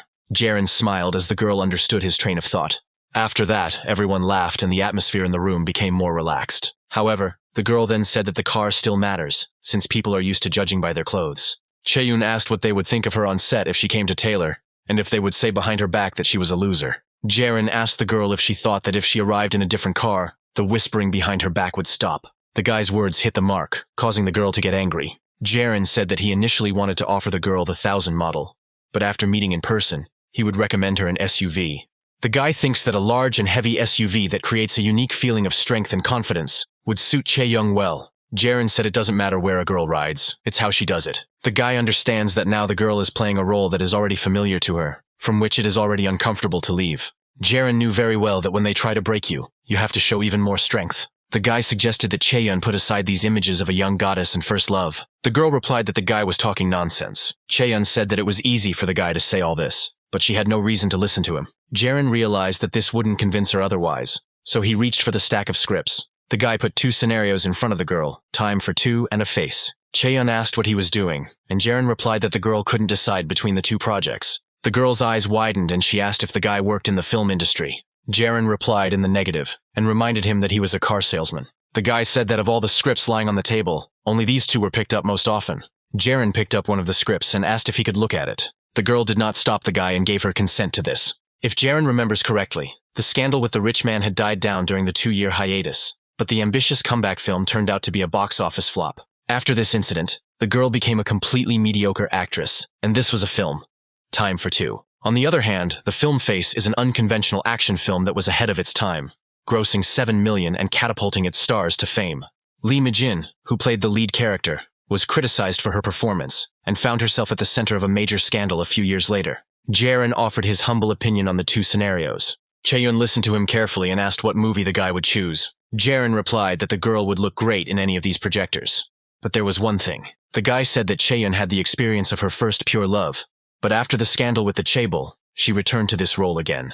Jiren doesn't think this role will be successful, and rather on the contrary, it will turn people against the girl. The guy said that there is one major car brand that was previously known for making strong and powerful cars, but now they are on the verge of closing down completely. The company ignored design trends that changed in the 90s, and lost its original image due to overexpansion and quality issues. Jiren asked the girl if she knew what the fundamental problem was that led to the collapse of this company. The guy answered himself, saying that the company was unable to present itself to customers in a new image. Jiren said that in show business, where image is everything, sooner or later, the time comes for a new image, and the girl has a chance to make it happen. Jiren said the issue isn't whether it's better or worse, fit or not. Actress Shin Chae-yoon is not the type of first love. Jiren said that the girl is an actress first and foremost. No matter what the box office receipts, the face is the only option the girl has now. Chaeyoung looked at the guy menacingly. Noticing this look, goosebumps ran across the instructor's body. The girl asked if Jiren realized that he was crossing the line.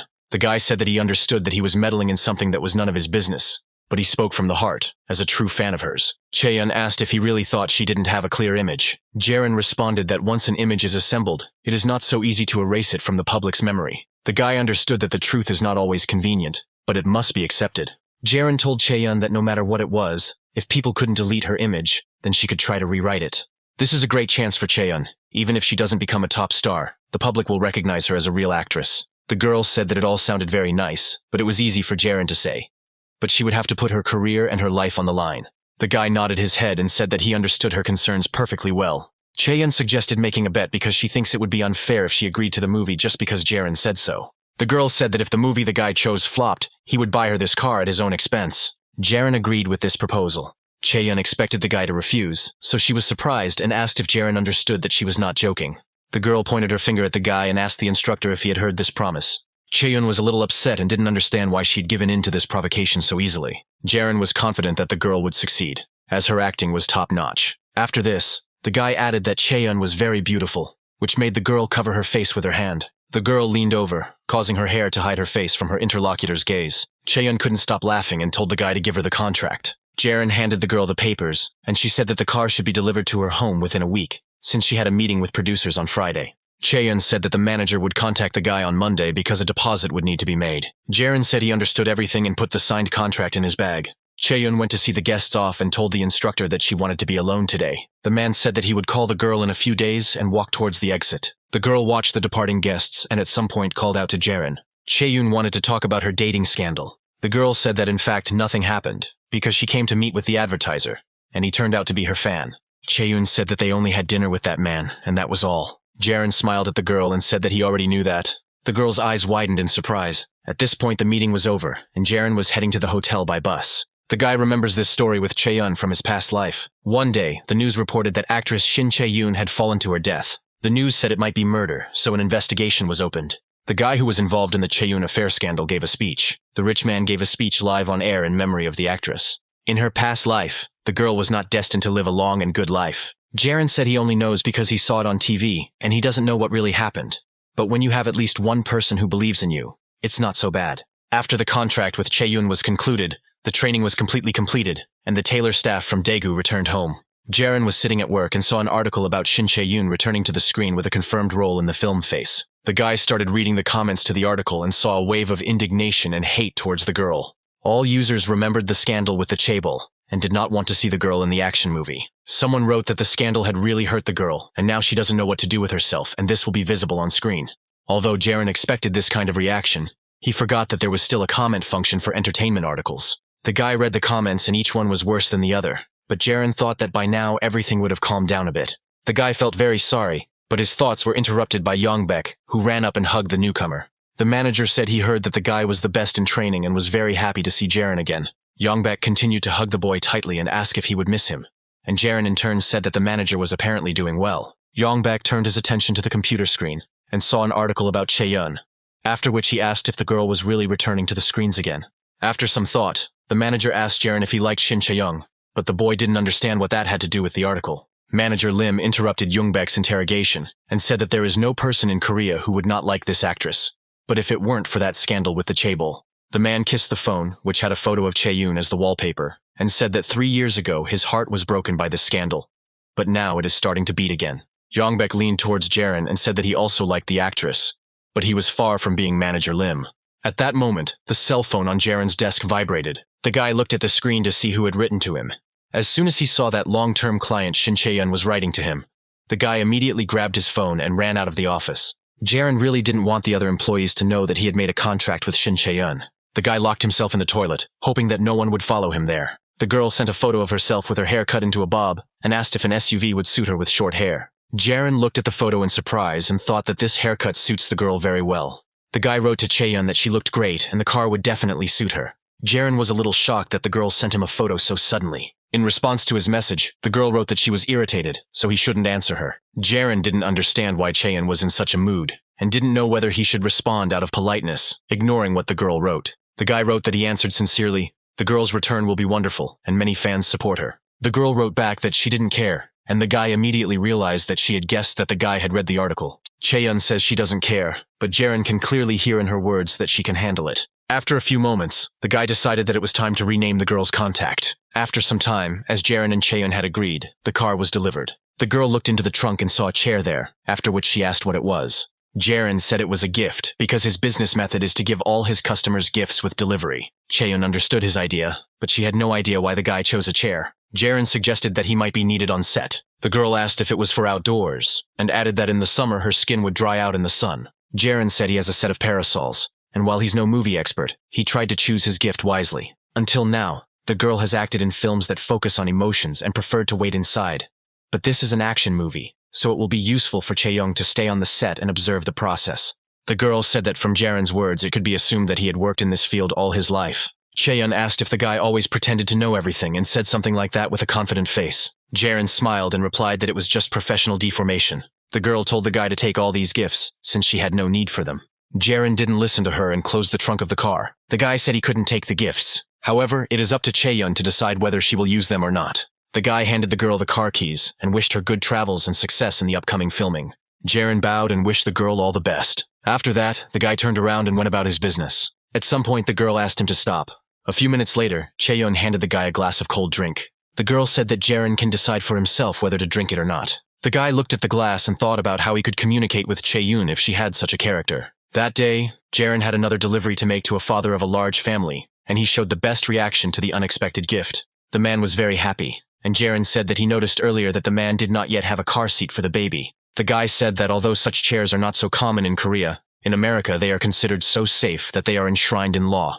Jiren offered to help unpack the chair right then, and the man happily agreed. The guy talked about all the conveniences of this model, both for the child and for the parents. The father of the family looked at the gift with joy and said that he had never seen anything like it before, and asked how Jiren, being unmarried, knew all these little things. Jiren based his knowledge on doing a little research on the internet. The guy demonstrated another useful function of the car seat, which should ensure the safety of the child during trips. The man was very happy with such a gift. Before that, he thought that he would have to quickly wean his older child off the car seat, because due to the piled-up troubles, he and his wife did not even think about buying a new seat. Jiren was once the man's reaction, but that was not the whole gift. The guy said that the delivery of a wheelchair compatible with this chair was slightly delayed, so it would be delivered directly to the man's home in the next 3 days. The man said it was the first time he had been so touched by a gift, and said he had never heard of anyone receiving such a gift from a dealer when buying a car. Jiren smiled and said that this gift was for the man personally, as a client. His words went straight to the client's heart. The man grabbed his heart and promised that he would never forget this. He grabbed Jiren's hand and said that he would definitely bring him new clients, as many as he could, and anyone who wanted to buy a car. The man promised that he would recommend Jiren to everyone in the future. The guy said that he was very happy about this, and wished the father of a large family all the best. However, Jiren did not expect that the very next day, the man would begin to fulfill his promise. The man brought his university friend Park Seong-soo. Seong-soo said that he had heard a lot about Jiren, and this was the first time he had heard his friend praise the salesman so much. The men walked into the room and Jiren handed out offers of cars, beginning the consultation. Seong-soo looked through all the proposals for a long time, but still didn't say anything specific. The man's face expressed extreme indignation. A friend asked him if everything was okay, and Seong-soo replied that everything was described in great detail. The man has been looking at this car for a long time and sees that everything is indicated correctly, but he does not know if he really needs all this. A friend said that the guy always doubts everything, so he constantly misses good opportunities, and then Seong-soo follows him around and whines that he should have listened to his friend because it would have been a good decision. The man said that he was very meticulous in choosing a car, so Seong-soo should believe him. Seong-soo was scared by his friend's reaction and said that he believed him. The friend said that it was not enough to just believe his words. The man had to sign a contract. Seong-soo dodged the guy's blow and said that he would sign everything right now. From the men's behavior, Jiren realized that they were really good friends, since Seong-soo does everything the man tells him to do. A few minutes later, Jiren took the signed contract and said that the car would be delivered at the end of May, and he would definitely contact Seong-soo when the exact date was known. Seong-soo thanked the guy and said that he would look forward to it. Since the consultation was taking place at Seong-soo's place of work, Jiren and his friend went about their business, leaving the man alone. Seong-soo looked at the contract for a while and didn't know whether he should make the purchase and make the payment or not. Jiren told him that since they came through a recommendation, he would give them an additional 2% discount. Seong-soo was convinced that you can't trust anyone 100%, so it's worth making sure that Jiren's words are true. The man found contact information for Taylor's support in Daegu and decided to call. Seong-soo wanted to do this before he made the advance payment, to be completely sure. Choi Minho picked up the phone and greeted the man. Seong-soo was glad that someone higher in rank than Jiren answered, and said that he wanted to know about discounts on towing. Minho thanked the man for his request, and asked what exactly he was interested in. Seong-soo didn't know how to explain his question exactly, and Minho recommended telling him everything from the beginning, so that he could have a full understanding of the situation and find the best solution. Seong-soo began to talk about the consultation and the 2% discount provided. Minho wrote everything down on a piece of paper, and asked if the man had had a consultation in Seoul, since there was a big discount there at the moment. Seong-soo answered negatively and said that the consultation took place in Daegu. Minho asked the name of the dealer the man had spoken to see if he could give him an additional discount. Seong-soo said that he worked with Lee Jiren, and Minho's face immediately changed. The manager asked if the contract had already been signed, and the man replied that he had signed everything but had not yet made the advance payment. Minho suggested that they meet Seong-soo in person now, as he could make the man a better offer. Jiren, in turn, sat at his workplace and waited for a message from Seong-soo. Much time had already passed, and the man should have already made the first payment. Jiren thought that he should write to Seong-soo and remind him of this as politely as possible. At this point, Jongbak approached the guy and said that he had started the month very well, having already made 6 confirmed trades. The manager said that by the time they get the first payment for the towing, there will already be 7 deals. Jiren remembered that the boom in imported cars only started in 2008, so in 2005, the average number of cars delivered to the Daegu showroom per month was less than 30 units. If we do the calculations based on this data, then 7 cars per seller is a lot. However, at the moment, it is not the numbers that bother Jiren, but the strange atmosphere in the office. Manager Lim kept looking at him strangely, but as soon as he saw him look back, he would start hiding behind the computer screen. Hong Chul and Chang Su were also whispering off to the side, and judging by the looks they were looking at Jiren, they were talking about him. At the moment, everyone's attention was focused on the board with the results of the work. Jiren and Minho now had the same number of contracts and shipments. Everyone has observed the results of a new employee who has been working for less than 6 months, but whose results are comparable to the results of the best employee. Yongbak looked towards the board and said that they had caught up with Team 1. The manager said that if Manager Song and Manager Songju pushed harder, they could even surpass them. It was only after the boy had said these words that he remembered that he was not in a position to say this. Yongbak made fewer sales than Jiren this month. The manager told his subordinates that no matter what, they should not forget who was in charge here. Yongbak told Jiren that this is how the sales department is structured, because the main thing is not to forget about the hierarchy, even if the results are higher. The manager believes that the guy will find his place, and he believes in him. Jiren agreed with his words, reminding him that it was not for nothing that Yongbak called him a nine-tailed fox. The manager patted the guy on the back and said that everything was so, because his little fox was reliable as a clock. Yongbak packed his things and said that he was going to a client after lunch, so if he was delayed, Jiren could go home without waiting for him to return. The guy bowed to the manager and said that he understood everything. Jiren was lost in thought about the situation with the client and didn't notice the man approaching him. Only after they spoke to him did the boy come to his senses. Minho asked why Jiren didn't greet him. The guy couldn't answer that he was talking to another person at that moment, so he simply asked for forgiveness, saying that it was his mistake. Minho asked if the conference room was occupied and Jiren replied that it was free. Chief Choi told the boy to follow him. Jiren had a bad feeling about things, and it rarely let him down. Minho entered the room first and took off his jacket. The man pulled out his chair and sat down opposite Jiren. Manager Choi asked the boy if the name Park Seong-soo was familiar. Jiren sensed that something was wrong and responded positively, indicating that the man was his client since they had entered into an agreement. Minho didn't like that the guy dared to call Song-soo his client. The manager slammed his fist on the table. The man said that Jiren was too arrogant because he sold a few cars, and if he continued like that, he should quit. Jiren didn't understand the reason for Minho's change of mood, and asked if the manager had signed a contract with Sung-soo. The man replied that he had not only signed a contract, but, unlike the guy, had already received an advance payment. Jiren realized that Minho had simply stolen his client, and argued that the contract only came into effect after the buyer made an advance payment. Chief Choi said that Seong-soo is not Jiren's client, but a client that he missed, and Minho took him for himself. Yesterday, a man talked a customer out of sending an advance payment to Seoul, and asked how Jiren could do business like that, and send a client with whom he had already signed a contract to another city. The man decided that the newcomer was getting cocky because sales came easy to him. The leader looked at Jiren and asked if he was right in what he said.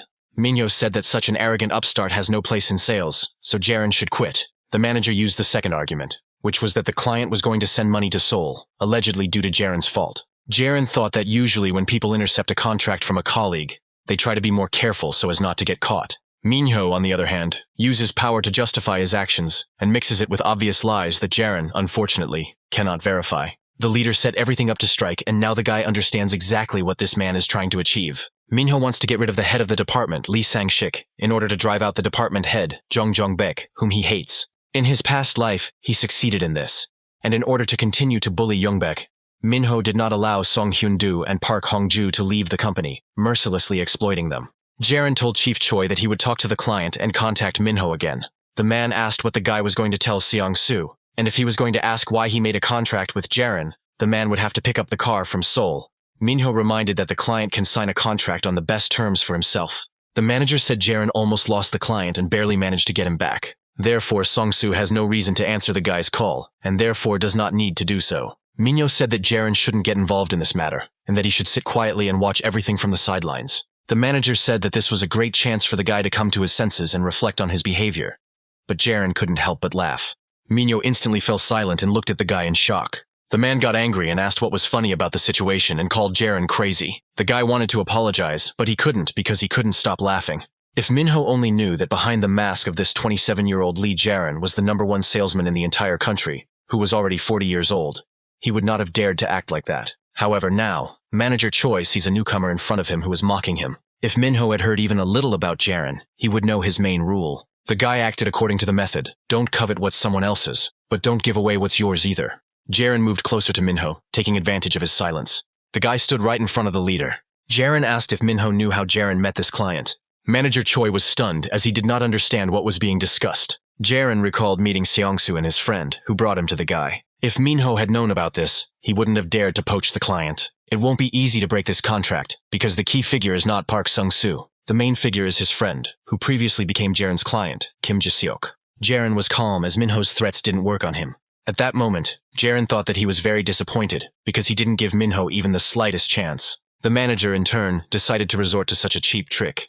Jiren thought he had overestimated Minho as an opponent, but that was not the case. In their past lives, they were formidable opponents, so Jiren himself idealized Choi. However, now, looking at Minho, the guy understands how primitive he is. Chief Choi tries to remain calm, but his gestures betray his confusion. The man blinks frequently and twitches his Adam's apple nervously. Minho lifts his glasses and rubs the bridge of his nose, both clear signals of confusion. Just a moment ago, Chief Choi felt he had the upper hand over Jiren, but now the situation had turned against him. Jiren told Minho that it wasn't the client himself that mattered, but the person who brought him. Manager Choi decided to take advantage of the situation and asked if the guy was doing this dating consultation. Jiren knew that Minho was no stranger to insight. To the manager, the guy looked like a newbie who had recently moved to the city, had no experience in car sales, no acquaintances, no connections, and no customer base. Minho said that even if this client came through connections, then the one who brought him should be contacted to sort out the situation. The manager reminded Jiren that even if the recommender found out about this situation, he would still side with Park Seong-soo and not with the rookie salesman. Jiren had no intention of denying that fact. Minho felt like he was winning this conversation and said that he thought Jiren was smart, but it was unfounded. Manager Choi advised the boy to give in, because if he persisted, he would put himself in an awkward position. Minho said that he had never seen a customer take the seller's side. Jiren said that if the man viewed clients as a mere source of income, then such an attitude was understandable. At that moment, the phone lying in Jiren's pants vibrated. The guy smiled as he realized who the call was from. Jiren told Minho that he would try to fix this situation no matter what. Manager Choi warned again that the guy would only make things worse for himself. Jiren replied that he shouldn't worry about him so much since they weren't that close. The guy decided that this was the right place to end the conversation and headed towards the exit of the negotiation room.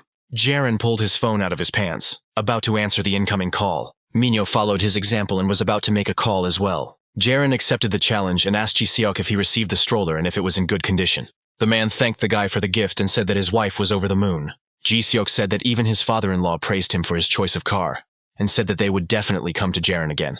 Jiren said he was happy for the man, and asked if he had some time for an important conversation. Ji-seok agreed to the meeting, and after some time, the men met in a cafe to discuss everything over a cup of coffee. The man listened carefully from Jiren about what happened to his friend. After hearing this, Ji-seok became noticeably sad and began to apologize to the guy for what happened. Jiren began to calm him down, and said that this could have happened to anyone, and that it did not mean that the man was to blame for what happened. Ji-seok was angry, and said that this could only happen to Seong-soo, because he couldn't believe his best friend even when everything was laid out for him. Jiren listened calmly to all the man's lamentations. After his speech, Ji-seok bowed to the guy and asked for forgiveness for this situation. Jiren was a little surprised by the man's reaction. The guy said that he didn't want Jin-seok and Seong-soo's relationship to deteriorate because of him, and said that everything was fine with him. Jiren understood perfectly well that the seller and the buyer always have different goals. The seller must work according to the rules, and the buyer only needs to adhere to his terms. There is a certain morality, however. The wishes of the buyers always come first. The seller may try to put his own interests above moral standards and recommend the car at any cost. However, a bad deal will bring stress, and a good one will only bring money and no long-term cooperation. But Jiren wants sales to become an art in his hands. Jiren's words calmed Ji-seok down a little, but one question kept bothering him. The man asked if the manager really knew that Song-soo was being advised by another dealer, but still entered into the contract. Jiren chuckled and said that everything pointed to that. After this, Ji-seok became even more angry at Minho. The man stood up from his seat and told Jiren to follow him. The guy asked where they were going, and Ji-seok said that they were going to Song-soo's office to put him in his place and scold him for what happened. The man grabbed Jiren by the hand and pulled him along, assuring him that he would talk to his friend himself. Despite the fact that the road took quite a while, Ji-seok did not calm down at all, so he burst into his friend's office with a loud scream. At that moment, Seong-soo was talking to the leader Choi, but was distracted by his friend's shout. The man said that he was a little busy right now, but when he saw who Ji-seok came with, he fell silent. Jiren made a miserable face, as if he was ready to cry on the spot. Seeing this, Minho became furious, but did not dare to speak in front of the customers. Ji-seok flew up to Song-soo and asked when the man would get rid of this bad habit. He asked his friend if he really didn't trust him so much that he started asking questions to everyone, but Seong-soo tried to calm him down. Seong-soo tried to appeal to Minho, because the man guaranteed him that there would be no problems. Chief Choi stood up from his seat and tried to pull Jiren aside to talk, Jisuk immediately turned his attention to them and ordered Minho to leave Jiren alone, as he understood that the man would put pressure on the boy due to the service hierarchy. Jisuk pointed his finger at them and told Chief Choi to leave his wonderful dealer Jiren alone, and if he had something to say, then let him say it straight out. These words made Minho freeze in place in shock, as customers had never stood up for the salespeople before. Also, Chief Choi didn't understand why Jiren was acting unhappy and looking so strange. Jiren, for his part, did not break character and said that most likely there was a misunderstanding. The boy bowed to the men and said that Mr. Choi could not have done that on purpose. Jiren said there was a mistake in the sales department, but they will sort it out soon. The guy apologized to Jisuk and Sungsu for the inconvenience. Minho, in turn, didn't have time to get a word in, but he clearly understood that saying that it wasn't on purpose was equivalent to him making a mistake. Jiren said that they would step away for a minute to talk, but Jisuk continued to insist that they speak in front of them. Songsu quickly stopped his friend and asked Jiren for forgiveness. Jiren nodded to the man, indicating that his apology was accepted. As Minho left the room, he heard Jisuk telling Seongsu that Jiren had given his son a stroller. After these words, the director Choi began to put the puzzle together piece by piece, buying an SUV, a client through connections, discounts for families with many children, a stroller. Left alone, Jiren reminded Minho that customers never stood up for salespeople. But later he clarified that this was only based on the experience of the leader Choi himself. It seemed like only now did Minho realize who he was really up against. Jiren came closer and asked what Chief Choi thought about this situation. The guy said that salespeople are considered second-class people. They say that this job requires no education or qualifications, as long as you have arms and legs. Because of this attitude, many sellers become greedy for money and obsessed with appearance. However, Jiren is proud of his work, because it is not other people who make them second-rate, but themselves, when they behave inappropriately. The guy looked at Minho seriously and said that he didn't consider himself a second-class person. Chief Choi kept his gaze fixed on Jiren. He asked the guy what Jiren thought he should do now. The guy said that the manager should go now and apologize properly, because that's the only way to show that he is not a second-class citizen. Hearing such words from a person who was below him in the hierarchy was too offensive for Minho. The man looked at the boy angrily and said that there would be nothing wrong with being second-rate for once. Jiren understood that in front of him stood a proud man, full of empty boasting. But he let it slide, because they could not understand each other. The guy said that so be it, but next time the boss won't get off so easily. Because of his stubbornness, Jiren could file a complaint with the ethics court, in which the company's employees would serve as members of the committee. This court exists to ensure that sales ethics are observed and to resolve disputes between commercial agents. The next day, Jiren had a conversation with Jongbak, and the manager informed the guy about this opportunity. Jongbak said there would be no dismissal or demotion, but for someone like Minho, it would be tantamount to a public execution. Jiren informed the manager that he would not appeal to the ethics committee. Jongbak was very surprised by this statement, but he understood the guy's position. Otherwise, Jiren would have reported his senior colleague to the ethics committee for conflict of interest. The very fact that such a thing happened would be a huge stain on Jiren's own reputation. The ethics committee will side with the guy in any case, since he is a victim of circumstances. However, in this narrow world of imported cars, they will still distort all the details and draw their own conclusions. In front of other people, Jiren will become a rebel who goes against the internal hierarchy. Jongbak said the boy would have had an excuse for his actions, so if something like this happens again, no one can blame Jiren. In the end, Jongbak praised the guy for his work and said that he was doing a good job. Jiren said he was just lucky enough to have developed a good relationship with the client. However, Jongbak did not believe his words and said that the guy could not pretend and tell the truth. Jiren froze in place and then asked what these words meant. Jongbak asked how long the boy planned to stay in Taylor. The manager noted that Jiren is very talented, young, and has a wonderful character. Jongbak said that from any angle, the guy is so perfect that it's even creepy. The manager thought that his words might sound like he wanted to stop Jiren from developing, and said that he didn't mean anything bad. Jongbak only said that he himself was planning to prepare something in the near future. Jiren said he has plans for next year, which include moving to Seoul, but he has no plans to change companies. Jongbak said that he understood everything, and was glad that he still had time to implement his plan. The leader told Jiren to go down and inform Minhee of the current situation. Jongbak watched Jiren's back as he walked away, and realized that at first he was attracted by his unusual behavior. But the more he learned about the guy, the more surprised he became. At first glance, the manager thought that the guy would act tough, trying to get his way at any cost. Jongbak expected Jiren to immediately report the incident to the ethics committee, but that didn't happen.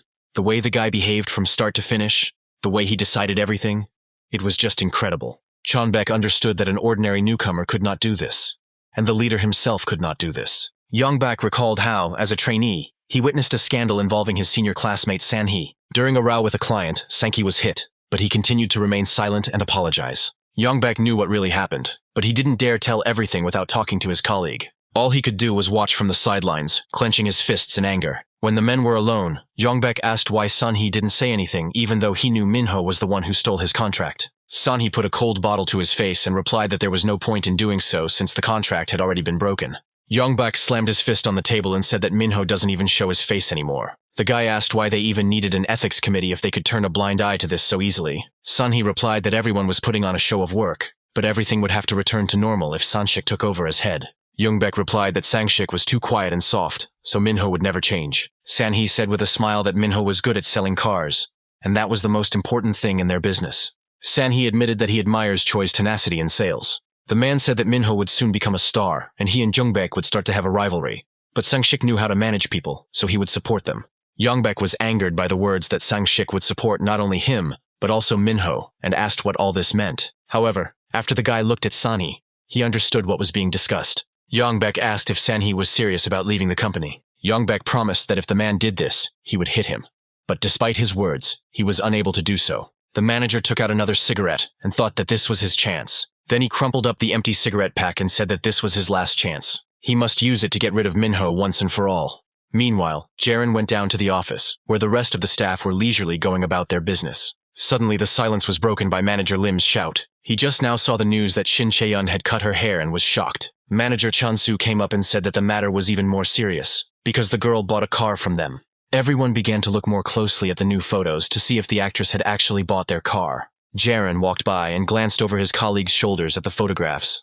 In them, the girl was sitting on a chair next to her new car and talking about something with a member of the film crew. Chaeyeon looked very serious and did not match her usual image, but she was still beautiful. Jiren was pleased to think that the chair had been useful after all. The employees began to discuss the fact that the photos looked like an advertisement for their company, since the logo on the car was clearly visible. Someone began to assume that the girl had become the face of their company, but they had not yet found out about it. Some people admired Chaeyeon's haircut, while others said that long hair suited her better. However, everyone was expecting the release of a new film in which the girl would appear in a completely new image. Jiren turned his gaze to the only person who knew about his meeting with Chaeyeon, and that was Yongbek. When Jiren announced the main award during the training in Seoul, the leader was very surprised. Jiren put his fingers to his lips, hinting to Yongbek that he should keep this a secret. The manager repeated his gesture with a smile on his face. At that moment, Minho entered the office, and Jiren and Yongbek's attention turned to him. The next second, Yongbek began to try to hold back his laughter and tears. This commotion was interrupted by Vangan, who announced that a delivery car had been brought. All the staff gathered together to look at the new car, hoping that this time everything would go without incident. Jiren caught the falling Yongbek, who was squeezed like a lemon. The guy asked the manager what happened, and he replied that he almost exposed himself. Yongbek tried to hold back his laughter, and said that he imagined the expression on Minho's face when he told him everything. Jiren looked at the leader and said that he was just crazy. A few days later, it was time for another corporate dinner. However, this dinner was significantly different from all the previous ones. Previously, Hong Sung-hak always acted regal to maintain his position. However, now the man looked very relaxed and friendly. Vangan was especially grateful to Jiren because there were non-alcoholic drinks available at this corporate event. The guy didn't respond to this and continued cutting the fried meat into pieces. Hongchul sat across from them and reminded them that the director was going to get Jiren drunk to the point of bursting, so they even stocked up on hangover pills for him. However, at the moment, the director is sitting with Sangshik, Minho, and Yongbek. Vangan, in turn, did not pay attention to the fact that Jiren quickly shoveled food into himself and said that he really enjoyed eating together. Jiren had a strategy. He needed to eat as much protein as possible to prepare his stomach for the alcohol. The guy understood that the director could call him at any moment, and he was right, because this happened soon after. Sonhyak said that he wanted to have a drink, but he had no one to go with, and he invited Jiren to join him. The guy immediately got up from his table and said yes. Sunghak asked Minho to switch places with Jiren since there wasn't enough room for the 5 of them at the table. Manager Choi froze at such a request, because this place originally belonged only to him, but he, of all those sitting at the table, was asked to leave. However, Minho quickly came to his senses and agreed with a smile, saying that he hadn't communicated with his subordinates for a long time. The director was pleased with this answer. Jiren sat down in Minho's seat, and the principal told him to sit right next to him from now on, since the boy wasn't the type to run away. The boy agreed with Sonhak and prepared for another battle. Jiren glanced at the rest of the staff and felt that the cheerful atmosphere of the corporate party was gone. Everyone froze as if a bucket of water had been poured on them. Jiren felt many cold gazes on his back. This was caused by a strange and uncharacteristic decision for Sonhak, as a person who valued results above all else. The director changed at the table, not director Sanshik, not Jongbek, but his favorite Choi Minho.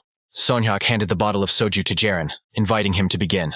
The guy was already preparing for this, and like last time, handed the director a glass. However, Sonhak stopped him and suggested that they switch to glasses, as they had an important topic of conversation. Jiren agreed and handed over the stack, and the director praised him for successfully completing the training.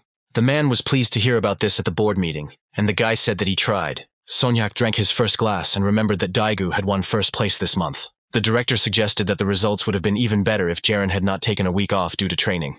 The boy bowed and thanked the man, promising to work even harder in the future. Sonhak laughed and asked if he had confused Jiren with those words, and he agreed with him. The director understood that the guy was being disingenuous in his answers, but he took it as an interesting game. Jiren also knew that tonight was going to be difficult. Unexpectedly, Songhak remembered and loudly announced that Jiren personally sold the car to Shin Chaeyeon herself. From the reaction of the employees, the director realized that no one knew about this, and asked Jiren if the girl was really harsh in communication.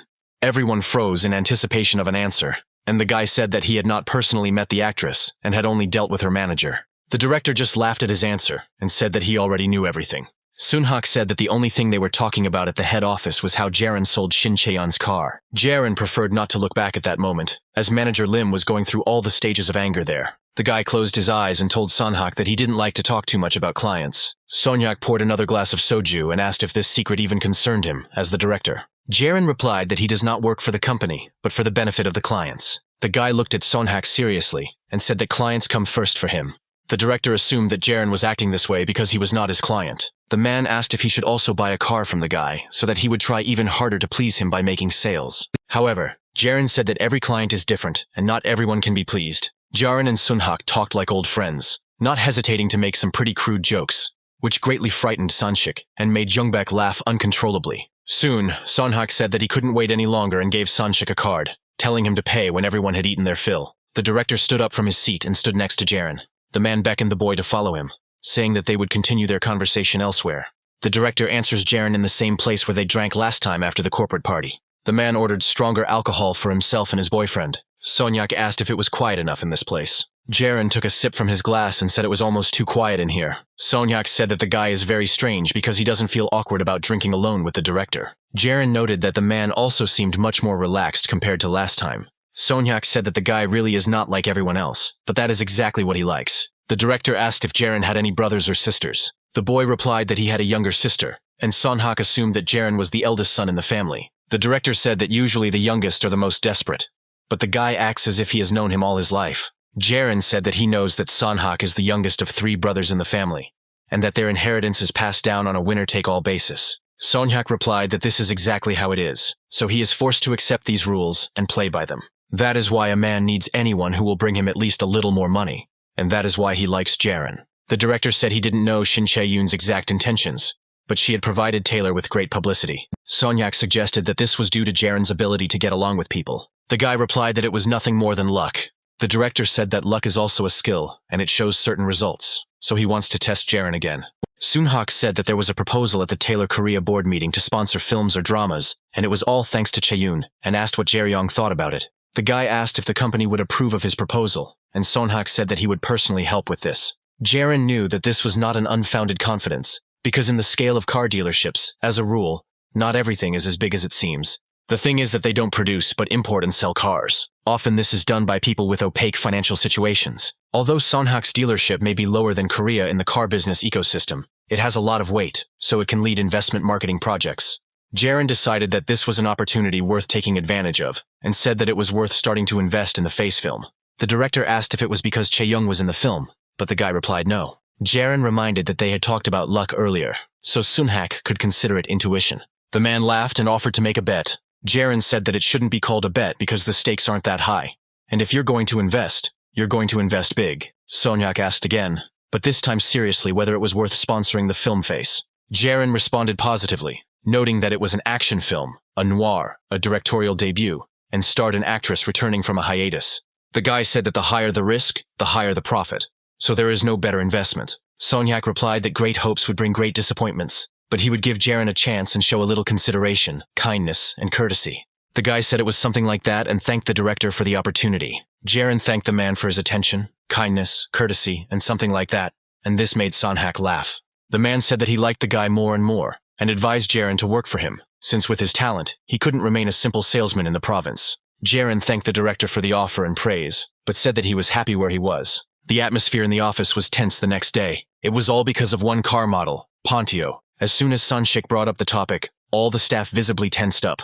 Only Jiren, Hongchul, and Wangan didn't understand why everyone was reacting so harshly. But Jiren only pretended not to understand, because Pontio was in a difficult situation. Sanshik asked Vangan what he thought about this car. The man told the boy not to be shy about expressing his opinion as it really is. Wangan was inspired and began by pointing out that the Pontio was a car produced by Taylor's European division, not the American one. Pontio is an ambitious attempt by the American brand Ford to create a world car for the European market. The United States specializes in long-distance driving, so they are equipped with elastic suspensions for a comfortable ride on spacious and smooth roads. This is not suitable for the rapidly developing cities of Europe in the Middle Ages, with their narrow passages between buildings. Such cities have many alleys and cobbled roads. Therefore, European cars require a stiffer suspension. Germany was at the forefront of rigid suspension production. In this country, the best services are expensive, which made it possible to fully realize their advantages. However, cars with hard suspensions hit the driver's back when driving over bumps and potholes. Vangan recalls that it was because of this that the lady in white gloves decided to change her car. The guy said that in modern Europe, paved roads stand side by side with old cobbled streets. That is why an evolutionary model was created, in which the suspension is stiffer than the American one, but softer than the German one. Pontio is this machine that is designed to solve the problem of convenience in different countries. Sanshik was very pleased with this answer, and Vangan was beaming with happiness. However, there was one thing that spoiled Sanshik's mood the most. Pontio was not selling well, and the reason was unknown. Manager Lim reports that with the release of the 1000 model, Pontio sales have fallen even further. In its current state, the Pontio is under 1,000 pounds in weight, smaller in size, and has an engine capacity of 2,000 cc, which is a step down. Pontio costs 32 million won, and 1000 costs 39 million won. From a consumer perspective, the Pontio is a small car, and considering various discounts, the price difference is about 5 million won. If you know the 1000 model, then when you see the Pontio, you can assume that its price will be around 20 million won. But since they cost about the same, customers wonder whether it is worth paying a little extra and getting a car that is almost twice as big. Manager Lim said this is the main reason for the decline in sales of this model. Sanshik agreed with him and said that this month they should focus on Pontio. The promotion will be the same, but they promised to do a large-scale advertisement for this model. Sanshik also indicated that 2 million won would be given for each car sold. The director once again indicated that this would be in addition to the salary and bonus.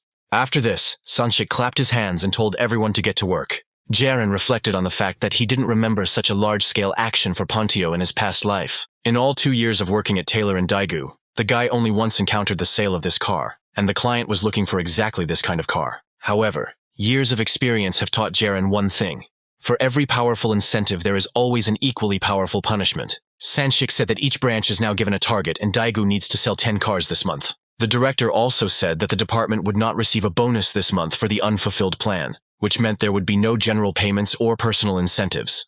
The employees began to resent the fact that the punishment was too harsh compared to the reward. Manager Chansu said that they barely sell 1 car a month, so getting 10 at once is simply not possible. Jiren agreed with this, but he understood that this was life in the company. The boy wondered if Sonhak had a hand in this. However, he then decided that this could not be, because the branch manager would lose the most if they lost their bonuses. Sanshik interrupted Jiren's thoughts and told the guy not to lose heart. The leader told the guy to hang a blue stone on the status board, but Jiren didn't understand what it was for. Sanshik said that the director personally appointed Jiren as a consultant who will help with the selection and purchase of a Pontio car. The branch manager said that Pontio is now the main car in Daegu. Now Jiren realized that this was another test for him from Sonhak. Apparently the man was still offended by the guy's words that he was not going to communicate with him as politely as with a client. So he decided to play on Jiren's nerves in this way. Director Hong Seong-hak's office is on the top floor of the Sinsa branch, so when he buys a car, it is usually registered in the name of the salesperson at that branch. However, this was not a simple exception. Even Chang-soo realized that this was pure favoritism.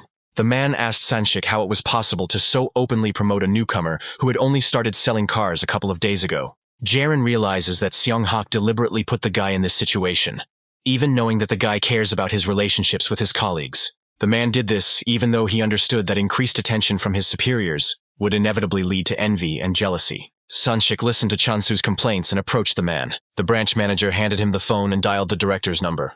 Sanshik ordered to press the call button and tell Sonhak about the injustice. Changsu hesitated to do so, and then the branch manager asked him what the man thought he should do. Sanshik asked if he should call Seong-hak and complain, asking him to show sympathy for the frail old man. Chansu did not answer the manager's questions. Sanshik suggested looking at it differently, because thanks to Jiren, they now don't have to drink at corporate events. And thanks to this car registered to Jiren, the plan was reduced from 10 to 9 cars, so we can make allowances for that.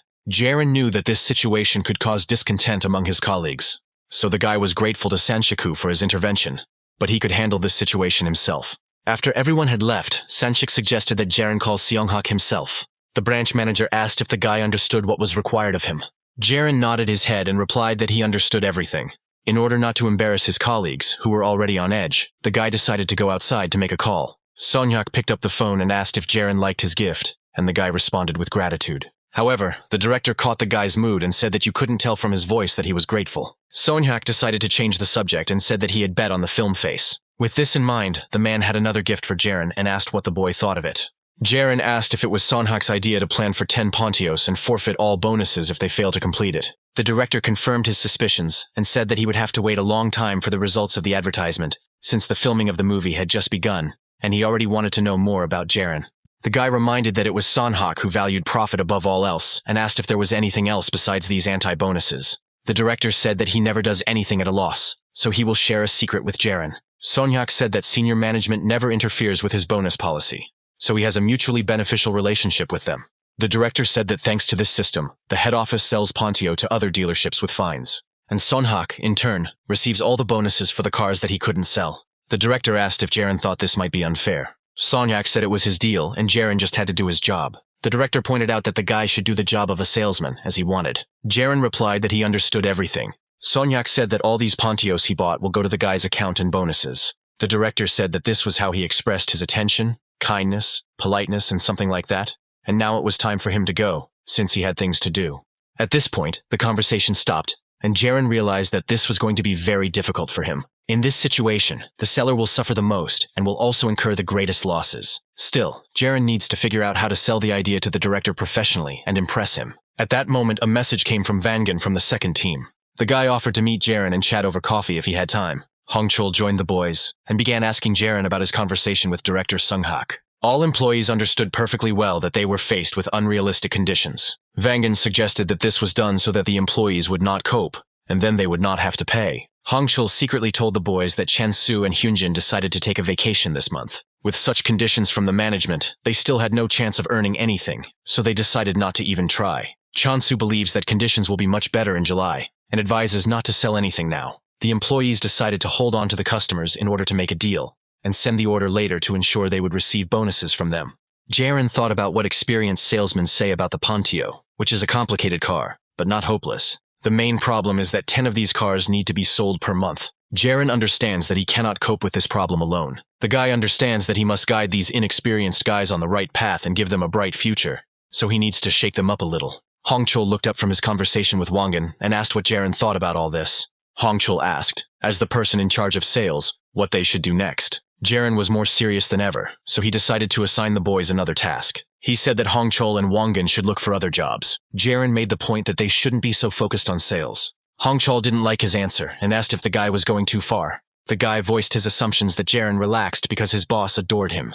Jiren replied that there was one question that bothered him the most. He asked why Hongchul and Wangan chose sales, although there are many different professions. Hongchul got angry, but Vangan interrupted him and said that he chose sales because he liked helping people choose cars. Vangan knows he is too timid and doesn't always cope with company work, but he has decided that of all his skills, sales will bring the most benefit. Jiren asked Hongchul, and the guy replied that he came into sales to make money like everyone else. Jiren confirmed his words and said that he came into this business for the same reason. However, if they only sell cars that sell easily, then what is the point of their work? Hongchul was angered by Jiren pretending to be the smart one. The boy asked what right he had to teach them if he came later than everyone else. Jiren couldn't help but smile at these words, as Hongchul didn't understand his true nature. The guy tried to hide his smile with his hand, but Hongchul had already noticed it, which made him even angrier. Jiren apologized to him and said that the guy's careers in sales were not their dream or goal in life. Hongchul could no longer contain his anger and was about to attack Jiren with his fists. However, Vangan grabbed his arm and held him in place, offering to listen to Jiren, because there would always be time to beat him up. Jiren was grateful to Vangan for his understanding. After that, Wangan reminded Hongchul that the guy himself asked him to invite Jiren for coffee, as he wanted to be friends with him. Hongchul started to deny it, but it was too late. Jiren watched them and realized that these guys were blank slates, and all new salespeople were like that. However, the opportunity to fall under the wing of a good mentor and truly master the profession is extremely rare. Usually newbies are taught easy ways, They are told how to take money from a client, how to manipulate newbies so that they work for them. They become immersed in consumerism, blinded by easy money, and begin to mock the values of others. Because of this, the clean slate becomes dirty and covered with stains. Jiren said that the number of people working in sales exceeds 2 million. But is there a single one of them who dreamed of becoming a salesman since childhood? The guys thought about it, because Hongchul dreamed of becoming a pilot, and Vangan a truck. When Wangan voiced his childhood dreams, Hongchul looked at him as if he was crazy. Jiren said that being a salesperson is not a profession that kids dream about, but it can still have its charm. Instead of blindly following the methods of your predecessors, it would be much cooler and more interesting to try to find your own approach to sales. Jiren said that Pontio was an opportunity for professional growth, but Hongchul disagreed, as even the senior staff had given up. Jiren told him that selling cars to just anyone wasn't cool. Vangan's eyes lit up with the realization of his friend's plan. For the next few minutes, Jiren explained the next plan of action. After a while, we find ourselves in Taylor's office in Daegu. Chansu sorted through the papers and shredded unnecessary ones in order to at least keep himself busy. However, soon the shredder became clogged, and he shouted to Vangan to clean it. Hearing no response from the guy, Chansu shouted louder and asked the other employees where he had gone. One of the employees reported that the junior employees had been on field sales for 2 weeks already, and it seemed they had taken the Pontio for a test drive. Chansu was horrified because all the newcomers he had previously manipulated as he wanted were now out of his reach, so he couldn't entrust them with unpleasant tasks. Meanwhile, Chief Choi also took no action and simply watched everything from the sidelines. The man twirled a pen in his hands and wondered whether Jiren was going to go around industrial zones again and hand out leaflets. Minho believed that such a trick would not work with Pontio as it did with Thousand. The man thought that perhaps Jiren was not capable of more subtle methods, and that in sales, you need to think strategically and take your time. Minho realizes that this month will pass and the next one will come, and because of Pontio, they may lose their customer base, and it will be a small victory with a big loss. This will lead to long-term negative consequences. But perhaps Lee Jiren has some kind of plan of his own that even Minho doesn't know about. Leader Choi thought about how he could find out the necessary information. The man picked up the phone and looked at it for a while. However, Minho still didn't dare call. Chief Choi put the phone back on the table. He decided that he shouldn't meddle in other people's business. All he could do was observe the process and the results. Jiren understood the basic rules of selling a Pontio car. Firstly, to sell a Pontio, you had to sell a European car. Salespeople who have been taught that American brands are famous for their spacious interiors and soft suspension cannot convince themselves, and therefore others, of the advantages of the Pontio. They themselves did not understand the advantage of a small interior and rigid suspension. The second rule of successful sales is not to hold a Pontio presentation in the showroom. Comparison with the 1000 model will be the key reason for the client to abandon Pontio. The third rule is that the target audience is employees of insurance companies and auto repair shops. But it is not they themselves who will become clients, but their clients. The most important thing is to be persistent and even a little intrusive, so as not to lose sight of anyone. This was the tactic that Jiren decided to use and attract the most pliable employees to it.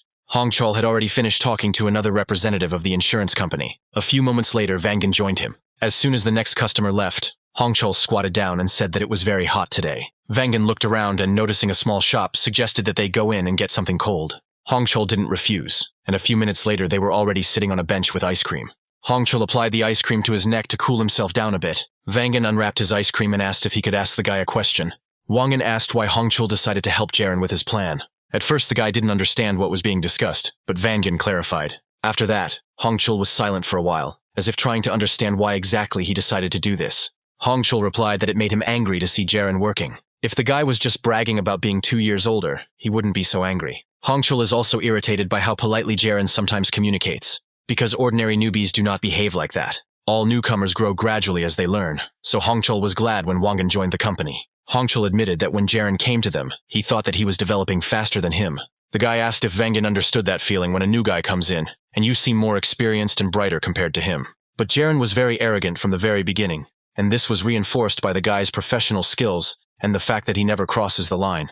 Hongchul was irritated by the fact that Jiren never made mistakes. Vangan laughed and said that Jiren was truly a unique individual. Hongchul said that he was very happy that he was transferred to the first team under Minho, because the man is the best in their branch. The guy wanted to learn a lot from him, but everything was very different from his expectations. Hongchul said that Choi Minho is a complete idiot who always acts like he's an elitist. But Vangan can't quite understand what this is all about, because he never had any clients in common with Minho. Hongchul said that once something touches his interests, he can't stop, and that's why he likes to boss people around. At first, Hongchul thought that he was learning from the leader, but it turned out that during all this time he had only learned what to bring and serve, and when to step away and not interfere. Everyone carries out Minho's orders flawlessly only because they are afraid of him. However, with Jiren, things are completely different. Hongchul admits that Jiren is better than Minho, and it's so obvious that it's not even angry enough. The guy doesn't fawn over anyone, isn't shy, says everything he thinks, and Hoknal understands why he fawns over director Sonhak so much. What irritates Hongchul the most is that Choi Minho is clearly very jealous of Lee Jaeryong.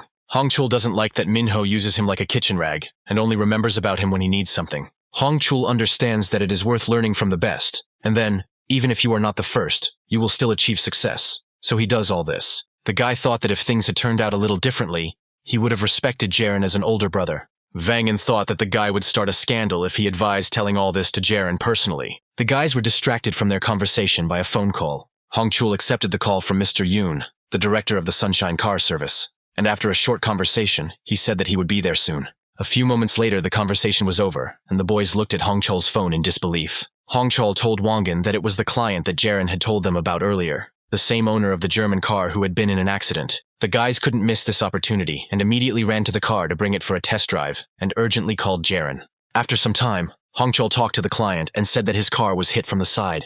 The guy explained that such damage to the car is due to the fact that the central pillar does not hold the car firmly. Hongchul said that Taylor's cars have this part reinforced with a special boron alloy, which makes the car much more resistant to side impacts. The guy understood that Jiren had a point when he said that it was worth taking clients red-handed. After an accident, when the car is completely damaged, the insurance is ruined, and the client has to buy a new one. He becomes extremely sensitive to reliability. It is at this moment that the owner of the car service and the insurance claims specialist can get as close to him as possible. For the past 2 weeks, they've been on the hunt for clients to impress, along with 3 new tailors. The customer asked if the tailor would really be more reliable than this German car. Hongchul answered positively, and asked what brand of car comes to mind when the man thinks of reliability. The customer said he liked the Swedish Sub and had even looked at it, but the design of these cars was not to his taste. Hongchul was pleased with this conclusion, and thought that the sale was going exactly as Jiren said. Subs is synonymous with reliability, and they are now under Taylor's management. It was this company that invented the 3-point seatbelt. Thanks to this, even in a head-on collision with a truck, the driver remains safe and sound. Hongchul said that the boron alloy mentioned earlier, which has inherited the DNA of safety, is used by only 2 brands in the world, Sub and Taylor. The client thought about the guy's words, but said that American cars often have shaky suspension. Hongchul said that this is true, because if we talk about optimizing the engine and the characteristics of the car, then it is impossible to refuse a rigid suspension. The guy understands that he won't be able to give up the soft feeling of riding after trying it at least once. Hongchul also said that Pontio is an American brand, but in essence it comes from a Belgian plant, and is therefore a truly European car. Hongchul said that it is better to see once than to hear 100 times, so it is worth taking the Pontio for a test drive and understanding everything in practice. Jiren and Vangan observed the consultation and test drive from the sidelines, so as not to disturb the client with too many people. The guys were able to see the client's expression and assumed that everything was going well. Vangan clasped his hands and said that Hongchul would definitely succeed. Jiren confirmed his words and said that they had put a lot of effort into sowing the seeds, and it would soon be time to harvest. While Hongchul was out on a test drive, Jiren and Wangan went into a cafe to have a cup of coffee. Soon Hongchul finished his work and ended the conversation with the client. The boy bowed to the man in farewell, waiting for the moment when he could leave calmly. As soon as the client was out of sight, Jiren and Vangan jumped up. The next second, Hongchul took off and started to run towards his colleagues. The guy ran and held out the documents, saying that he had signed the contract. Hongchul and Wangan began to jump happily, holding hands, while Jiren watched them from the side. The boys looked very happy as their work began to bear fruit. Meanwhile, things weren't going so well at the auto repair shop in Daegu. Youngbak decided to go into Sunshik's office, but upon entering the room he began to cough. The branch manager smoked so many cigarettes that the office looked more like a gas chamber. Youngbak said that they needed to air out the room, but Sunshik ignored him and asked what he should do since it had already been half a month. The director didn't understand how they could sell 10 Pontios, but Chonbak said that the panic was not only in their branch, but in the others as well. Youngbak opened the window and checked the message that had arrived on his phone. The manager asked Sunshik if he knew that Hongchul had sold one to Pontio. The branch manager's eyes widened and he asked again. Youngbak was distracted by another message and said that Jiren had sold another car. Sunshik snatched the phone and finished reading the message. The man said that Vangan also sold Pontio. The director's eyes sparkled with tears of joy, and he said that they had now sold 4 cars. At the end of July, it was time for another corporate party. Sanshik was very happy because everyone had worked well this month. Jiren has sold 2 Pontios this month, plus the CEO's Pontio and 4 other cars. Vangan, in turn, sold 2 Pontios. Hongchul looked very pleased as he sold 3 Pontio cars. Chonbak sold 1 Pontio and 4 other cars, and Manager Song sold 1 Pontio and 1 other car. Thanks to this, they were able to achieve the desired results and sell 10 Pontio cars in just 10 days. Yongbak named Hong Chul the #1 salesman this month and invited him to give a toast. The guy was very surprised, but did not deny his contribution. Hong Chul admitted that this is the first time he feels like a real sales agent. The guy burst into tears and said that for the first time since joining the company, he felt proud. Manager Song began to make fun of the boy's sensitivity, and he began to hide his face, denying tears. However, it was Vangan who cried the most, which even embarrassed Sun's manager a little. Chonbak patted Wangan on the head and asked why they started crying. Other employees said they should be crying because their numbers are at their lowest this month. Manager Lim said that the boys had been trying hard all month, and as the eldest, he was even ashamed of his results, but he was grateful to them. Manager Lim tried to shake the boys up and said they did a great job. Sanchik raised his glass of beer and said that the newcomers had done a great job with this risky promotion. The director promised that next time, if a similar action occurs again, senior colleagues will take the initiative and show what they are capable of. Wangan, Hongchol, and Jiren were especially happy that evening because their efforts paid off. At this time, the mood at Taylor's headquarters was quite different. Sonyak wrote Jiren a humble message of praise. However, the man was not happy with the situation. Sonyak decided not to send the message and put his phone aside. He understood that such behavior was not in his rules. This task was doomed to failure from the start, and in fact, only one Taylor branch in the entire country managed to complete it, and that was Jiren's branch. The original plan was that by this point, Sonhak would come down to them and tell them that even though they hadn't achieved their goal, he would pay their bonuses out of his own pocket. In this way, Sonhak would show his generosity, kindness, and care, which is only available to the powerful. In this way, he wanted to suppress Lee Jiren and put him in his place. Thanks to this, Jiren would become attached to him and become obedient and docile. But instead, the guy not only completed his task, but also punched the director in the nose. However, sitting in his office now and realizing that his plan has failed, Sonhak experiences conflicting feelings. His plan failed, but he only enjoyed it more. From the very birth, people were divided for him into only two categories. There were only superiors and inferiors, and no one could change their position. Anyone who tried to climb higher than Sonhak was immediately eliminated by him. Everyone tried to use the man for their own interests, so Jiren was worth fearing. But this guy was different. Jiren was neither above nor below. He was somewhere in the middle and out of reach. Now comes the most difficult period in Sonhak's life. His grandfather's life is already coming to an end, and the struggle for the inheritance has reached its climax. The situation is getting dangerous, but Lee Jiren is an unknown figure to Seonghak. A new month has arrived and, as per tradition, it began with a general gathering at the car dealership. Sanchik said there will be a skills competition in Taylor next month. The full name of this event is the Taylor World Skills Championship.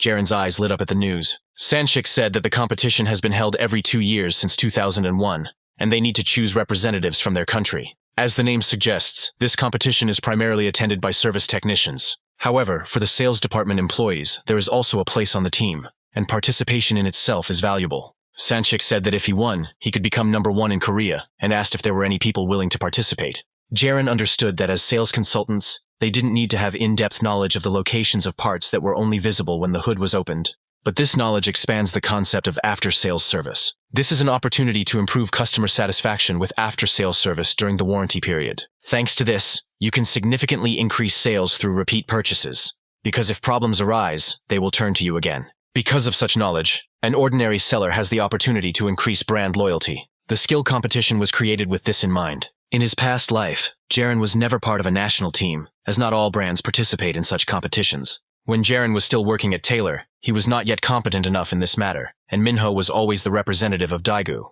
Jiren doesn't understand what exactly this is about, but he would like to try to participate in it. Sanchik said that 3 people can participate from each salon, and in Daegu this place is currently reserved only for Lee Jiren.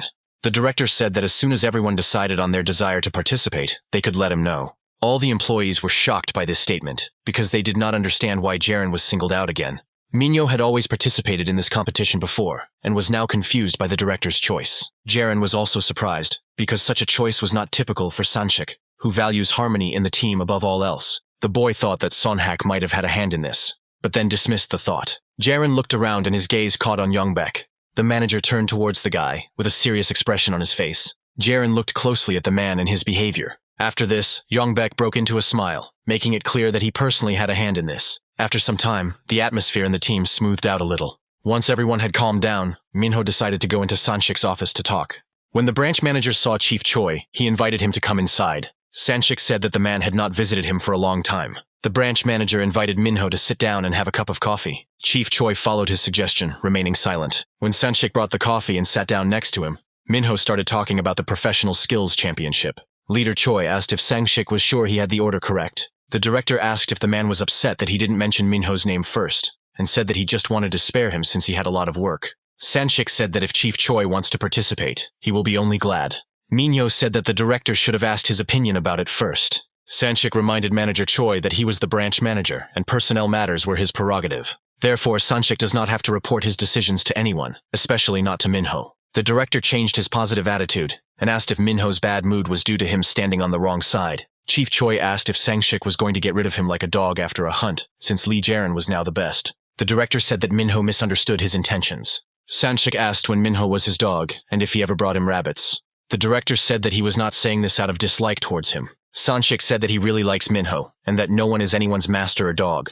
The director reminded that they are the head of the branch and the senior sales manager, and nothing more. Sang-shik said that he has always respected the man's personal boundaries, so he demands the same from him in return. Minho asked if the man still cared that the decision upset him. Sang-shik said that he regretted that everything turned out this way because he knew that feeling too. The branch manager said that he didn't want to offend Minho in any way. Sang-shik, in turn, recalled whether Minho ever came when he was invited to conversations that did not interest him. The man left each time, citing his busy schedule, and asked to pass on the information through Manager Lim. Minho understood that Sang-shik had accumulated a lot of grievances against him, but he thought that the director also received bonuses from his work. Manager Choi said that these words only upset him more, so he asked to include his name on the list of participants. After this, Minho stood up and said that if the working relationship was broken, then he would just continue doing his job. Chief Choi said everything he had thought about and left Sang-shik's office. After he left, the director grabbed his head as if it was splitting. Sang-shik didn't understand what he should do with Minho, because he didn't want to hurt anyone. Meanwhile, we returned to Jiren. A few days ago, he took his father to a salon where he got a haircut. For the first time in a long time, his father wore a suit again. Meanwhile, the bearded uncle came to Daegu for his new car. Jiren hadn't told his father anything about it beforehand, so this meeting came as a surprise to them. Jiren's father finally met his old friend, whom he had been afraid to meet for the past few years. At this moment, the men looked truly happy. After a long break, the friends talked about life and relieved the tension. That day, Jiren's father noticeably brightened, as if some of the sorrow had left his soul. Before leaving, the uncle gave his friend the keys to Stella. Soon, the whole family was riding in this car like in the good old days. The mother of the family was very happy and remembered the happy moments associated with this car. The father had a smile on his face and turned to the back seat to his children and asked if they were all buckled up. The car was already very old, but it started without any problems. Jockin turned to her brother and asked what year the car was, and he replied 90. The girl was surprised and a little scared, so she asked if she would fall apart on the way. Jiren smiled and said that if she broke down, they would push her home together. Father joked that in that case it would not be a car, but a rickshaw. However, only Mom understood and appreciated this joke and laughed out loud.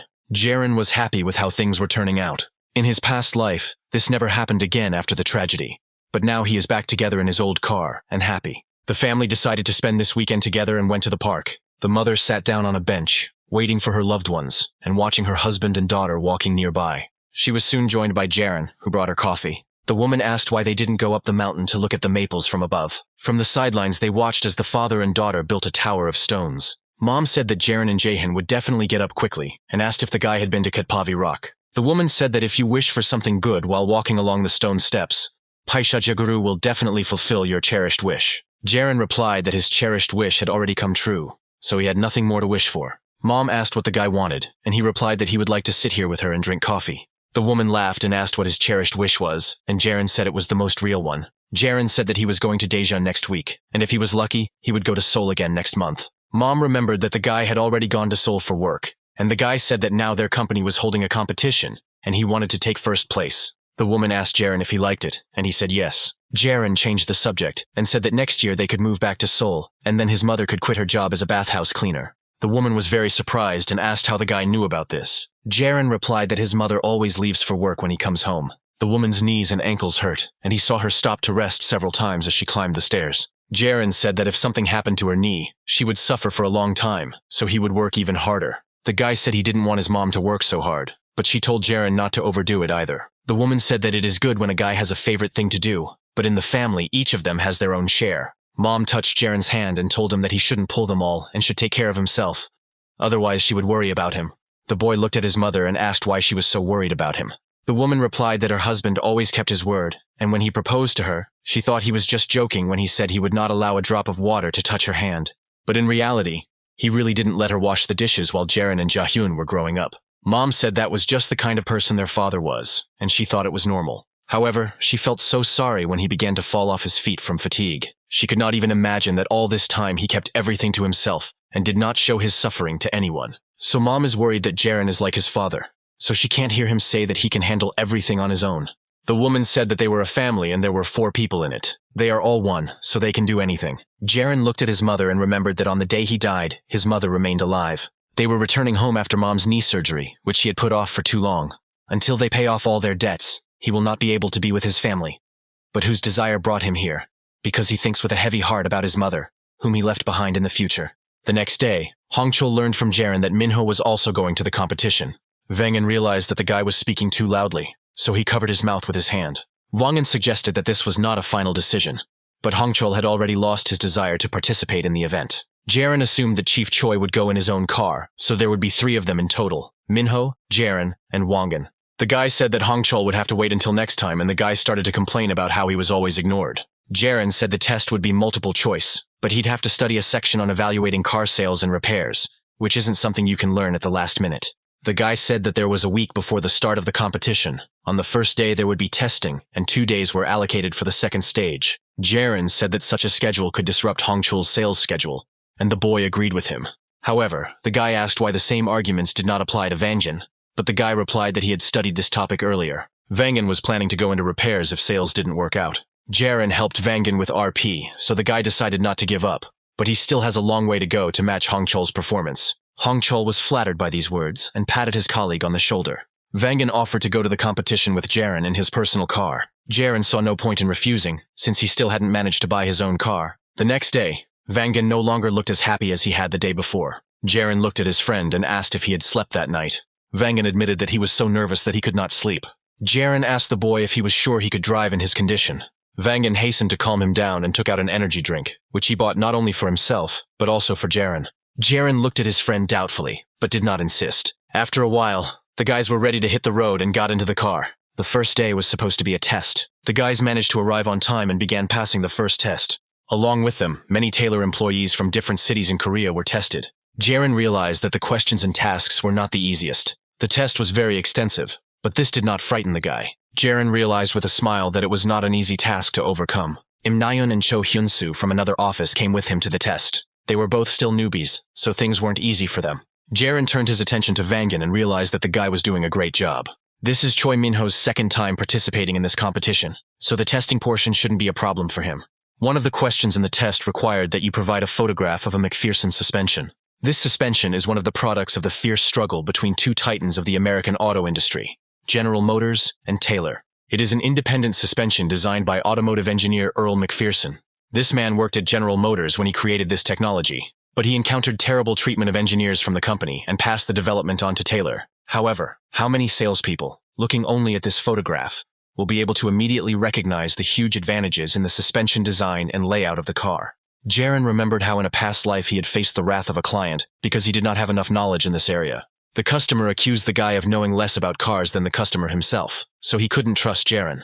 Jiren will never forget that day, March 3, 2008. A month after the purchase, the client's car broke down, and the guy couldn't explain anything, and only mumbled excuses. As a result, due to his own laziness and unwillingness to learn, Jiren lost the client's trust and received his first foreign car. An observer at the competition noticed that some people were resting right in the classroom, so he said that if someone was finished, they could wait outside. After these words, Jiren stood up from his seat. The observer warned the guy that all his actions would be reported to the head of his branch, so he asked him again if he was ready to hand over the work. Jiren said he had already decided everything, and reminded him that the man had said he could go free if he was finished. The instructor did not try to dissuade the guy or question him further, and simply accepted the test sheets. There were already several people in the break room who had finished the test earlier. Hensu complained that he had a headache just from the technical specifications. The guy said that the tasks were too difficult for salespeople, because they had nothing to do with technology. Hensu shook Vangan by the shoulders and asked if he was right in his reasoning.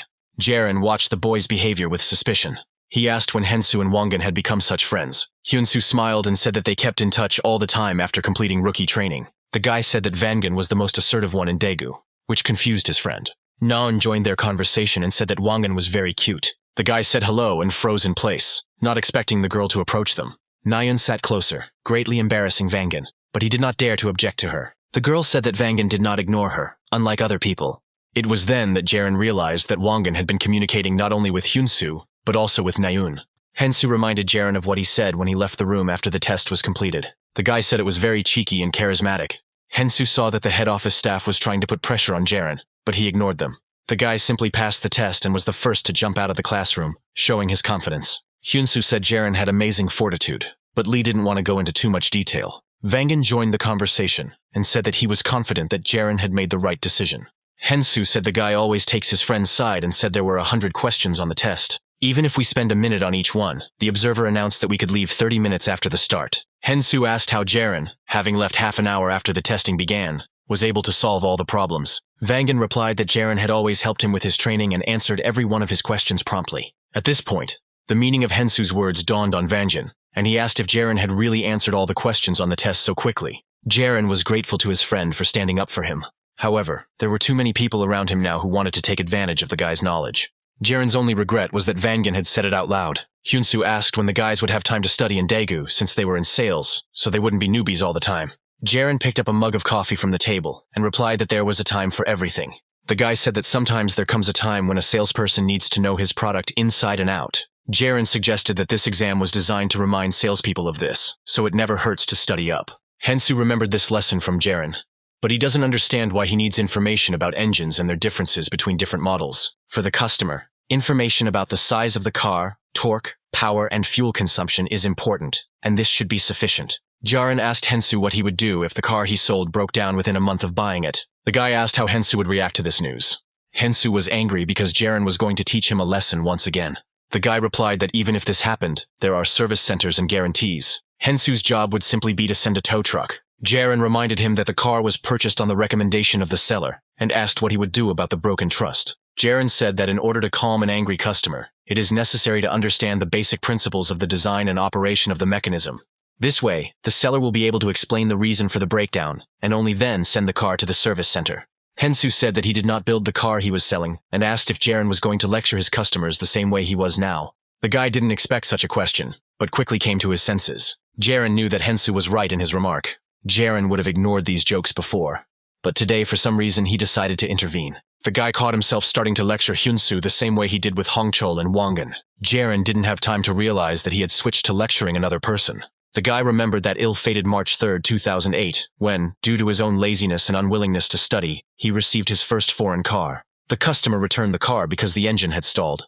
But Jiren couldn't explain the reason for what had happened, and only insisted that the car should be sent to a service center. The customer was angry, and asked how he could get his car to a service center if it wouldn't start. The man dismissed all of Jiren's assumptions about the breakdown, since wear and tear of the parts could not have occurred until 2 months after the car left the showroom. The client demanded that Taylor refund his money or replace the car with a new one. Jiren continued to apologize, but the client didn't care because his trust had been broken, and he blamed himself for blindly trusting the consultant. Legally, everything was in order, but the client turned out to be stubborn. The man shouted that the car was not worth 100 or 200,000, and if something happened to it, or he got into an accident, who would be responsible for it? The customer said he couldn't drive the car, so he demanded that Jiren provide him with a new one. Jiren bowed before the man and said that he understood everything, and the client was right. The guy said he would take full responsibility for what happened. Since the client has already trusted him by purchasing this car, it means that Jiren will provide him with a new one. The guy re-registered the car with a faulty engine in his name, and in return Jiren gave the client a new car. Even by the most basic calculations, the losses amounted to 15 million won. The cost of registration, depreciation of the car, and the first payment on the loan. But Jiren took charge, and since then, like a real salesman, he has started thinking about how to learn and move forward. Nayeon said that Yunsu's words make sense, as she believes that it is important to know the history of the brand, its direction and values. However, when working with a client, it is necessary to be polite and graceful in your responses, so it is more important to show genuine concern for clients. The girl asked what Vangan thought about this. The guy agreed about being polite towards the client, but also believed that the seller should be able to give a clear and professional explanation in response to questions that arise. Hyunsu said that Daegu seemed to have a completely different atmosphere than Seoul. The guy assumed that Vangan had studied all the questions so well that he had passed the test with 100 points. Vangan replied that this was too high a number, so he was only confident in 70 points. But even such an answer made Hyunsu and Nayeon freeze in shock. Jiren was also surprised by the modest Vangan's response. While all test participants were resting in a separate room, Their answers were checked. Several people were urgently checking the work in order to sum up the results of the first day as quickly as possible. Soon the office fell silent. One of the committee members stood up from his seat and said that Jiren had done something unusual. The observer who was monitoring the testing asked what had happened. A committee member reported that Jiren had passed the test with flying colors and asked if there could have been a leak. Other staff said that this is not a simple test for college admission, so it is simply impossible. The observer said that even an experienced mechanic could not solve this test completely, since it touches on absolutely every aspect of the production and sale of cars. One of the committee members suggested that Daegu had tightened its approach to employee training. Leader Choi scored 80 points on the test and came in 4th place. Shin Wangan scored 74 points and took 10th place. Managing Director Kwak Hyun-jin asked the observer if he noticed anything strange during the work. The man went over in his head all the moments connected with Lee Jiren. The observer thought that there was nothing strange in the guy's behavior. Quite the opposite. The man could notice the divine confidence with which Jiren took every step. The observer reported to the director that nothing suspicious had been noticed on Jiren's part. The director said that in that case the grade was fine, so they had to do it differently. The man said that even if the guy somehow miraculously passed the first stage, the second round would separate the wheat from the chaff. The director asked to remember that the purpose of this competition is to choose a person who will represent Taylor on the TV shopping show, and it is important to remember that the results must be kept secret until the very end. The man put on his glasses and looked at Jiren's test again, saying it was truly amazing. After some time, Wangan and Jiren returned to the car dealership in Daegu. Sanchik was very inspired and circled around Vangan, saying that he was their smart boy. The man even kissed the guy, and asked how he managed to get into the top 20 in the entire country. Chonbak joined in Wangan's praise and patted the boy on the cheeks. Jiren and Hongchul watched this from the sidelines, as the attention didn't extend to them. Hongchul thought that Jeryong or Minho would be in the top, but Wangan beat them all. The guys noticed that even the atmosphere in the salon has been a little different lately. Jiren also told Hongchul that Wangan has been in touch with Nayun and Hyunsu since their rookie training days. Hongchul was shocked by this news and already listed his colleague as a traitor. The guy was very upset and felt betrayed. Hongchul decided to get to work since the meeting was supposedly over, so he would go for a test drive. Jiren looked after the upset Hongchul and understood that he was still very young, so he was worried about him. Meanwhile, Minho was acting suspiciously calm. He didn't look like a man who was upset about losing to a junior employee. Jiren believes that the man is very good at keeping a straight face, because if he were in his place, he would have already been exhausted. When the elders left Wangan alone, the boy decided to approach Minho. Jiren watched this from the sidelines and did not dare to intervene in the conversation. Vangan modestly approached the man and attracted his attention. The guy asked if Director Choi would like to go with them to the second stage of the competition. Minho gave Vangan a withering look in return. Jiren was also confused by the guy's words. Minho was speechless at the junior employee's insolence. He wasn't the only one in shock at what was happening. Jiren also didn't understand what Vangan was trying to achieve. By the evening, the competition participants arrived in Seoul. To make the test easier, Jiren and Wangan decided to arrive early and stay at a hotel for the night. Vangan looked out of his hotel window at the bustling nighttime Seoul with admiration. At this time, Jiren came out of the shower, drying his wet hair with a towel. Unlike the previous day, Wangan was very inspired. The guy offered his friend a cold beer and some snacks. Jiren felt hot after his shower, but he wasn't sure if he should do it. He asked Vangan if it would be okay to do this, since they had a competition tomorrow. The guy replied that the atmosphere was so good now and one wouldn't hurt. Jiren gave in to his friend's persuasion and said that he had a point. Jiren said that Wangan must be offended, because he wanted to spend this wonderful evening in the company of Choi Minho. The guy was shaken by his words and said that he shouldn't have acted so stupidly. Vangan recalled how he invited Minho to go with them to the second stage of the competition. Leader Choi then gave him a withering look.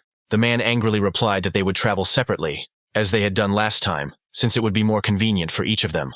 These words made Vangan freeze in place, as Minho's gaze spoke of extreme hostility towards him. Wangan said he should have consulted with Jiren first, and his friend asked why he had even suggested that Choi go along. The guy replied that it was always difficult to find an approach to Minho. Jiren said that Chief Choi relies too much on his personal beliefs. Wangan recalled that when he was praised by his senior colleagues, Minho looked disappointed. All three of them passed the first stage, but the man was not happy about it. Wangan admitted that before, he was simply afraid of Leader Choi. However, now the man began to look very tired, so the guy could not leave him like that. Jiren said he understood what Vangan was talking about. If you see a lonely person standing in the rain and soaking wet, you want to give that person an umbrella. Jiren said it was a natural reaction for any empathetic person.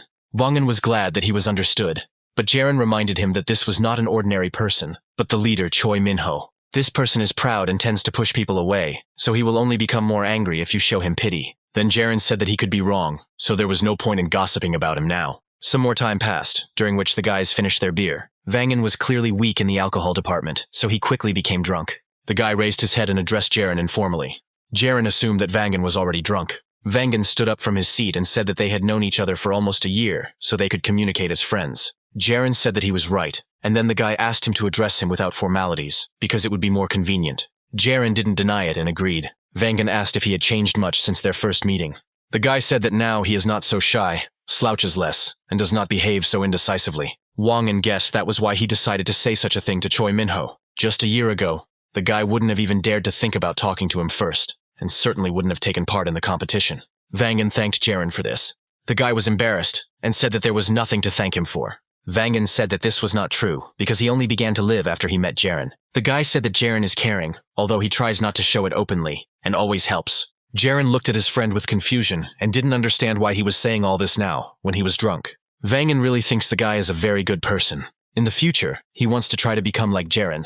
Jiren had already started looking around so that if anything happened, he could run out of the room. The guy flinched when Vangan suddenly rose from the table. Manager Shin was already tipsy, so he offered Jiren another can of beer. Jiren watched him carefully, not taking his eyes off him for a second. The guy refused the drink and said that it was time for them to go to bed. The second stage of the competition began the next day. The instructor announced that today, the participants would take a test in a role-playing format. The man said the type and model of car would be random. The instructor told the participants not to worry, to relax, and to proceed with the exercise with a cool head. Jiren looked at Vangan's worried expression, and asked if he was always this nervous when consulting with clients. The guy replied that he had been feeling better lately, but he was very afraid of making a mistake right in front of his superiors. Jiren said that it was no big deal because their bosses wouldn't turn their backs on them if they made a mistake, but the same couldn't be said for their clients. The guy said it was a normal role-playing game. There would just be more spectators than at any other time. On Jiren's advice, Vangan took a deep breath and thanked his friend for his help. A few moments later, Vangan's name was called, and the guy started to get nervous again. The girl organizer asked the shaking guy to take the test. On shaky legs, Vangan followed after her and waved goodbye to Jiren. As his friend disappeared behind the door, another man approached Jiren. Choi Minho caught the guy's attention and said that they needed to talk. Jiren didn't understand what Chief Choi wanted from him, but there was no point in refusing. They walked out to the rooftop lounge area where other employees often gather to smoke. Minho walked up to the fence and told Jiren, who was standing behind him, that he would do everything he could. Chief Choi looked at the boy and told him to try his best too. Jiren bowed slightly and said that it would be so. After this, Minho announced that if his results were worse than Jiren's, he was going to leave Taylor. Jiren's eyes widened in shock, and he turned his gaze to the man. The guy asked if it was really necessary to act so drastically. Minho looked at Jiren and said that his tone was too nasty. The man said he found it annoying that the guy was so confident he would win. Jiren asked if it really matters in sales who wins and who loses. Minho said that he just didn't like the guy, and when that happens, that person leaves Taylor. But that doesn't happen with Jiren, so that's what he decided. Jiren said he never wanted CEO Choi to leave the company. Minho looked at the guy with disdain. He recalled the humiliating moments when the CEO asked him to switch seats with Jiren because there was not enough room at the table. I remembered how Sanchik started pushing the guy to first place. He remembered that Jongbek hadn't taken Jiren for himself out of a simple whim. At that moment, Sanhee's image appeared before Minho's eyes. As the man was about to quit, Choi felt very strange. After the news of Sanhee's dismissal, Minho approached him and asked if the man was leaving because of his actions. Sanhee didn't want the boy to feel bad. Manager Choi said that he was doing everything to the best of his ability, and asked if he had treated Sanhee badly. Then the man replied that the guy was doing everything right, and that was why he was leaving. Sanhee left because he thought the Daegu branch needed Minho and not him. However, now an ambitious newcomer, Jiren, has appeared in the branch. Now Minho himself found himself in Sanhee's place, and became of no use to anyone. Manager Choi told Jiren that he wasn't going to play psychological games with him, so he just wanted to do his best, and would expect the same from the guy.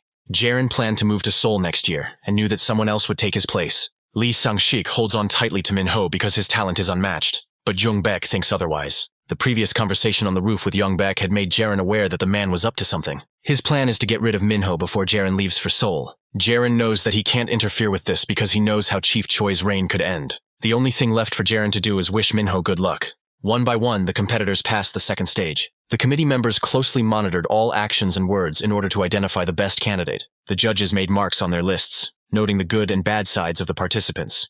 Now a participant named Choi Chuljin was undergoing the test. At the end of his consultation, the guy said that he liked Gwangju and Taylor too. Chuljin said that whether it was 10 years or more, as long as the customer drove that car, the guy would stay in Taylor.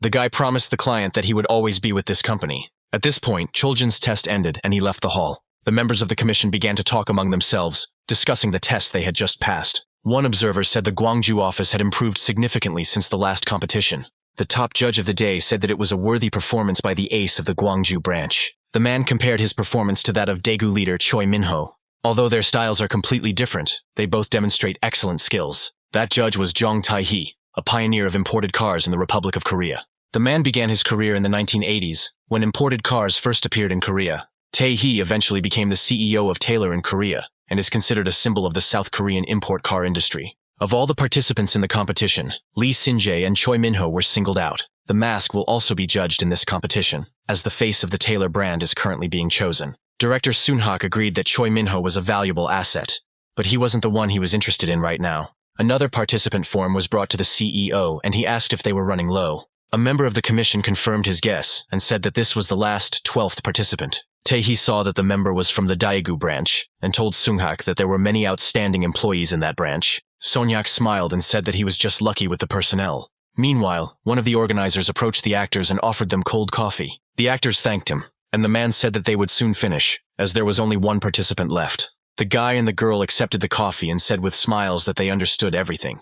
The role of the husband in the couple was played by Kwon Young-sup, and the role of the wife was played by Lim Mi-hyun. These two were seasoned in theatrical combat. On the recommendation of a friend, the guy and the girl decided to do RP for Taylor this year. One day, Ensop and Michin were watching videos from an RP competition. The guy playing the customer asked if the diesel engine was too noisy. The dealer replied that there was once a greatest guitarist in the world, named Jimi Hendrix. However, when people first heard him play, they asked him not to strum the guitar so loudly. However, a little time passed, and they already told him that they wanted to listen to this sound forever, which ignites the soul. The dealer asked how a quiet car was better than a golf car, because a car only begins to communicate with the driver when the sound of the engine resonates in his heart. The man said that Harley-Davidsons are specially tuned to get that characteristic rough engine sound. The dealer claims that it is this sound that brings pleasure and comfort to the driver. Ensop and Michin were so shocked by this statement that they let out a loud gasp. The girl asked the guy if this is really how they sell cars. Ensop replied that he didn't know, since he had never been to a foreign car showroom. The girl admitted that she felt a little awkward with this dealer, and the guy said that in fact, these are role-playing games for dealers. Ensop said that in a sense, it is the same as a play being performed on a stage. The girl recalled that among the actors there are many who have moved into the sales sector. Ensop asked if Mian thought they could do it too, since they had to act as realistically as possible, like real clients. Coming into this sphere, the boy and the girl expected high art, which was supposed to delight. However, everything turned out a little differently, because their expectations were not met. All the previous managers they had worked with had shown them completely different results. By the end of the test, Ensop and Mihan thought that all of these managers could have been given a failing grade. The guy thought it was very important that all the elements were harmonious. However, all those who played clients completely ignored the interests of others, trying to attract all the attention to themselves. The previous participant answered every question with very long and ridiculous stories and repeated them 19 times in a row. Michin thought that these were not actors, but participants who were trying not for the clients, not for the audience, but for their bosses. This is necessary in order to demonstrate your value to the Taylor company. Finally, it was time for the last participant, and the guy and girl were waiting for it with impatience. Ensop and Michin were very happy because then they would be able to go and eat after a long and hard day. When the start of the next game was announced, the boy and girl stood up from their seats. The actors stood at attention, hands intertwined, like a married couple. After the performance, Jiren entered the hall. The members of the committee perked up a little when they saw the guy, because he showed great promise. Soon-hak was confident in his employee, because he knew him personally. The man looked at Jiren with a smile, waiting for his next move. The guy walked to the center of the room and introduced himself to the commission members. For the first time all day, the voice of a participant shocked the actors so much. The CEO responded to Jiren that he was very pleased to meet him. The guy's gaze spoke of determination, but remained cold. Ensop and Michin noted that Jiren looked very scary. Jiren feels very lucky because the CEO's values are very similar to his own. Jiren read Jung Tae-hee's autobiography, and since he's here, the guy can just be himself. The guy was calm, because in Taeha's presence, he could be himself. The organizer announced that this role-playing game will be about a car model. 1000. The man warned that the roles of the clients would be played by professional actors, but they did not look confident. Jiren noticed this, so he smiled at the boy and the girl. After that, the atmosphere changed and became more relaxed. The organizer announced the start of the RP, and Jiren, in the classic manner, began with a bow and greeting. Slowly but surely, the guy began to talk, slowly leading the topic to a discussion of the car. Jiren invited them to get into the car to appreciate all the internal advantages of the model. Ensop and Michin felt that they were most comfortable communicating with this person.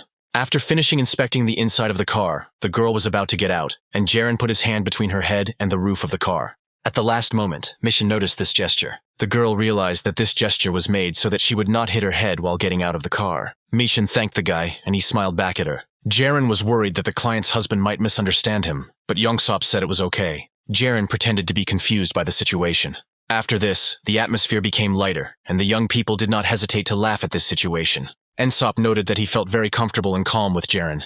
Michin liked this pleasant and kind conversation, attentive and caring attitude. The guy and the girl felt that this guy was not at all like everyone else, because he was not acting, but was behaving very naturally. The committee members couldn't believe that Jiren only had a year of experience, because he gave the impression of being a real seasoned employee. The judges noted the guy's excellent facial expressions, good diction, and complete calmness. Sonyak heard that some of the committee members started saying that the RP was too boring. The man himself understands this, because in this situation, he almost doesn't recognize Jiren. The guy usually communicates more freely, at least when communicating with him. Sonyak thinks that the guy could not have not known about the peculiarities of this competition, so he does not understand what happened to him. The judges started saying that Choi Minho performed much better, because he even had a signature phrase. Soonhak thought about this, remembering Chief Choi's role-playing game.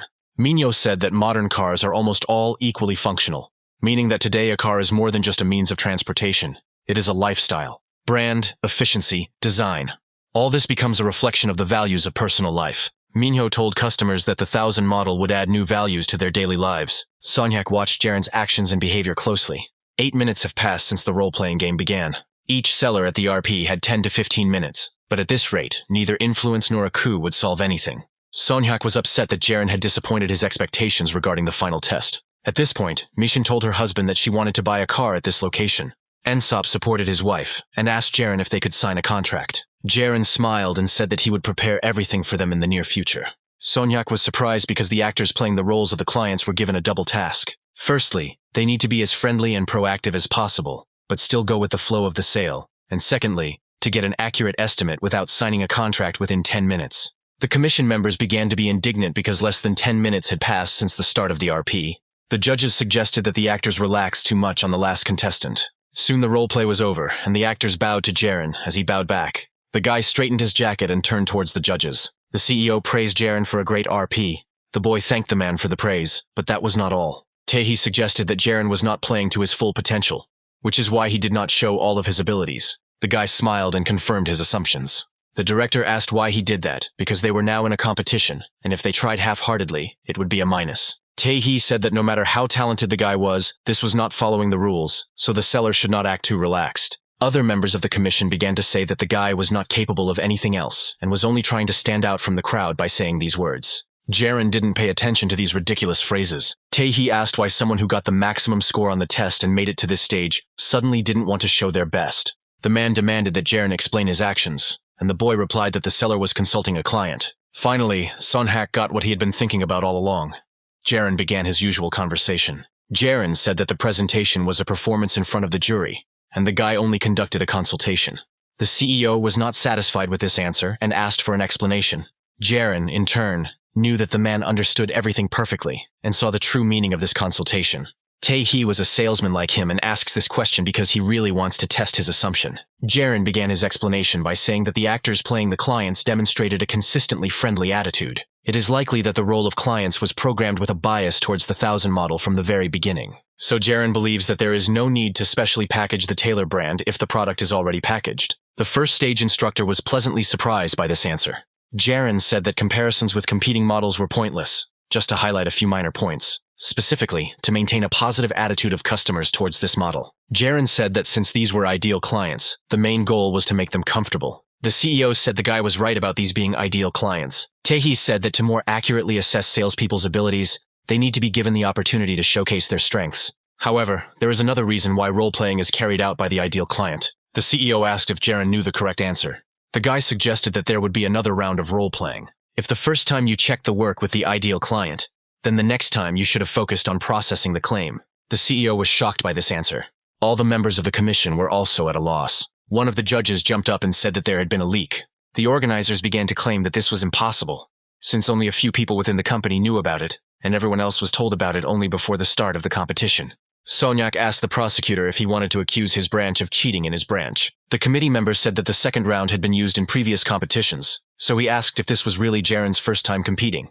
The man asked how the boy could have known about this if there had not been a leak. Sonyak took this more calmly and asked the man what the problem was. The director put him in his place, asking if he was upset that his branch did not have such outstanding newcomers. Meanwhile, the CEO was not interested in this dispute.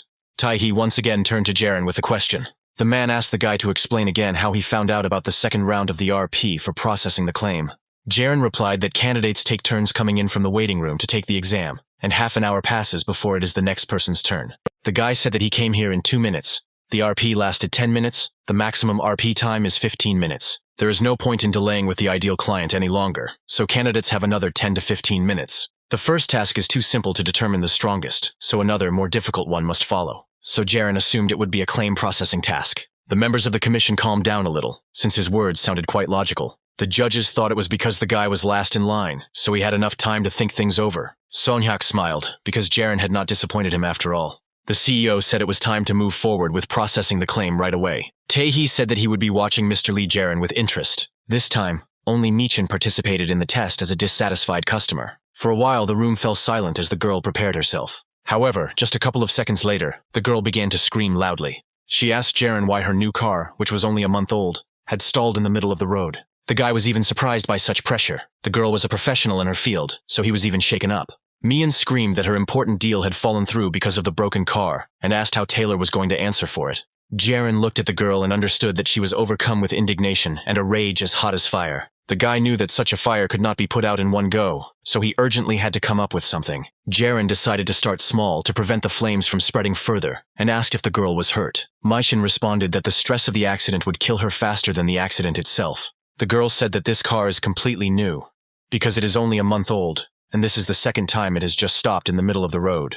Michin said she was very naive when she bought the car, because it was clearly broken. She asked how she could get behind the wheel of this car now, and Jiren heard the voice of a client from his past life in her words. Michin, like the man, demanded that she change her car and thank him for not asking for a refund. Jiren froze in place as the events of that terrible day came flooding back into his mind. The guy really regretted that he didn't know how to react correctly to such situations. At that time, Jiren, in his inexperience, thought that if he tried to explain everything, the client would meet him halfway. But now he has a chance to correct his mistakes. The guy knew that this model, the 1000, had a problem with components that only affected one model, and, as of 2005, the cause had not been specifically identified. In accordance with headquarters policy, Taylor Korea is conducting a complete engine recall for customers experiencing this issue, which fortunately has a very low incidence. The commercial approach in the organization is to sell and forget, so the car will never be replaced. The full recall won't begin until late 2007, so Jiren thought this was a test to predict future problems. Managers use the test as a cover to observe the reactions of top performers in order to create a problem-solving guide for the future. In that case, Jiren decided to start with the basics, so he began by apologizing to the client. The guy promised that the car would be repaired at the service center and made even more reliable than it was before. Michin asked what would change if the car was taken to a service center, since she had already been told that they had not been able to determine the cause.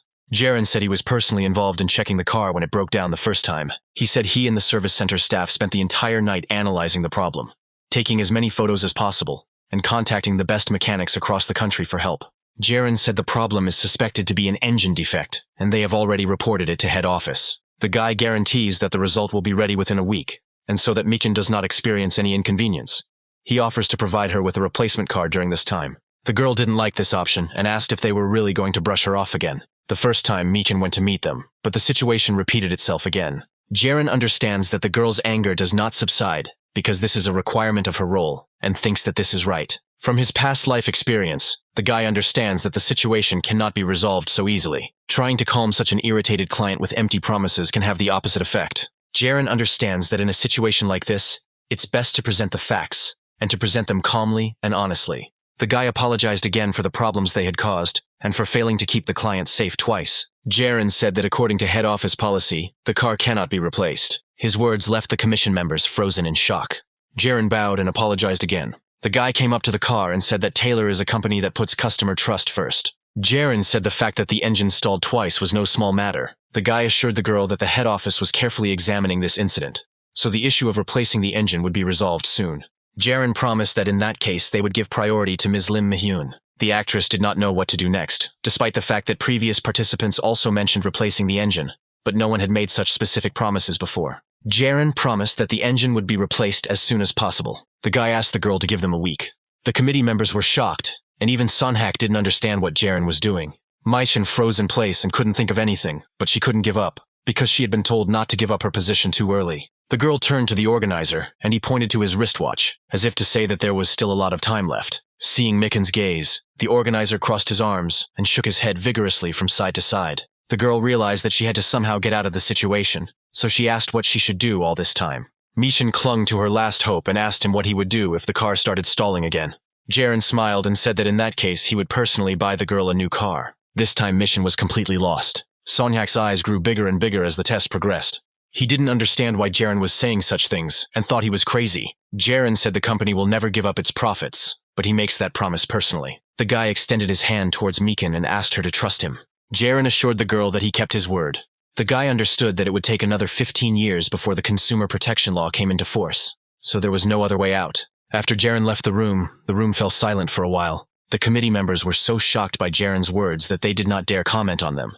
One of the judges decided to ask if the guy meant that the company doesn't change cars, but he would make an exception for this client. Another judge said the company would not make such a concession even if one of its employees accidentally said so. The man said that even if he put all his efforts into it, it was unrealistic and impractical, so he believed that Jiren's youthful enthusiasm was to blame for everything. Sonhak said that the guy is very capable, because when he has a choice, he chooses not a company, but a client. Many employees would consider this madness. Sonhak was confused, because even if this was an artificially created situation, Jiren was saying such a thing in the company, at a meeting of all the executives. The man even covered his eyes with his hand so as not to see the guy. Sonhak clenched his fist and thought that Jiren really was crazy. In fact, the client already knows the answer they want to hear, but it is impossible to say, so they will have to admit their guilt, apologize, and say that they will do everything in their power. This is the only ordinary and vague answer that an ordinary sales manager can give. But Jiren mentioned head office policy as if to say that management would not change the car, so it was worth accepting. The guy then mentioned that Taylor always puts customer trust first, as if he was addressing the executives present. The committee members began to discuss, and one of them said that Jiren's latest speech was impressive, but it was better to be realistic about the situation. Another judge said that the preference should be given to the leader Lee Mingjae.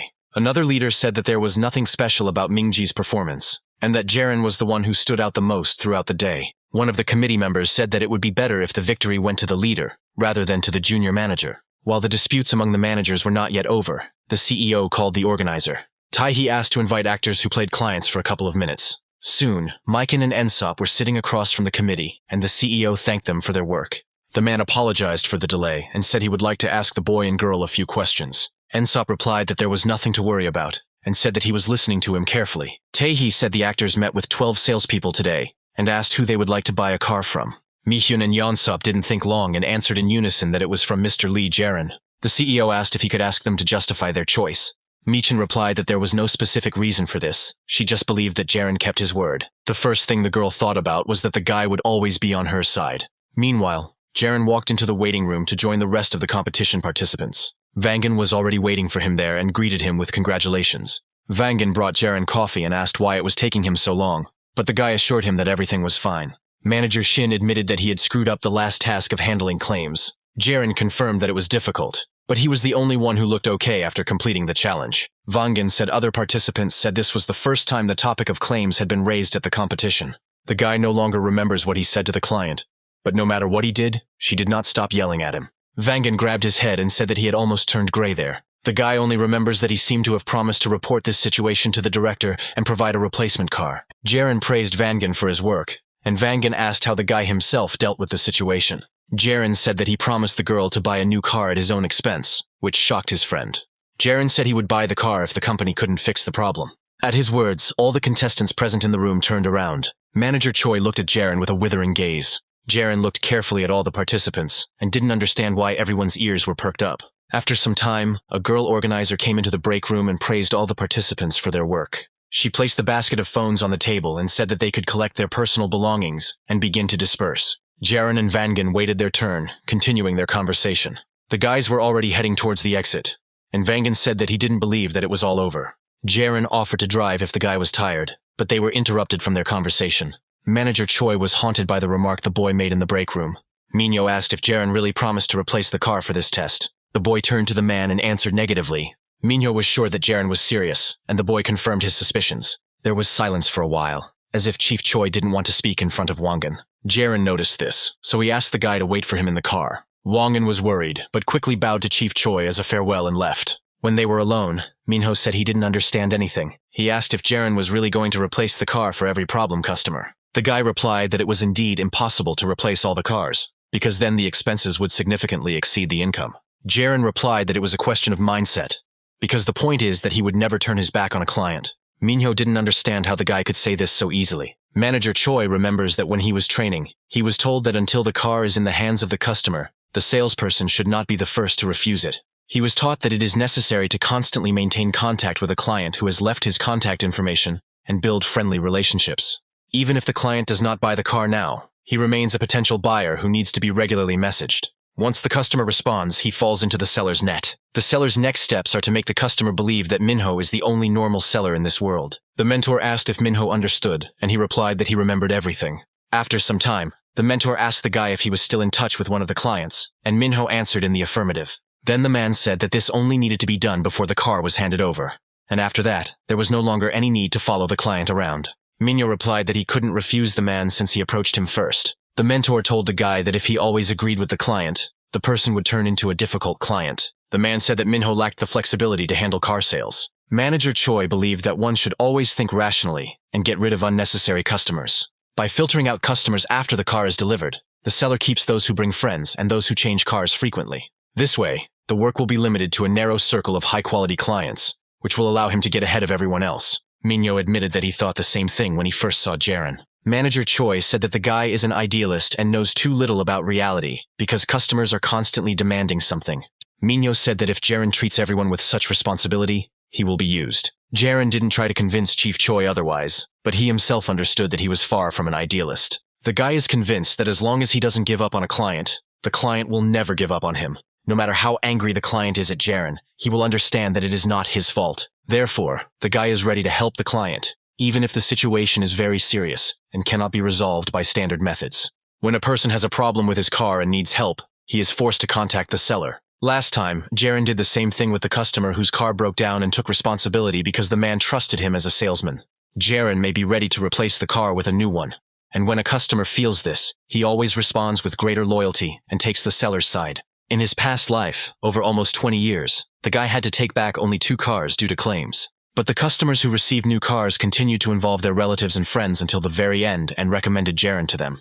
In this way, they ensured a flow of customers, and this recouped the losses many times over. Jiren told Minho that he takes responsibility for meeting his customers' needs. The guy said that the real skill of a salesman begins after selling the car.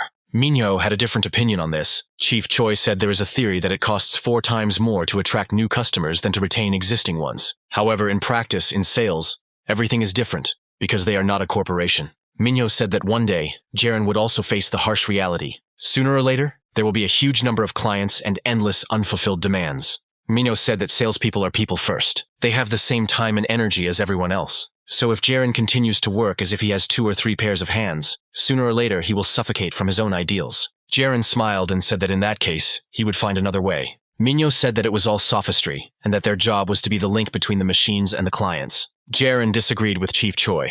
The guy said that if they were just a link, then the client would only benefit from the purchase, and the salesperson's job would become meaningless, and such a profession would simply die out. Minho realized that he couldn't convince Jiren, so he said that they couldn't understand each other. Manager Choi said that they were 2 different people. Jiren replied that they just had different values. There was silence for a while. Minho walked towards the exit and said that maybe that was the case. That was the end of their conversation. Jiren thought about what Chief Choi had said and understood his position, but he had no intention of changing his own. Minho walked into the parking garage alone. Jiren's words left the man baffled. There were a lot of questions that Minho didn't have answers to. Exactly the next day, Choi Minho submitted his resignation. 2 days have passed since Jiren and Minho's conversation. On none of these days did Manager Choi show up for work. Yongbak and Jiren were drinking coffee on the rooftop, and the manager asked the guy what happened between him and Minho at that skills competition. Jiren said that the Manager Choi promised to quit if his results were worse, and Yongbak reminded that the results would not be announced until a week later. Jiren said that they talked to Minho after the competition ended, and he had already decided everything. Yongbak said that Manager Choi would definitely be the best employee of the year in their branch, so he doesn't understand the reason for his departure. Then the thought occurred to Yongbak that Minho had not quit, but had run away. Even if it's easy to find a new job in sales, it's not normal for a manager to just run away without telling the team. Yongbak said that after Minho left, he thought things would be different. The manager said he felt sorry for Jiren, but he was grateful to him. The guy looked at Jongbak as if he didn't understand what they were talking about. The leader said that there was no way Jiren didn't know that he was using him to get rid of Minho. The guy confirmed his suspicions, but said he wouldn't call it exploitation, so he asked the manager not to worry. Jongbak smiled and thanked Jiren for his understanding. Jiren knew that if branch manager Lee Sang-shik had been more strict, then branch manager Jong Jongbak wouldn't have had to go to such extremes. But Jongbak's decision was correct. He ensured himself before Jiren's departure. Otherwise, Minho would soon have driven out Sang-shik, and he would have resigned. Jongbak said that soon the teams will start to merge, and he will become the leader of the first team, the third will become the second, and the first will become the third. Manager Junsub will become the leader and recruit new recruits. Jongbak said that the best salesman this year will be Jiren and thanked him for his hard work. It was already late autumn outside, so the manager said that it was cold on the roof. Jongbak advised Jiren to go inside and he would smoke another cigarette and then go too. The guy didn't object, bowed and headed towards the exit. As soon as he entered the building, he received a message. Jiren was written to by Shin Chae-yoon and asked if the guy had received tickets to the premiere, since he was the one who recommended her to star in this film. A week later, the results were announced, and the participants of the professional skills competition were awarded. Jiren was presented with the first place award, and was kept on stage for a while to take a photo with the CEO. Tae-hee said the guy was promising and called him his deputy, but Jiren corrected him and said he was a junior manager. The CEO didn't lose his composure, and asked if the guy had seen the certificate of honor. The man said that Hinshin Motors had nominated Jiren as its deputy. Jiren only now noticed the inscription on the certificate of honor. The guy was very surprised, and Tae-hee said that Sonhak tried hard. The CEO shook Jiren's hand and told him to keep up the good work, and the guy promised he would try. After the awards were presented, Jiren left the hall and met director Sunhak at the exit. The guy bowed and Sonhak said that this was their first meeting in Seoul. Jiren recalled that the man was a member of the commission and was present during the tests. Sonyak said that it didn't count since they didn't even exchange a word. The director said that thanks to Jiren, the skills competition was much more fun, and suggested that they take a little walk since it was too noisy here. The boy agreed and followed the man. On the way, Sunhak said that they had become a bit distant after Pontio's summer promotion, and Jiren said that the director had not come to Daegu at that time. The guy understood that he had successfully carried out the action that was given to him to set him up, so Sonhak was ashamed to come. The director announced that starting tomorrow, Jiren will be given a car from the company in honor of becoming a representative of Korea, as a congratulation. The boy bowed and thanked the man, but he noticed that Jiren was not surprised. Jiren replied that it was, in any case, a company car that was given to them for a year. Sonyak said that he liked the guy anyway, so he would like to see him more often. Jiren reminded that they only see each other when the director comes to Seoul, and the man confirmed this, saying that he is a very busy man. The boy understood that Seonghak was not the type to act aimlessly, so there was no need for him to come and tell Jiren all this. The guy suggested that grandfather Sonhak's condition had worsened significantly, which greatly surprised the director. The man wasn't sure what he had told Jiren about this, but Jiren convinced him that it had been a long time ago. Sonyak said that even if the old man gets better, his illness is like a time bomb. You never know when it will detonate. The director wants to make a decision as soon as possible, but now is not the time or place for this conversation. So he suggests that Jiren go out for a drink today. The guy apologized and said that he already had an event planned for today. Jiren said he was invited by his client to a preview of the film, so he can't put it off. Sonyak didn't know that the film had already been released. Jiren realized that the man was being disingenuous, because today was the pre-screening for regular viewers, and the screening for interested parties should have already taken place. Sonyak said he was genuinely intrigued because the film turned out better than expected. Jiren asked if the director had seen the film, and he replied no. The guy didn't understand what caused this and asked directly. Sonyak replied that the most interesting thing is to watch how they squeeze all the juice out of the trump card. That evening, there was a preview of the film, to which Jiren was invited. The audience announced that there would now be a greeting from the film crew and actors. The actors took turns coming out on stage and greeting the audience. People responded well to the appearance of each actor.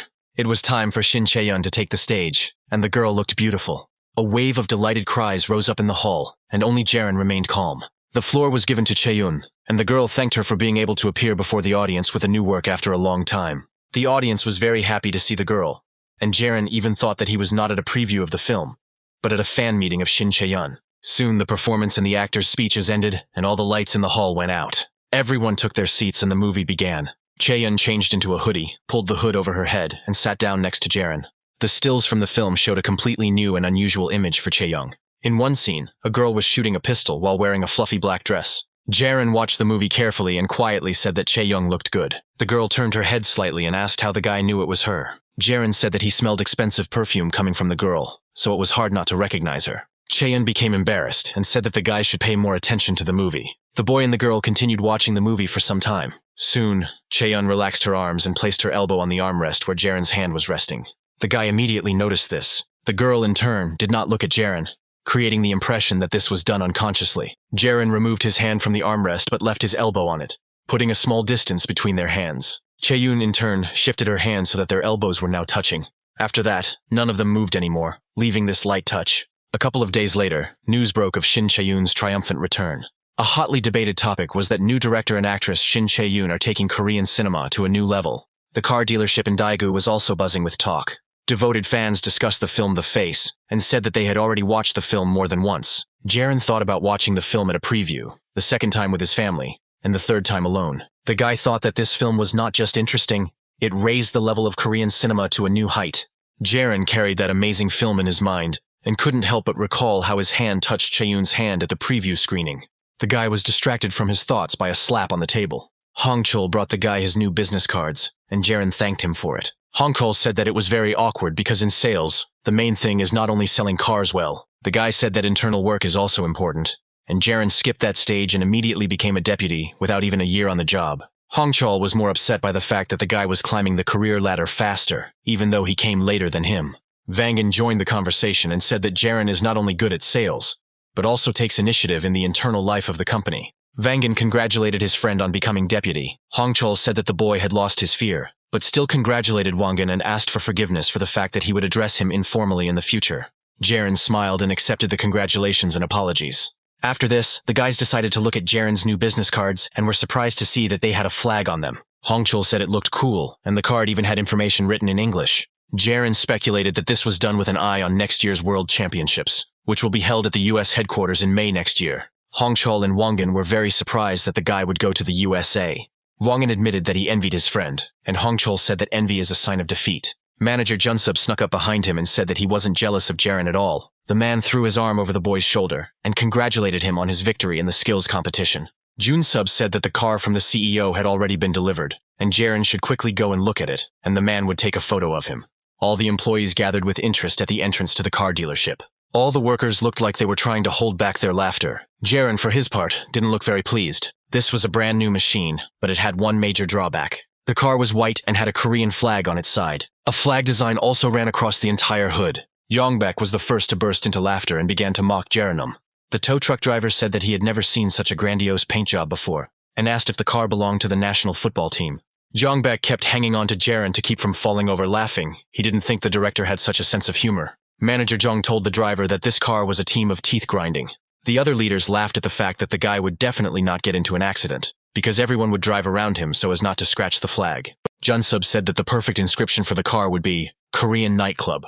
Jiren watched from the sidelines as his colleagues mocked him, but was distracted by a notification on his phone.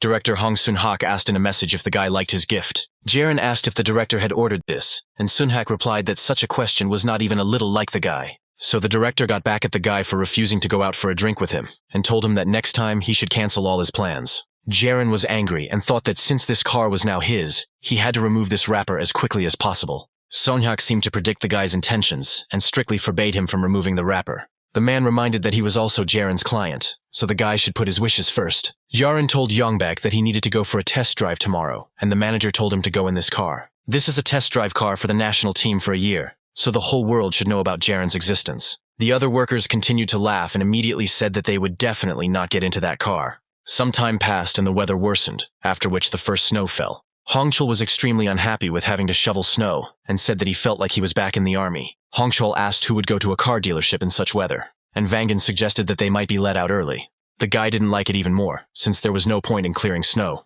So he asked why the management didn't hire a newbie, since Jiren was already a deputy. Meanwhile, in Sanshik's office, discussions began on the new team lineup. 3 managers provided the head of the branch with pieces of paper with the names of employees they would like to see on their team.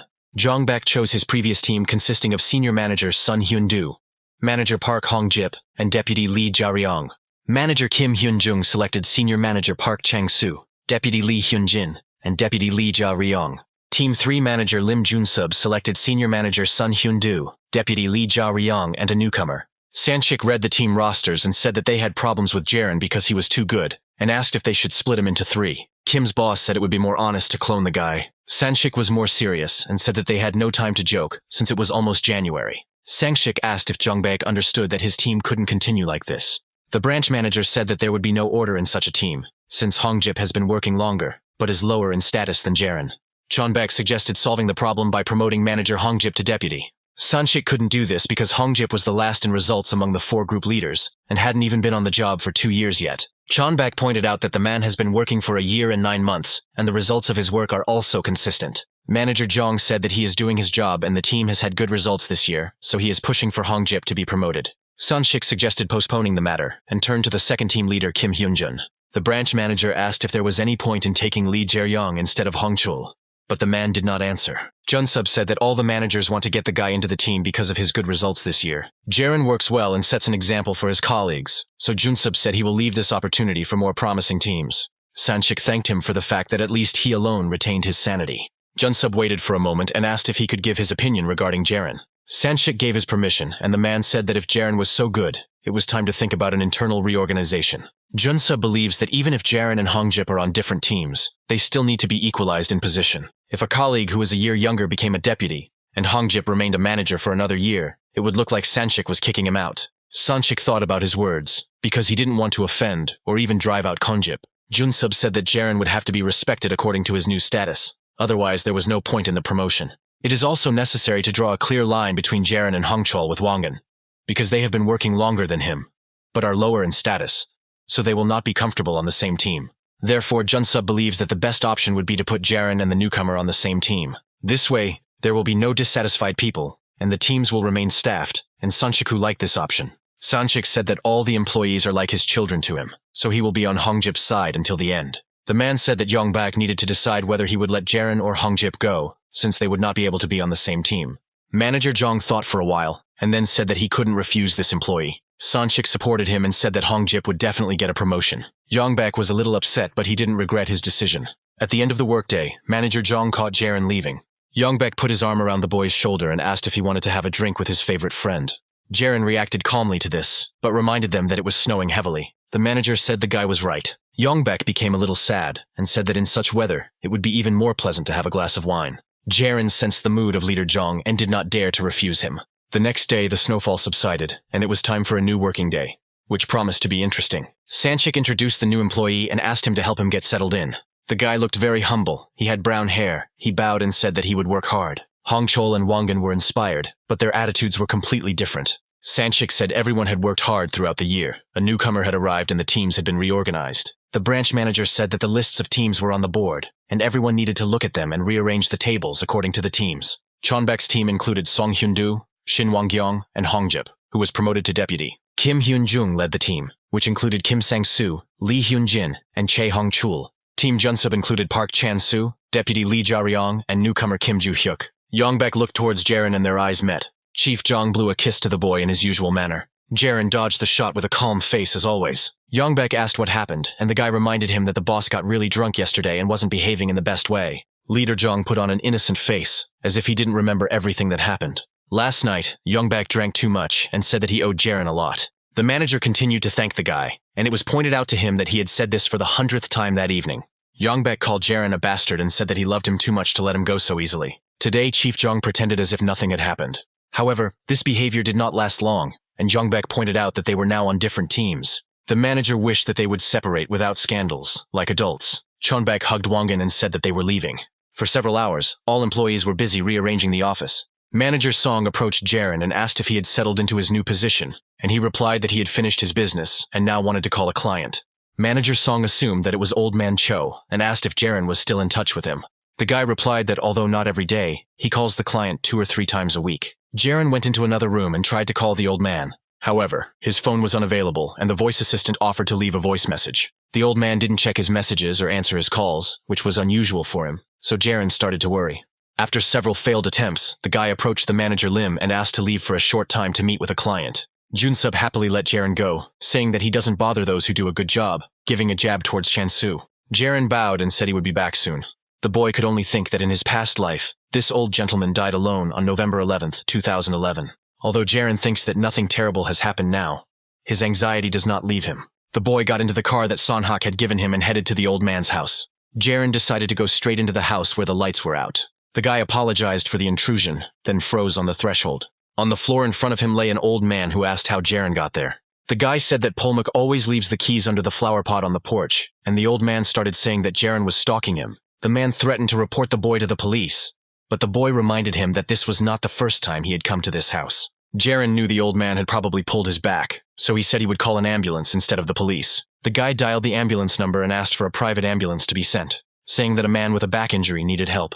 Jiren hung up and asked how long Polmuk had been lying there, and he replied that it had been about an hour or two. The guy asked where his phone was, and the man replied that he heard it ringing in the next room, but he couldn't come over and answer. Jiren said that Polmuk scared him a lot and was worried the whole way here. The old man laughed and said he had tried well, but then a pain shot through his back and he winced. Jiren wiped the sweat from the man's face and said there were benefits to having the heat on in his house. The room was silent for a moment as the pain in Polmuk's back subsided.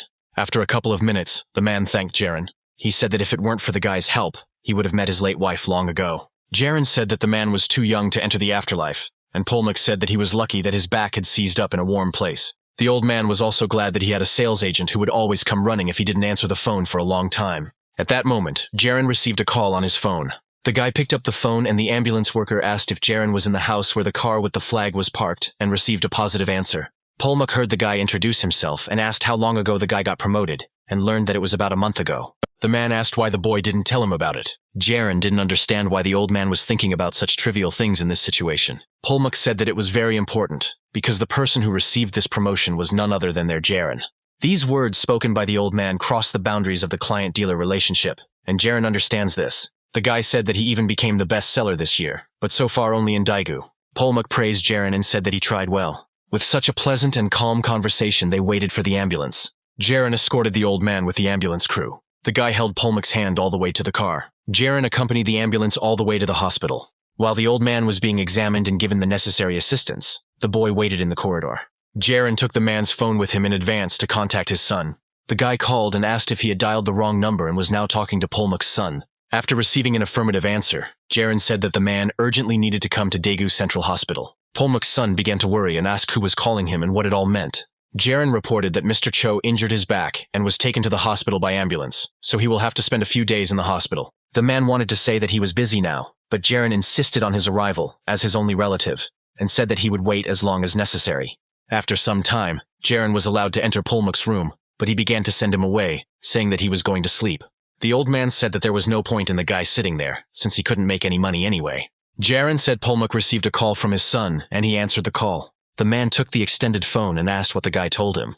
Jiren replied that he had given his son a small reprimand. The boy told Polmuk's son that no matter how busy he was, he should come to Daegu at least sometimes. The old man began to scold Jiren, claiming that his son treated him well and that there was no need to scold him. However, Jiren said that in the last year, whenever he visited Polmuk, he had never heard about his son or seen a single new photo in the living room.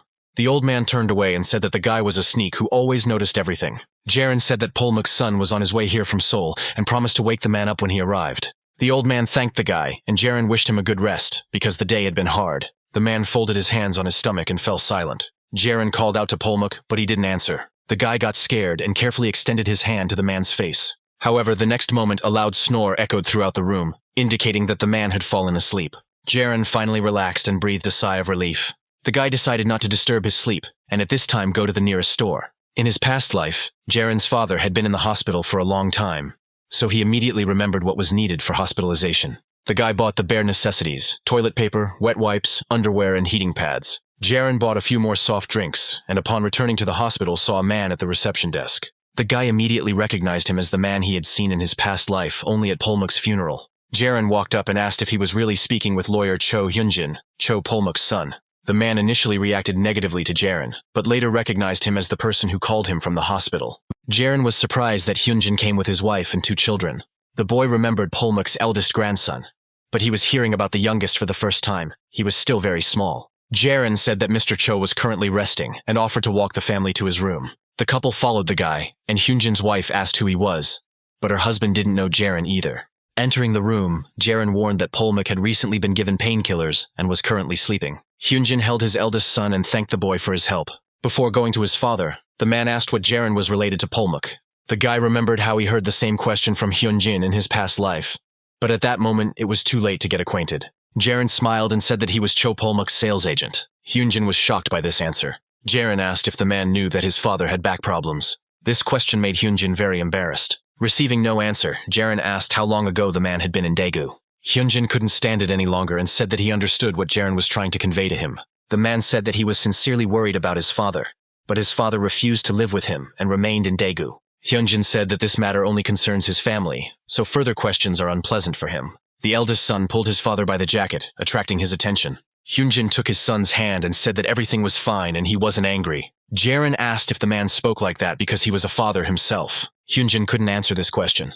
Jiren said he thought it was just his father, but things turned out differently. Jiren suggested that when a man becomes a father, he tends to talk less about his own weaknesses. The guy understood Hyunjin's feelings perfectly now. He believed that he should not have been kept in the dark about his illness, and that being busy was no excuse. Jiren said calling often is good, but older people value face-to-face meetings much more. The guy explained that he said this because he himself could not do it. Jiren hoped that Polmuk was awake and could hear all of this, and would be able to understand his son better. The boy bowed and said goodbye to Hyunjin and his family. Now Jiren himself understands that this problem must be solved by the whole family. The boy was walking down the hallway and called his father, asking what time he would be free. After hearing the answer, Jiren said that he would pick him up today and wait at the exit. The guy said that he had picked out a cool car and wanted to take his father for a ride in it today. After some time, Hyunjin arrived at his father's house. The guy walked into the living room and recalled that after his mother's death he began to talk to him less often. Hyunjin looked through the shelves and noticed his wedding photo on one of them. The man ran away to become independent, found a job in Seoul, and got married. This place, which his father built with his own hands after his retirement, became a stranger to Hyunjin. However, now he is back in this house. He looks at the photographs of himself and his son that his father collected. Each photograph stood and hung in a frame, serving as memories of wonderful moments. However, there were only early photographs everywhere. The phone in his pocket began to ring, distracting Hyunjin from his thoughts. The man took the call and heard his wife asking if he had arrived safely. Hyunjin replied that he just entered the house. His wife asked him to take winter socks and towels with him, and the man went to look for them. Hyunjin apologized for making things difficult for the girl by having to babysit his father and children. His wife told him not to apologize and to come quickly and help with the children, and to take more socks, because his father's feet were cold. Hyunjin walked into the room and asked if he should hire a sitter. Polmuk had only old, worn-out socks in his closet, and he told his wife that he would be leaving for Seoul tomorrow, and that it would be hard for her. The man was confused and didn't know what to do. After a few moments, the girl said that she had been thinking about this situation. This time, his wife suggested taking his father with her to Seoul. Hyunjin said that his father himself said that he didn't want to leave Daegu. The man looked into the empty rice cooker and said that they had nothing ready at home yet, and their youngest child was not even a year old. The wife agreed, but asked what would happen if it happened again and the sales agent was not around.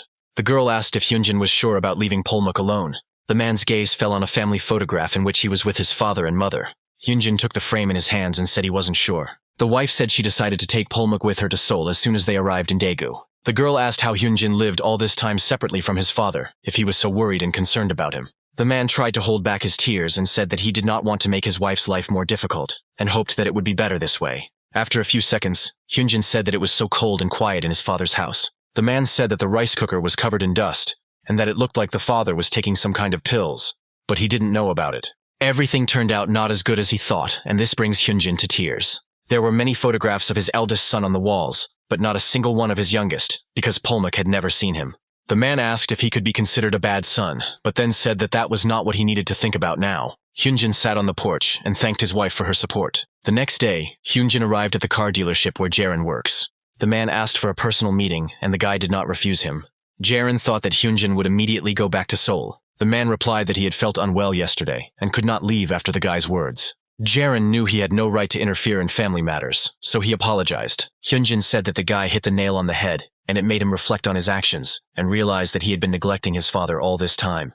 Jiren became worried and said that was not what he meant. The guy apologized for crossing the line, as it was a personal matter for the Polmuk family, and he shouldn't have interfered. Jiren said that he wanted to tell Hyunjin to pay more attention to his elderly relatives and spoke too harshly. The man understands him, because in their time living together with parents only created inconvenience for each other. Everyone says that it is better to live separately, and Polmuk said the same, and Hyunjin simply followed everyone's opinion and his father's words. The man said that he now knows about his father's illness, and he is not such an ungrateful son as to remain indifferent as before. Hyunjin said that even if Polmuk refused to go with them this time, he would do everything possible to persuade him. Jiren said the man had made an important decision, and thanked him for his understanding. Hyunjin said that this is the first time he has seen a person like Lee Jiren. The man remembered his father's words about the need to see the essence of people, and only then will it be possible to find those with whom you can move mountains. Jiren and Hyunjin repeated in unison what Polmuk said about everything being okay. Jiren said he heard that a lot too. Hyunjin said that this is why he decided to start a good relationship with the guy. The man said he had a small company in Seoul and was just looking to buy a small company car. Hyunjin said that in the future, he would like to entrust all the company's cars to Jiren. Jiren remembers that in a past life, at his father's funeral, this man offered to buy the car that his father was going to buy. Since Jiren failed to keep the promise he made to the deceased, he decided to refuse. But this time his answer had to be different. The guy smiled and said that he would be glad to help, and asked to rely on him in this matter. Hyunjin was happy, and suggested making a deal today. A couple of minutes later, the guy brought a contract to fill out and sign. Hyunjin remembered that he forgot to specify the number of cars. Jiren showed him the documents and asked how many cars the man wanted to contract for. Hyunjin raised his hand up, showing 2 fingers. But a second later, he raised the second one, showing 5 more fingers. Jiren was shocked because he didn't think that Hyunjin would decide to buy 7 cars. Over the next few days, the excitement around the new film face grew. Chaeyoon participated in many fan meetings and signed autographs. After a long day, the actress was relaxing in her dressing room. Her manager Kim Tae-woo informed the girl that there were a lot of people in the parking lot at the entrance, so it would be better to wait. Chaeyoon was no longer as happy and active and said she was tired. The actress asked the manager if she had a free window in her schedule to relax and not be in a hurry. Tu replied that time was short, but they could rest a bit. And besides, there was the Shili Hotel nearby. Chaeyoon thought for a moment and declined the hotel, saying that they would stop along the way. The actress looked at her staff and asked if there was a place they would like to stop at on the way. The stylist girl said that Daegu is famous for its dumplings, excellent chicken skewers and yaki udon. Tae-woo and Chaeyoon looked at the girl in surprise, and did not understand why she mentioned Daegu in particular. However, the manager quickly realized that the actress did not look as confused as he did. Chaeyoon caught Tae-woo's suspicious gaze and asked what it meant. The manager asked if the girl was planning to buy real estate in Daegu, and said that it would be a well-thought-out investment plan. Chi-yoon said that it made sense, since you never know when they'll decide to banish her from this realm. Tu was glad that his assumptions were true and praised the girl. However, his mood changed after that, as he realized that the time had come when even Chaeyoon would have to engage in investing. Soon the girl couldn't stand it any longer and jumped up from the sofa. Startled by Chaeyoon's unexpected reaction, the manager and stylist asked where the girl was heading. Chaeyoon left the room, leaving a last word for them not to follow her. The girl closed the door to the dressing room and leaned against it. Chaeyoon took out her mobile phone from her pocket and checked the incoming messages and calls. However, she did not discover anything new, which greatly upset her. The girl stood there for a while and thought, after which she pushed away from the door and left. Chaeyoon went down to the parking floor and stood in front of her car. The girl looked at the car for a long time and was happy with it. But there was one thing that melted her. Chaeyoon thought about why she couldn't just go and break something. The girl slammed her palm on the hood of the car and asked why this car was so strong. In response to the blow, the car's alarm went off, causing the girl to flinch. Meanwhile, business is going well at the Daegu dealership. Manager Lim was shocked that Jiren sold as many as 7 cars at once. Jun-sub asked what happened, and if the guy had hacked the corporation. Jiren smiled and said that perhaps that was what happened. The manager asked if this was organized in January, and the guy answered in the affirmative. Wang-in and Hongchul were eavesdropping on the conversation, and were no less surprised than Jun-sub. Leader Lim said that even if Jiren lazed around for the rest of the month, he would still end up in first place. Jun-sub praised the guy, and sent him to the second floor to the office area. As soon as Jiren was out of sight, Chief Lim rubbed his head and said that he shouldn't worry so much and should pull himself together. Meanwhile, Jiren climbed up to the second floor, but was met by a crowd of people from above. 4 officers surrounded the guy from all sides, with shocked expressions on their faces. Manager Song approached Jiren and reported that team leader Lim Jin's scream came from above. The man asked if the score was really 7-1 now, and Jiren confirmed it was. Chang-soo was very angry, but he thought it was just a coincidence and didn't have much significance. Sanchik jumped up behind Jiren and said that the guy was their ace, their trump card. Jiren, in turn, was thinking about the fact that usually in early January-February, the off-season in the automobile industry begins, lasting until March, since a lot of money is spent during the Lunar New Year. In cold weather, people tend to be less active, and it is difficult to walk lightly around the exhibition hall. Customer indifference became the main reason for conflicts of interest between the head office and dealers. At the beginning of the year, people usually want to sell their cars, because there were a lot of discounts at the end of the year. Accordingly, there are no discounts at this time, so customers refuse to buy new cars, reducing incentives for dealers. Based on this, Jiren believes that in these times it is worth taking an even more humble stance, as these are the basics of inside sales. Sanchik, in turn, could not calm down from joy, and says that even though the beginning of the year was difficult, there is no need to despair too much. The branch manager said that everything would go well if they did everything with a cool head, and wished everyone a good day. Manager Song said that the happiest person here is the branch manager. The man said he heard that their showroom would be the best in the country this month. Sanshik responded that the intensity of positivity does not decrease with each passing year, but noted that there is no such thing as a perfect match. Manager Sun seemed to have been doused with snow, and even Jiren could sense the indignation radiating from him. The man said that Sanshik should be kind to him, since he had been told fortunes by the Sage and was told that he was a man with a high future. Soon, the branch manager and Jiren calmed down and smiled at Manager Sun's words. At that moment, Yongbek approached Jiren and called him a gumiho. When the boy's attention was turned to the leader, the man waved his hand, calling him to come with him. Jiren did not refuse, and soon they were sitting in one of the negotiation rooms. The boys remained silent for a while, after which Yongbek said that he felt very sad. Jiren looked up from his coffee and asked what was causing the manager's bad mood. Yongbek said that if the guy did much better, he would decide to do it on his own, and asked if it was because Jiren was deliberately hiding his skills. Jiren replied that it had nothing to do with his skills, but simply a coincidence. Yongbek said that everything changed after the guy came, and his talent is a pure diamond, and the leader can do a lot with it. Jiren replied that he himself could do little, since he was not a god. Yongbek didn't argue with him and asked how the filming went. Jiren replied that the filming took place 2 days ago. The hidden condition of the first place prize in the competition was the model of selling cars directly from home. At this time, teleshopping began to become a trend. Thus, home-based car sales began to take off. Even if a company maximizes sales in the short term, it will negatively impact sales representatives' profits in the long run. After the broadcast ends, special prices will apply for purchases from home. However, for customers, the special price becomes the standard price. After the broadcast ends, when the client comes for a consultation, he will be surprised by the standard price of the car. Since the price will differ from that stated in the limited time advertisement, the customer will refuse to purchase. Yongbek said it was more of a double-edged sword. However, there is also something useful in this, since the advertisement will be launched on a model that sells poorly, which will help to get rid of the remaining stock faster. Jiren agreed with this statement. Yongbek thanked the guy for the good conversation and wished him a good day. Soon after, Jiren had a meeting with an old acquaintance. While the guy was waiting for the meeting, he was approached by a man who was conducting a qualification check for new employees of the tailor company. Jiren was surprised when he saw him and asked what the team leader was doing here. The man replied that he had come for work and would like to congratulate Jiren on his promotion. The group leader also thanked the guy, but he didn't understand why. The man recalled that Jiren helped Chaeyoon choose the next film she would star in. The manager was initially surprised that the guy managed to convince the girl to buy an SUV. However, the man then mentioned a film that Chaeyoung had originally planned to star in. The executive asked if Jiren knew that the film had flopped at the box office, and he replied in the affirmative. The man said he got goosebumps from what he saw. After watching the film Face, the director decided to watch Our Time. The man recalled experiencing too many emotions while watching the film and breaking out in a cold sweat. The manager leaned forward sharply and said that he really appreciated it and valued Jiren's advice, because thanks to him, everything was fine with Chaeyoun now. Jiren recalls that he also decided to watch the film to see the difference between Chaeyoun and Imjin's versions. Since the film was previously only carried by Chaeyoun's performance, the change in cast played a key role, and now it was unwatchable due to the poor performance of the new actress.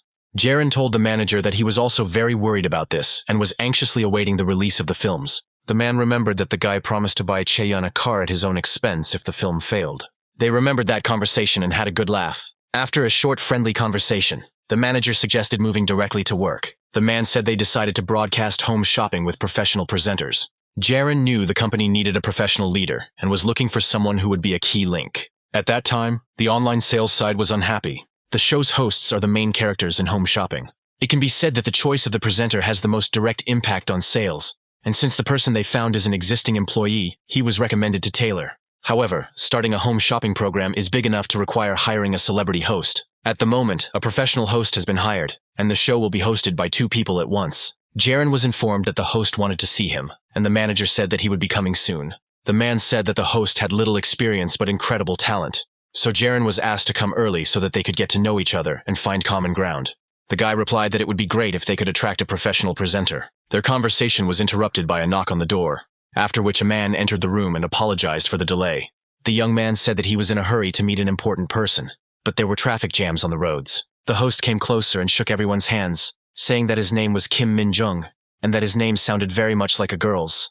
Jiren introduced himself and said that he also has a unique name, with which he never gets lost. Jiren remembers this young presenter as he was literally his teacher in a past life. In this life, this is their first personal meeting. Typically, the largest number of viewers visiting shopping sites are women between the ages of 30 and 50. As a result, female presenters have gained popularity, and one of the reasons is the tone of voice. In women, it is softer than in men. This tone is often called the voice of the soul. This has the effect of further stimulating the minds of consumers. Skills can only be demonstrated through training, and this young presenter made his debut as a show host in 2005. In the world of hosts, regardless of gender, the person with a strong position who confidently took first place is Kim Min-jung. If a young man becomes famous and publishes a book, it will become a bestseller. When Min-jung lectured, the DVDs sold in huge numbers. The presenters have the same roots as import car salesmen, and this was a guide for Jiren and many other sales representatives. Now Min-jung looked at Jiren and asked if he was disappointed that a non-girl came as the host. The guy replied that cars are inherently different from other consumer products, and said that Min-jung was the perfect fit to be the host. The host smiled and said he felt confident when Jiren spoke like that. Min-jung said that even if it is the same business, online shopping has the advantage of convincing an indefinite number of people in real time. The presenter was a little worried that the current dealer wanted to have two presenters. Min-jung looked at Jiren and asked if there was really a huge difference between him and the expert. Jiren looked into the leader's eyes and realized that he was not an ordinary person. But if he wanted a fight, the guy was not against it. Jiren said that he relies on Min-jung because he is right that there is a difference between them. The guy said that despite the fact that he is a car sales specialist, this is his first experience participating in a broadcast. Jiren's answer made Min-jung realize that things weren't as simple as he thought. The presenter took several sheets of paper out of his bag. Min-jung said that Jiren wouldn't need it since he's not a newbie. Jiren pretended not to understand what the presenter was holding, and said he couldn't know whether he needed it or not. The guy could only guess what aspects should be presented as an advantage. Min-jung put the papers on the table, and said that he had compiled their advantages based on the information he had received from the company. Jiren flipped through the notes and realized that compared to more expensive models of the same brand, the small body was considered an advantage. The car they will present in online sales is distinguished by its comfort and convenience on any road. Headlights, lights, everything is top-notch. Convenient lighting parameters even without adjustment. The roof antenna can pick up a signal even in the most stalemate situations, although this is not from the point of view of an automotive expert, but everything was carefully organized. There is definitely another side to the coin, as the current Kim Min-jung is a newbie as the host of the show. He is working there for the second year. But in Min-jung's past life, when he won first place and became famous, people's opinions about him were greatly divided. In a past life, Jiren was somehow lucky enough to attend a lecture from this famous presenter. Min-jung then asked if his listeners had heard of selling ice in the Arctic, or selling sand in the desert. The boy asked why a desert dweller would pay for sand. But what should sellers do in this case, because they have to do their job and get money from customers? Min-jung asked if the audience wanted their product to sell better than other products in their industry. In that case, they will have to sell, and sell again. The question is how to do this. Min-jung said that even the most useless item needs to be given meaning, a name and a price tag to become a work of art. But if you remove this price tag, then it becomes an unnecessary thing again, and then sales will be the same. The seller's job is to find meaning and highlight it, so he must arm himself with his strengths. Jiren still had a lot to learn back then, but he was always concerned that the only priority was sales. The items Min-jung has for sale change daily and all current sellers are the same. Salespeople like Jiren are always needed. Moreover, cars are the most expensive and in-demand consumer goods. The more consumers spend, the better it is for retailers. Min-jung's idea is to focus on sales, but it is inevitable that he will run into problems later. Therefore, Jiren's main task will be to try to convince everyone that he is right. The first step in the online car sales format is for the customer to place an order and make a deposit of 100,000 won. In the second stage, the received information about the client is provided to the head office and sorted by region. In the third stage, thanks to the skills of the host Kim Min-jung, sales increase. However, in this format, conflicts will inevitably arise and Jiren needs to figure out what to do about it. Jiren looked at Min-jung's notes and said that automatic headlight adjustment is built into all newly released cars. The guy believes that there is no need to include this point in the advantages of the car model. The host stopped Jiren and said he acknowledged the fact that he was not an expert on cars. Min-jung is convinced that most customers have already realized this. The presenter said that all cars have headlights, so it will not affect sales. Therefore, it is just a difference in perspective. Min-jung pointed to the papers and asked them to pay attention to his notes. The presenter asked who in their day would like a car with such a long antenna.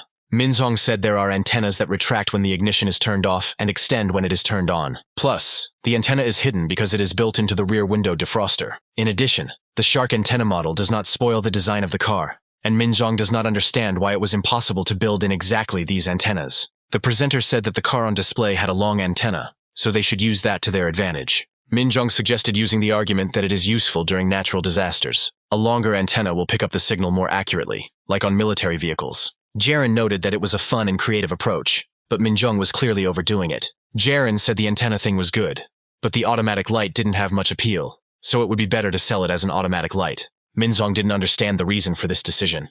Jiren said such a statement would cloud the client's current view, essentially saying everything is on hold for the sake of sales. Minjung said that he only listened to Jiren because he was working here now. But marketing was his specialty, so there was no question of him slowing down. Jiren looked at the presenter and said that he understood everything perfectly. The guy said that delaying action usually causes cognitive dissonance in consumers. Jiren noted that from a marketing perspective, this could be interpreted as self-rationalization. In marketing, you need to wow the consumer. And the reason it's worth the effort is simple: the norm. Even if there is unjustified consumption, buyers are deceiving themselves. If the buyer doesn't like the purchase too much, he has no choice but to use it, because the money has already been paid. The customer may not even like the color of the purchase, but the brand will attract his attention. However, Jiren asked whether this applies to high-involvement products like cars. There is a difference between using this product for a short period, that is, no more than 2 years, or for many years of use. Years of savings will go into one purchase, and if it's an installment plan, you'll have to pay hundreds of dollars over several years. Jiren said that even if such products manage to temporarily dazzle consumers with simple packaging, it could later become a legitimate lawsuit. Minjung was a little confused and asked if anyone would really file a lawsuit over an automatic light. The host said the antenna story was true, but Jiren noted that that part would not be part of the complaint. Jiren said there was a big difference between not knowing and being lied to. The presented antenna will be useful only in emergency situations, but how often do they happen? In quiet times, this antenna will spoil the appearance of the car. The customer will think that the automatic headlights are a unique feature of this car. But is there anything else? However, sooner or later the customer will begin to understand that automatic light was nothing more than an elementary thing in a modern car. This will be the trigger, and now every part of the car will be under suspicion, and after that the customer will start to feel like he has been cheated. Every time he looks at the car, he will feel uneasy. A person will start to be irritated by literally everything, from the creaking sound from under the bottom of the car when pressing the brake, to the speed with which the windows are lowered. All this will become the subject of a claim, but it will not be possible to change the car quickly. Jiren said that this is why, instead of passing off the disadvantages as advantages, it should be taken more lightly. This is the main difference between the car and other products that Minjung previously sold. Jiren said that they should never deceive future clients. Despite all his efforts, the boy noticed that persuasion wasn't working, but Minjung couldn't be blamed for that. Anyway, he is a sales representative for Taylor. The manager watched this entire conversation from the side. Just like the last time Jiren talked to Chi-yun, the man felt extremely uncomfortable. Jiren understood that during the consultation, the client would give a lot of reasons why he would not buy the product. The person will say that the car is small, the antenna is on the ceiling, so he will continue to convince himself that this purchase is not worth it. These are the words that the seller will have to ignore. One by one, the car's shortcomings are replaced by its strengths to convince the consumer. However, if he speaks unconvincingly, this will only make the situation worse. This is what will subsequently become the basis for the idea that the client was deceived. Therefore, it is necessary to convince the client so that he himself becomes interested in the car. If you continue to go with the flow, the things that are real strengths will definitely resonate with your customers. To do this, you will have to distribute your forces in such a way as to attract both reason and emotions. Then, even if a defect is later discovered in the car, it will be unfortunate for the customer, but nothing can be done about it. The client will pay less attention to them, since he will initially fall in love with the advantages of this car. Only then does cognitive dissonance arise, since the seller did not lie. For consumers, a certain amount of cognitive dissonance is necessary for enjoyable consumption. However, Jiren and Minjung are completely opposite people. The presenter listened to Jiren, but noted that the noise coming from underneath the car was a defect. The man does not see anything wrong with the fact that there is a grinding noise when pressing the brake, because it is just a small drawback. And the speed of lowering the windows is pure nitpicking, because after the purchase, it did not change. Even if the speed of lowering the windows differs from each other, everything can be fixed during repairs, because the problem is not in the part that suits the buyer. Jiren expected that Minjung was not the type of person who could be persuaded so easily. The guy said that there are many reasons for noise coming from the bottom of a car. It could be a problem with the tires, or it could be a problem with the engine or transmission. Jiren asked if this was a defect, and Minjung replied that it was an obvious defect. The guy said that it might be a defect, or it might not be, because this issue needs to be checked at the center. If the glass goes down at a different speed, the cause may be a foreign object. When power is supplied to the side mirrors, they turn on, but this may happen with a slight difference, since the signal is closer to the left edge. It would be great if the client understood this himself. But on the other hand, he will have to go to the service center, and then the client will hear that the car was like this from the start. This would be a disadvantage rather than a flaw, but that is not the point. By exaggerating the functions, if the client ends up feeling cheated, the attachment will immediately cool, and only the feeling of cheating will remain. Minjung pointed out that he was not a customer, and Jiren was talking to him as if he was a liar. Jiren said that if a consumer feels like they've been scammed, then they've been scammed. At least they'll be confident in that. To start, you need to sell, but it's not just about selling. Minjung couldn't listen to this any longer and turned to the leader. asking if he was the person in charge. Afterwards, the presenter said that they would have to broadcast separately. The manager was shocked by this statement, as he did not think that a conflict would arise between the guys. Jiren expected this outcome, but thought he could avoid it. Minjung reminded that online sales are conducted live, so there is no script, so the host has to rely entirely on improvisation. The young man said that on the show, the host is the most important figure. Minjung looked at Jiren and said that the consultant would not follow his example since it was beyond his power. Jiren responded to this by saying that he was not trying to belittle Minjung's abilities. He understands that the main task of the presenter is to sell the largest amount of goods in the allotted time. A salesperson is a person who has to think long-term and take into account the wishes of customers. Jiren said he just wanted to point out that there was an obvious difference in the nature of their work. Minjung was angry and said that this broadcast was very important to him because he wanted to succeed in this business. Cars are one of the few areas where male presenters can excel. Minjung doesn't understand how it's possible to do a live broadcast if everything doesn't fit together like that. The host admitted that he had never sold cars, but Jiren, in turn, was on the broadcast for the first time. Minjung pointed out that the broadcast is definitely different from regular sales. The host asked if Jiren should be selling cars on the air if he can't follow his instructions. Jiren notes that his speech was great because the young man is proud of his work. His abilities are outstanding, and his greed is incredible. But if there is no respect for other people, it is all just arrogance. Jiren said that if there is an opportunity to broadcast separately, then he is willing to do so. The guy also agreed with Minjung's opinion that they wouldn't work together. The host tried to put pressure on Jiren, but he failed, so there will be no compromise. Jiren asked if Minjung wanted to meet him in advance in order to force him to refuse the joint broadcast. The presenter shuddered, because the newcomer turned out to be not as simple as he thought, and his plan failed. Being late for the meeting was the first blow, as Minjung was annoyed that he would be sharing the audience's attention with a newcomer. Then the host tried his best to pressure Jiren so that the guy would unconsciously behave quietly on air, so as not to stand out. Jiren saw through his plan from the start, and isn't going to let it go unpunished. Minjung chuckled smugly and said that he would notify the organizers of this decision. The host said he would have fun watching an amateur broadcast alone. Minjung stated that if an accident occurs during the broadcast, he will not be held responsible for it. Meanwhile, the manager's head was already splitting from the endless arguments between the two young people. Minjung asked Jiren which order he wanted to perform in, and the boy replied that he would go second. Jiren decided that he would accept all the conditions of the leader, and then destroy him on his own battlefield. The guy approached the manager and asked if he was satisfied with everything in this regard. The man could answer little. He only asked why everything was happening this way. However, neither Jiren nor Minjung were going to go back on their words. Jiren looked straight at the leader with a slight smile on his face. After a few seconds, his smile became more relaxed, as if reassuring the manager that everything would be okay. The man relaxed a little, feeling support from Jiren.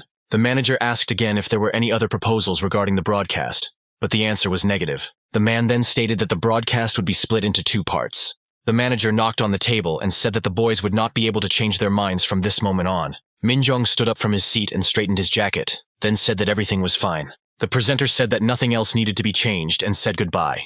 Jiren looked after him, but said nothing. The next day, the entire crew gathered on the set.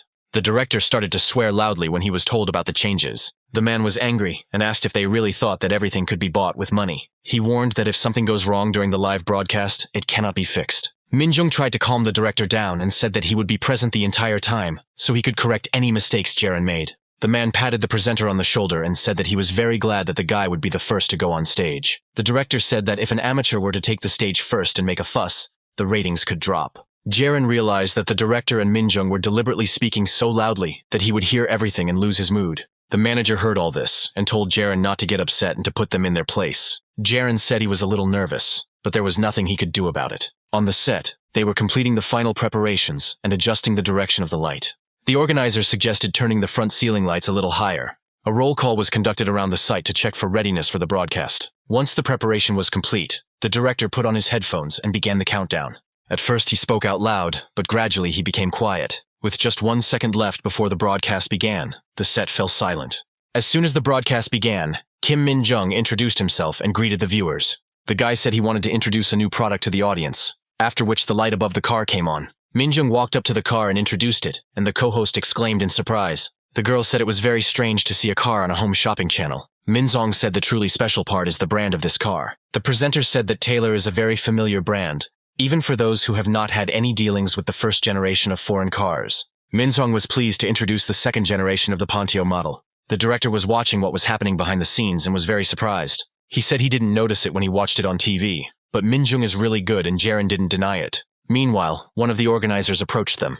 The girl hung the microphone on Jiren and warned that it would start in 25 minutes, and until then, asked him not to take the microphone off. After this, the agonizing wait for the start of the second part of the broadcast began. At the end of the first part of the broadcast, a commercial break was announced. Minyoung was very pleased with himself and headed towards Jiren. The presenter smiled and haughtily wished the guy good luck. Jiren adjusted his suit and asked not to worry too much about him. Minyoung said that if something goes wrong during the broadcast, he will definitely arrive there. The host is putting his name on the line, but still doesn't want to make any mistakes on air, so he asks Jiren not to cause any problems. The guy smiled and said that he even got a little nervous from Minyoung's words. However, the presenter understood perfectly well that this was a lie. Minyoung said that he was only saying this because Lee Jiren didn't seem calm. The director's voice came through Jiren's earpiece, telling him it was time to go on stage. At this point, the young people went their separate ways. The female host approached Jiren and introduced herself as in Manhwa, and asked if he would mind if she introduced herself first. The guy didn't mind and asked if he could start with an opening speech. Manhwa told Jiren not to be shy about saying whatever he wanted, because she could fix everything at any moment. The guy thanked her and said that he now felt more confident. Jiren relaxed, as he had previously been worried that it would be difficult to start, but the support of other employees played a major role. Manhwa showed the guy a stand with water that he could go to at any time to drink. Jiren was only thinking that when the host next to him introduced himself and he started talking, he might seem like a supporting host. The director said that it would start in 10 seconds and ordered the camera position to be checked and the presenters to smile. The countdown started, and 3 seconds later the broadcast resumed. Jiren took the floor first and greeted the audience, saying that he works at Taylor. Manhwa took over and introduced the guy, saying that they decided to invite an active dealer for the second part of the broadcast. The girl said that the guy was not an ordinary employee, but a representative of Korea in international competitions in the automotive industry. Jiren felt uncomfortable with this introduction, and simply thanked the girl for the impressive introduction. Manhwa walked up to the car and said that when buying a car, everyone does it through a dealer. Manhwa approached Jiren and asked him from an expert's point of view what Pontio was like. The guy pretended to think about this question. Minzoung watched the unfolding dialogue with interest and thought about how the guy would answer this question. Without thinking twice, Jiren replied that at the moment, the Pontio is Taylor's worst-selling car. His words caused Manhwa to lose his smiling expression. The director barely held back a cry of shock. The manager slapped himself on the cheeks, not understanding why the guy was saying such things. Minzoung couldn't help but smile and thought that this was a killer introduction. In his courses, Minzoung said that sometimes you come across sellers who try to objectively evaluate their goods. The young man asked what would be better, to agree with the customer's complaint, or to admit in advance that the product has some defects. Minzoung is convinced that people like Jiren are just liars and have no desire to sell. In Jiren's earpiece, Minzoung said that it was dangerous to say such things so openly, because if the customer was confused, consumption would decrease. Jiren, in turn, understood perfectly well what he was doing, since in his past life he had already crossed paths with Minzoung, and now their paths had collided again. The director shouted into the earpiece for the presenters to immediately turn to the speech sheets and stop Jiren. The director was angry because everything was not going according to plan from the very beginning. The man ordered Minzoung to wait a little while the preparations were finished. Jiren asked what was wrong with this car being outsold by Taylor, and Manhwa asked what he thought about it. The guy asked why waste time on a car that wasn't for sale, and asked if people thought it was just a sale. Manhwa was completely at a loss, and didn't know how to fix the situation. As Jiren continued his speech, the stylists and organizers quickly ran to prepare Minzoung to go on stage. Meanwhile, Jiren said that, despite everything, Pontio is the most commercially viable model for Taylor. The guy said that this model of car shows the future of Taylor as a whole. Manhwa calmed down a little as Jiren's words managed to interest even her. Minzoung was about to go on stage and replace the guy, but the director stopped him.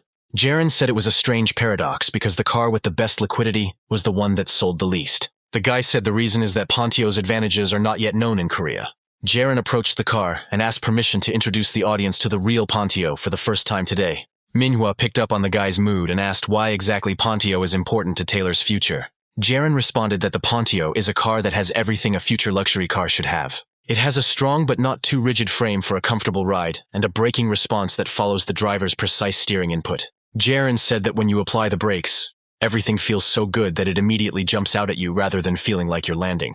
Manhwa asked what exactly the guy meant by landing. The girl asked if it was like that lingering feeling that occurs when an airplane takes off or lands. Jiren answered in the affirmative and thought that the girl was really good at what she did. The guy said that many modern cars do not brake effectively enough, and it feels like the car is being pushed for a while, and then it stops. Jiren said that many people like it, and then Manhwa added that her car feels the same. The guy said it was nice when the car stopped smoothly, but he asked Manhwa if there were any frustrating moments, like when parking. Here the girl remembered that she really does have difficulties when parking in a tight spot. Manhwa noted that the brakes do not work immediately, which complicates the situation. The girl said that this is precisely what doesn't impress her much. Jiren said the soft brakes and supple suspension give it a luxurious feel. The guy said that since the 70s of the last century, a stereotype has developed that this is how it should be. However, in the last 5 years, this stereotype has been destroyed. Jiren said that 70% of Korea's territory is covered by mountains, and the city's population density is increasing every day. As the road gradually becomes narrower, the brakes need to be used more delicately while driving. Jiren said the plush suspension and smooth brakes aren't so great, as even he gets carsick on turns.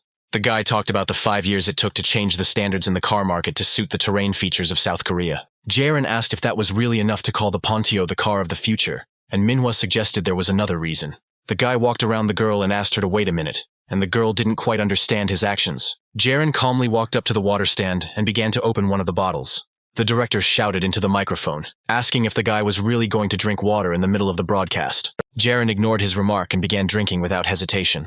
The director demanded that Manhwa stop the guy immediately, but she remained in a stupor. Jiren finished drinking and apologized, saying that every time he came to Seoul from the countryside, his throat became very sore. The guy asked the girl if everything was okay, and she replied that every time she traveled to the region on schedule, her throat started to hurt a little. Jiren said this is due to the fact that there is seasonal fine dust, which causes the smoke to get stronger each day. The guy said that one of the main culprits is car exhaust fumes. Jiren said this is why low-emission vehicles will become the norm in the future. The guy asked how people would react if a low-smoke car suddenly appeared right now. Manhwa picked up on his idea and said that there had never been such cars before. Jiren confirmed her suspicions and said that cars with lower smoke emissions have less engine power. The guy said that in the future such shortcomings will be eliminated and the efficiency of the transmission will increase. Jiren said that the normal engine capacity is 4,000 cc, while the Pontio's is only 2,000 cc.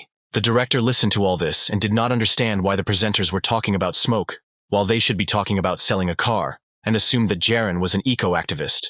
One of the organizers standing nearby suggested that the director simply did not have children. The man did not understand what this was meant to say, and turned his attention to the stage. The organizer smiled and said that it was worth watching the broadcast a little longer. Minjong heard this entire conversation and began to feel like he was losing to Jiren. Manhwa said that the downsizing of the engine is actually a bit of a sad moment. Jiren replied that this was true, and if the Pontio was bought for racing, then it could be regretted. However, most Pontio buyers have children. Manhwa said that she was also a working mother, and then the guy asked if it was difficult to raise a child without a car. The girl imagined this and exclaimed, saying that it would be very difficult. Jiren said that when it comes to their children's future, exhaust fumes are the biggest enemy. If this is the case, then it is better not to drive a car at all. However, on the other hand, not driving a car means even more difficulties in raising children. Jiren said that out of those who used to drive 3,000cc cars, 100 would buy a Pontio after watching this show. If 100 people switch from a 4,000cc car to a 2,000cc car, the emissions will be halved. Jiren knew that this might seem like an irrational number, since it was only 2006, and this was a new perspective. At present, the sense of climate crisis is still too weak. This is why investing in sustainability drives excitement among consumers. Soon, the director stopped interfering with the broadcast and simply watched as the presenters moved on to examining the inside of the car. Whether you are selling in person to customers or selling everything online, ultimately the essence is the same. The most important thing is not to lose clients, but to make them choose you. Now the customer will not think about the fact that he is giving up luxurious brakes and suspension, but that he has chosen an economical and safe car. The customer does not refuse a machine with good performance. Now he is choosing the future for his child, and that is why he is buying Pontio. Towards the end of the broadcast, even Manhwa said that she was thinking about switching to Pontio. The girl is sure that all the parents who are watching now are thinking about the same thing as she is. Jiren said that Pontio has not had success in the Korean market so far, and now there will be great news for those watching this broadcast. Manhwa looked at the guy in surprise and asked what kind of news this was. Jiren said Pontio was already reasonably priced, but Taylor was giving a huge discount just for those watching the broadcast. Manhwa pointed to the company's logo and said that it was an incredibly good price. She said that Pontio used to cost 32.9 million won, but now it costs 23.9 million won, especially for viewers, and asked the guy if that was too low a price. Jiren responded that such a shocking price for Pontio would remain unprecedented. The guy was thinking about the eternal debate about the correctness of purchases. What is better to focus on, emotions, or is it better to appeal to reason? Although it is obvious and at the same time difficult, in the end both the mind and the heart will be involved. With his speech, Jiren will be able to kill 2 birds with 1 stone, and the wallets will open by themselves. One of the organizers monitoring the calls sighed in surprise. The guy told the director that the number of calls was growing rapidly. The organizer said they received an order that was more than 10 times larger than expected. Hearing this, the leader burst into tears of happiness.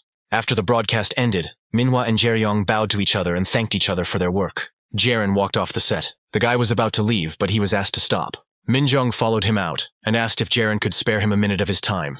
Jiren turned to the host and agreed. Minjung said sales were higher in the second half of the broadcast. Jiren said that the difference was probably small, and he himself enjoyed watching the broadcast with Minjung. Minjung denied everything and said that the efficiency of home shopping is calculated in real time. The host said the gap was very big and apologized to Jiren for taking it too lightly. Jiren was amazed and recalled the professionalism in his field, the amazing spirit of competition and self-respect. Despite all this, Minjung now apologized to him and did so honestly, without bluffing. Jiren was glad that this man was his teacher in his past life, and now he had grown in his eyes and in his own too. Jiren told Minjung that it was okay because he also felt the competitive spirit, and it was fun. The presenter was glad that the guy was not angry with him and said that he had one question. Minjung said the dealer's skills were not suited to the home shopping format, and at first he thought that was how it should be. However, during the observation, the presenter made some conclusions. Minjung asked if Jiren really understood the whole atmosphere of home shopping, but still decided not to follow it. Jiren answered in the affirmative and said that shopping at home is exciting and fun and should be enjoyable. Minjung asked why the boy decided to disregard the basic rules then. Jiren said cars are a difficult product to buy on impulse. No matter what the discount is, how much the deposit is, how small the deposit is, this purchase still exceeds 20 million won. So Jiren has a lot to explain, and eventually the tension will subside, and if the guy doesn't have fun, then the sales won't go up. Jiren said it happens when he gets a little bored. Minjung remembered everything the guy did during the broadcast and how he behaved. Now everything fell into place. The host leaned over and couldn't help but laugh, and Jiren laughed a little too. Minjung calmed down and invited the guy to have dinner together today, and said that he would treat him. Jiren said he couldn't meet today because he already had things to do.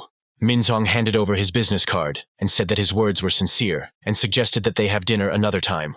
Jiren smiled, but he knew he had to be more careful with this man. The guy politely accepted the business card and agreed to meet. Jiren wasn't lying. He really did have things to do that evening. He had already neglected this man's attention once, and now he was paying for it. The guy came to an expensive Japanese restaurant, and the waitress took him to a separate room. There, Sonhak was already waiting for Jiren and greeted the guy. The director said that it can be very difficult to have lunch with employees. Jiren calmly replied that the man himself had promised him. Sonhak took the teapot and poured the boy a drink. Jiren then grabbed the teapot and poured a drink for the director in return. Sonhak said he saw the broadcast and asked the guy if everything went well. Jiren replied that it was an unforgettable experience. The room was silent for a while as the men drank. Sonhak poured the guy another drink and said he wanted to talk more about online shopping. Jiren listened attentively to the director, holding out the cup. Sonhak said that something important happened today. The director said he was thinking about starting a new brand. Sonhak asked if Jiren had any idea what it would be. The guy's eyes widened because this had already happened in a past life. Car imports continued to grow in 2006, and the small dealerships that had been popping up like mushrooms after the rain disappeared. Hong Xiong-hak had a good grasp of the situation, as expected from his abilities, but his choice of brand was unfortunate. In his previous life, purchasing this brand subsequently had a butterfly effect, and Sonhak was beaten to death. Jiren assumed that the director had chosen some Japanese brand. Sonhak didn't look surprised and asked which brand. That brand turned out to be Tamura. Sonhak was clearly inspired. He believed that those who are smart survive, and since the company is still alive, it means that he is not so smart. Jiren listened calmly to the director and observed etiquette. Since today he was invited to a Japanese restaurant. Sonhak said that he was told about Tamura's technology, so he chose her from Kubota and Kaishin. Jiren listened to him carefully, continuing to eat. Sonhak said the Kubota brand represents ease of use. Meanwhile, Tamura is responsible for the technologies of the future. Kaisen, in turn, is not remarkable in any way, so he was immediately excluded from the candidates. Jiren remembered that Kubota, founded by an entrepreneur with management experience, had conquered the world market through a management innovation strategy known as Kaishin. It was the company that owned the premium brand X's, which is one of Taylor's main competitors. In contrast, Tamura, founded by a brilliant engineer, developed on the basis of technology, which contrasts with the other two companies. Jiren said Kubota is a company that took root early on and grew gradually. Kaisen is not ready for growth yet. It is not a promising company, while Tamura is a brand that is on the verge of blossoming. Jiren expected that Sonhak had excellent business acumen, and in fact, since 2007 to 2008, Tamura has indeed shown explosive growth of about 100% every year. But everything changed by the time Chairman Hong Soon-hak's grandfather, died in 2010. Sonhak said he was happy to discuss these issues with Jiren, even though he himself is well-versed in brands. Jiren remembered that in 2009, Tamura took off, but just as quickly crashed into reality. There was no particular reason. At that time, the market for imported cars had changed. The trends towards German cars had changed dramatically, Sunhak said that he was giving Jiren the position of leader of the Tamura group and asked him to come to Seoul because he needed help. Jiren didn't answer right away, as he needed to think carefully and make a decision. The guy thinks that he shouldn't be so loyal to Sunhak, even if he has become attached to him in this short period of time. Jiren remembered that when Taylor's older brother Hong Seung-hak took over the company, the sales staff began to have difficulties. The guy believes that in the end, the company will be better off in Sunhak's hands. It was an unusual proposition. The future growth was obvious and the reasons for it were clear. Jiren didn't know how to convince Sunhak or if he should even do it. Dealership sales are not something that can be easily bought and sold. Jiren asked what Sunhak thought about the brand's growing popularity and how many years into the future he predicted for the company. Sunhak didn't quite understand what the guy was hinting at, so he asked again. Jiren said there was an upward trend in American cars from the 1990s to 2000s. But is the same true for Japanese brands? The guy said that trends are getting shorter. Sunhak asked what was the basis for such conclusions. Jiren said he came to this conclusion based on the fact that Kubota and Exis's growth had stopped. Now Sunhak began to understand the boy's concerns. Jiren said it wouldn't last long. Even though Tamura is growing at this time, Jiren doesn't think the brand will be able to surpass Kubota in the weight class. The guy said that the Japanese car boom would soon die down, and the trends would change, and Kubota would gradually fade away. But unlike Kubota, Tamura will leave the car market entirely. Jiren said it was just his opinion. But what was important was how many years the CEO was forecasting. Sunhak confirmed that this is important because it depends on how long their rise lasts, because the results are not clear-cut. The director said it may seem like it will happen today or tomorrow, but it also seems like it will take decades. This has become food for thought. The room fell silent for a moment. Sunhak and Jiren continued to enjoy their food, each lost in their own thoughts. A few minutes later, Sunhak said that he invited the guy today to propose to him, not to discuss Tamura. The director asked why the boy was hesitating, and he replied because Sunhak was acting the same way. Sunhak said that maybe that was the case, and maybe the guy wanted him to confirm it personally. The director said that it was a 100-point exam, since Sunhak himself only managed to pass it with 80. The man wanted to clarify this issue with Jiren, but the guy did not understand why they decided to contact him. Sunhak replied that he decided so because Jiren was the smartest in this field. The guy just smiled at this. Sunhak said he knows Tamura is profitable now, and he knows the brand will soon collapse, but he doesn't know how long their inspiration will last. The director said it was very difficult, and asked if Jiren was sure he wanted to be in the same boat with him. The guy replied that he had always been on his side and always would be, but now he was starting to worry. Jiren said that he felt like Sunhak was only looking at the stairs in front of him, and he wondered if that was something to rely on.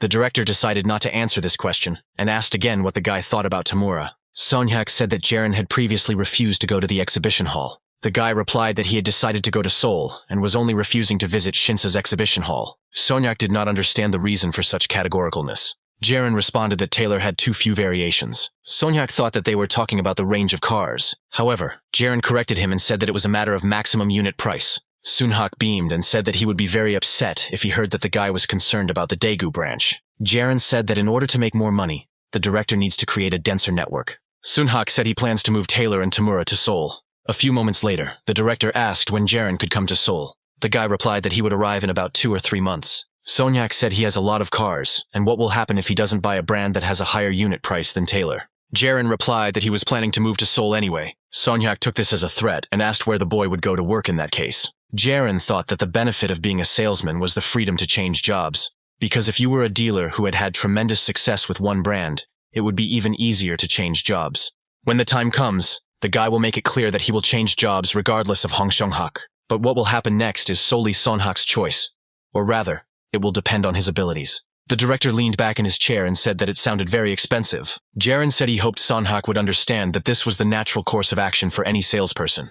The director said that he should meet with one person. Sunhak plans to go all in, as they will have to decide if this will end here or if they will achieve something more. Jiren said that in that case, the man should hurry, because the sooner the better. At the end of the evening, Jiren and Sunhak went home.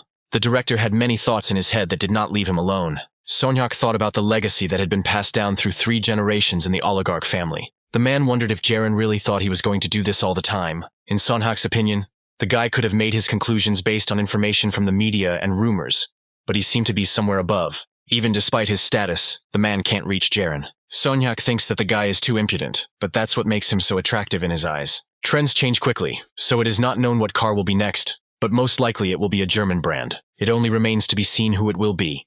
Perhaps the comfortable Baumann. Perhaps preferences will change, and sporty RMVs will enter the market. The already established Volkswagen may take a more important share of the market. Perhaps the market will be more inclined towards the reliable Horsch brand. What are the development prospects for these brands in the next few years? It may be RMV or Horsch, but either way there are too many facts. And as stated, he still has some growing up to do while his father is alive. Sunhak realizes that if for some reason the stock price were to drop sharply right before the chairman's death, he would be like a dog chasing a chicken until his death. The man had no idea how to understand the growth trend of the business and how to calculate the time. Sunhak didn't understand how Jiren was doing all this. From the very beginning, the man didn't even think about whether the brand would take off or not. The director couldn't take it anymore and started shouting at the whole car, cursing Jiren. The driver got scared and asked the man what happened. It was as if Sunhak had told himself that Jiren wanted everyone to bet solely on him. The driver didn't understand what was being said, so he just kept looking in the rearview mirror. Sunhak calmed down a little and asked the man which German brand was currently showing the weakest growth. The driver replied that the worst performing were the Volkswagen and Horsch. Sunhak said Volkswagen's average unit price is lower than Taylor's, as is Horsch's. After thinking for a bit, the director ordered the car to turn around and drive towards the office. The driver was very surprised and said that it was too late now. Sunhak said that he did not have time as he had to cancel the acquisition of the Tamura dealer and prepare for the acquisition of Horsch. The director said that everything needs to be arranged within a month. The driver just asked what the rush was about. Sunhak replied that the impudent children had taken a time out, and since this man had never let him down, he should respond in kind. Meanwhile, Taylor's online sales were a huge success, and within 3 weeks, the Daegu showroom had exceeded its quota in no time. In the midst of peaceful and harmonious days, at dawn, the branch manager went on a business trip to Seoul. Everyone in the office was having a fun day. One of the advantages of a sales representative is a broad, albeit superficial, outlook. Reading the morning newspaper is one of the key self-management skills for a salesperson, so they can stay on top of things and be on the same page with the customer. Chang-soo found Yongbak doing this and noticed an article in the newspaper about their company. Yongbak didn't expect the man to appear, so he jumped to the side and screamed. The manager shouted at Chang-soo to never sneak up on him like that again. The article said that the amazing Horsch car, with a discount from the company's dealer, can be purchased in 8 showrooms, and one of them is Taylor. Chang-soo was pleased to learn that the director had acquired 2 Horsch showrooms in Seoul and Incheon. The man wanted to expand to Daegu, but Yongbak said their gym was already good enough. Chang-soo said competitors have also set their sights on Horsch, and there is already a separate showroom in Seoul. Volkswagen is one of the dinosaurs of the global automobile industry, and Horsch is one of the many brands that are part of this group. But in Korea, this relationship is unique because these brands were founded by the same legal entity and are often sold in the same showroom. Chonbek asked what if Horsch and any other German brands split up and opened separate showrooms. He asked Chang-soo what brand he would not like to have in his hall. Chang-soo replied that it would be a Volkswagen, and Chonbek said that this was logical since Horsch earns more. The manager asked if they should send 2 dealers to Daegu in that case. Chang-soo quieted down a bit as he realized that Daegu has a small market for imported cars. This means that the range of changes is small, and there is only one showroom for each brand. There are many brands that don't even use showrooms, and salespeople usually have a habit of measuring themselves against the brand's value. At the same time, the criteria for ranking brands are simple, and profits will soon level out. The desire to improve a brand's rating by changing markets is quite natural. Chonbak said Taylor's policy is to guarantee current sales rights, and if employees' expectations are too high, the aftertaste will be bitter. What bothered Chonbak more was that the dealer was found so quickly, as if at the snap of a finger. There comes a time when you find yourself in a difficult situation. This is exactly what happened with the Tamura brand. Today marks the 3rd week since Jiren returned from Seoul, and common sense tells Jongbak that Sangshik was summoned for a reason. The leader understood that this was most likely connected with Jiren's latest prank in front of Sonhak. Jiren was sitting at his workstation at the time, but Yongbak called out to him, causing him to turn around. The manager suggested that the guy go and have a cup of coffee. This time they decided to go to the nearest cafe. Yongbak said that their leader was going to retire soon, and asked if Jiren was going to move to Horsch. The guy smiled and said that the manager quickly understood everything. Yongbak smiled back and said that he was really good at it. There was silence between them for a while. After that, Jiren bowed and thanked Yongbak for helping him out. The manager was very surprised by this change in mood. Yongbak calmed Jiren down and said that the guy was from Seoul, so he didn't know a lot about him. However, the manager said that Jiren was not only good at his job, but even irreplaceable. The waiter brought the coffee, and Yongbak said that if Jiren hadn't told him about it beforehand, he would have been worried about his disappearance. The executive asked if Jiren had a hand in the acquisition of Horsch instead of Tamura. The guy didn't answer directly and just smiled. However, this was enough for Chonbek to understand everything correctly. The manager said he valued Jiren's abilities more than anyone else's, and the guy really exceeded his expectations. Chonbek said that the dealer had already been decided upon, but there were certain problems due to the monopolization of importers by the Korean headquarters. The executive said the dealer was a joint venture, and in many ways it would be less risky to have multiple brands. If one brand becomes very popular, that would be really great, but that also requires money. Jongbek noted that Jiren has already brought in a lot of money for Taylor. Jiren didn't deny that he would have liked to work with the man longer. The guy smiled and asked if Jongbek was married yet. The question confused the manager, and he replied that his obsession with money did not give him time for dating. Then Jongbek asked if Jiren had anyone in mind, and he replied that he didn't. Jiren asked why Sanshik went to Seoul in the morning, and the manager replied that it was all because of him. At some point, Jongbek caught a strange look in his direction and asked what it meant. Jiren looked at the leader seriously and invited him to go with him to Seoul. Jongbek's mouth dropped open in shock, and he didn't know how to react to this. The previous evening, there was a telephone conversation between Jiren and Sonhak. The director reported that Horsch had overcharged significantly. Jiren said he wasn't surprised, and then Sonhak asked if he should be surprised at all. The guy expected that this is exactly how it would be. Jiren thinks it's good that Horsch responded quickly, but it could be because Sonhak offered a higher amount than was acceptable. The guy thought that the Korean headquarters might have already taken up this matter. Jiren said there was no way to reduce the risk, and it may be because he rushed things too much. Sonhak confirmed that the guy was to blame for everything, because if it weren't for him, the director would have been able to lower the price even more. Jiren replied that it would most likely not affect the course of events. Sonhak said that from the beginning of the luge, the target of his deal was Jiren. The guy replied that he never said that he would absolutely always be with the director. Sonhak said it was funny because he used to think the best thing about salespeople was that they could be changed like gloves. However, now it's the other way around, because he's uneasy at the very thought that Jiren can go wherever he wants. Sonhak laughed and said he felt like a human ATM. The director said that the investment itself was hasty, and asked if that sounded like him. At that moment, a stray cat started rubbing against Jiren's legs, and the boy replied that he understood everything. Sonhak asked if the boy understood that he was the main target of his bets. Jiren remembers that in his past life, Sonhak always wore a mask, and was a man who swung a sword with a smile on his face. Now the director is straightforward and honest, but once he reveals his true nature, there will be no stopping him. Jiren replied that he would try his best. Sonhak was glad to hear this and said that the guy would be fine in any case. Jiren said he had one more request for the director. Sonhak was surprised and asked what the boy wanted.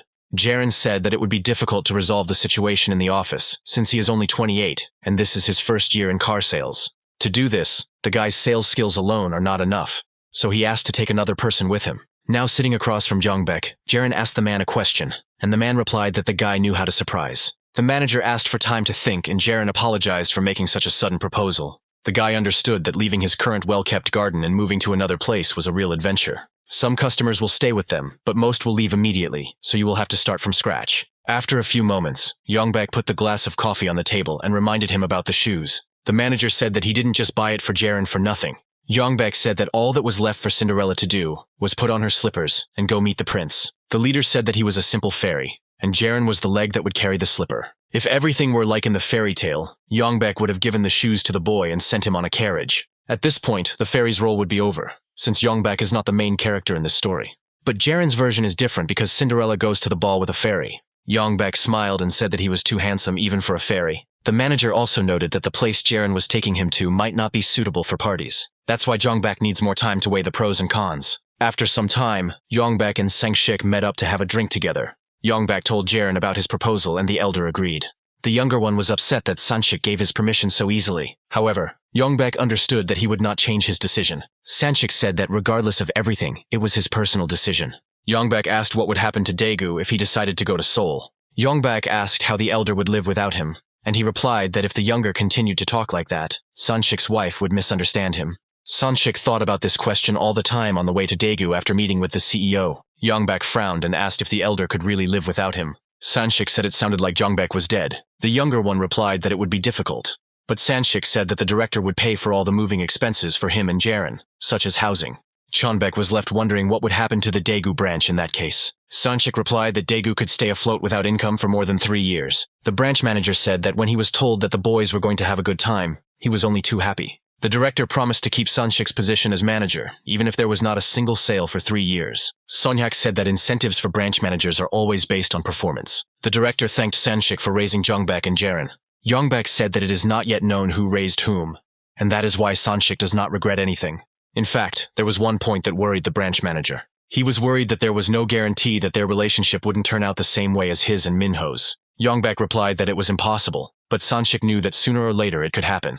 Sanshik said that he would remain the branch director for another 1,000 years, but sooner or later there would come a time when Jongbek would get tired of it. The branch manager said that when he gets older, it will not be so easy for him to bow down to young customers. Therefore, he is sure that sooner or later the time will come when Yongbak will hate him.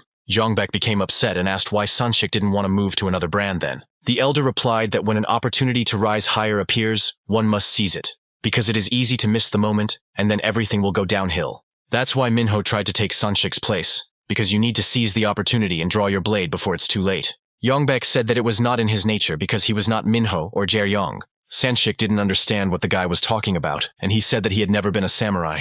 Yongbak thinks that he doesn't have the courage, and he's happy with everything now. Yongbak is afraid that if he tries to get up, everything might go downhill. The guy said that his style is to wait patiently and hit one place until it gives in. Sanshik asked if Jiren knew about this. Yongbak replied that the guy didn't know anything, and even told him that he was sorry. Sanshik didn't understand what was wrong with Yongbak and Jiren and why they were acting like that. Yongbak said that it was really funny because he had never been ambitious. Now Sanshik began to understand the elder's concerns. Yongbak asked how the elder could know something about him that he himself did not know. Now Jiren is heading to Seoul, and this makes Yongbak's heart burn. After his words, Sanshik breathed a sigh of relief. He was already thinking about how to calm Yongbak down, but in fact, he had already decided everything. Sanshik poured a shot of soju and told the younger to drink it, and wished Yongbak good luck in Seoul. The sun had already set behind the horizon, and Jiren's younger sister, had come to an end of her working day. The owner of the coffee shop praised the girl for her good work. The girl reciprocated and said goodbye to her boss. The man approached Jakin and asked if she was working at the mall tomorrow, to which the girl replied in the negative. Hearing this, the boss's eyes sparkled, and he suggested going out and having a beer together. Jakin has seen this look on the man many times already. It has been going on for more than half a year. The mall's closing time coincides with the end of work, so this is the only job the girl can do in just 3 or 4 hours. The only thing that makes Jakin happy is that even at night there are surprisingly many guests in this establishment. The girl is very annoyed by the constant hints from this man.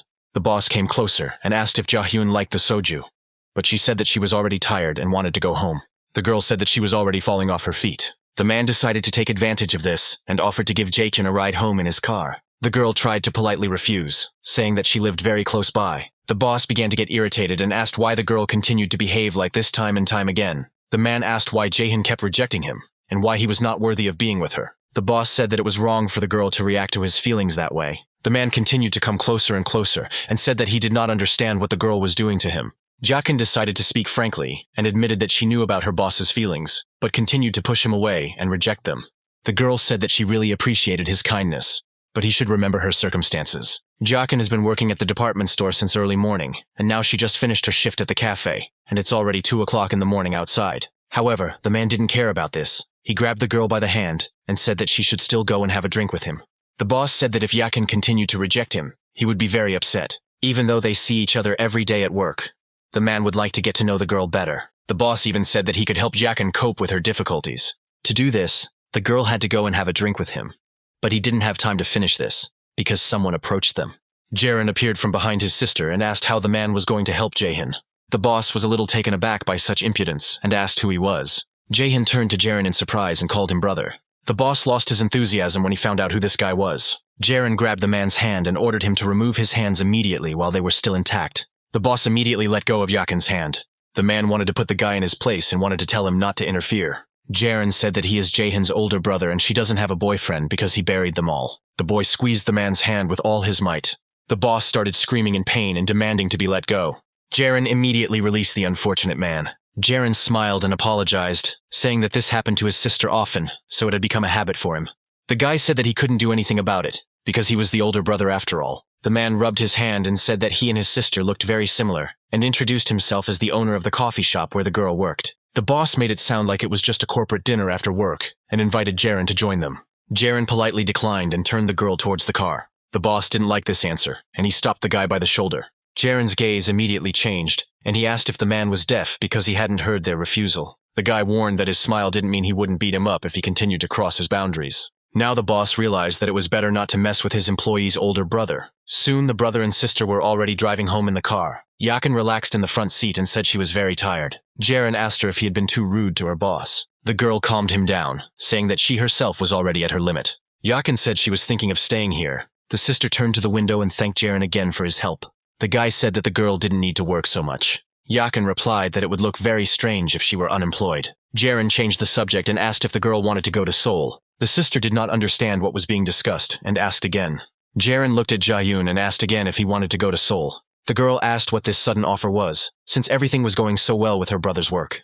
Jiren couldn't deny it, but he voiced that the girl wasn't doing well at work. My sister said that it probably wouldn't get any better even if she moved to Seoul. Jiren said he was planning to move, and the salary in Seoul was higher than in Daegu. The guy said that the company also provided a relocation subsidy, and they would be living in a small villa. The girl became completely sad and turned away from her brother. Jiren said that she is the youngest in the family, so he thinks that is what causes the most problems. The girl has no future in Daegu, and he remembers well how her eyes lit up when she talked about the acting academy in Seoul. Jaehyun asked what would happen to their father if they moved to Seoul together.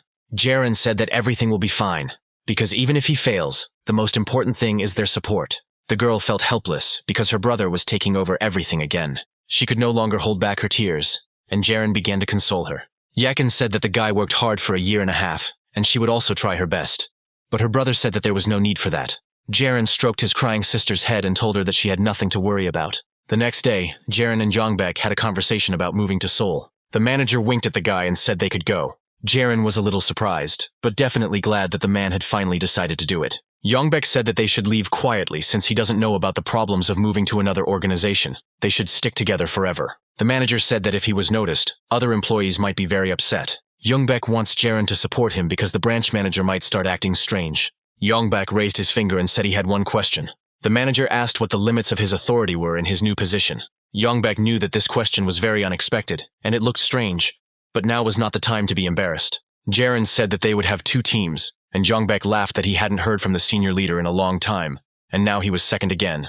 Jiren said the senior team leader does a good job, but he can't just do a favor. The guy said that the team's composition is entirely determined by its leader. Jongbek said that Seoul is really unique and that being the leader of a group doesn't sound so bad. Jiren said that there would be 5 people per team, and not counting the 2, Jongbek would need to choose 3 more people. Jongbek asked if the chosen person would receive 50 million won in support like them, to which he responded positively. The manager said that their showroom cannot be touched, but the fighting power must be strong.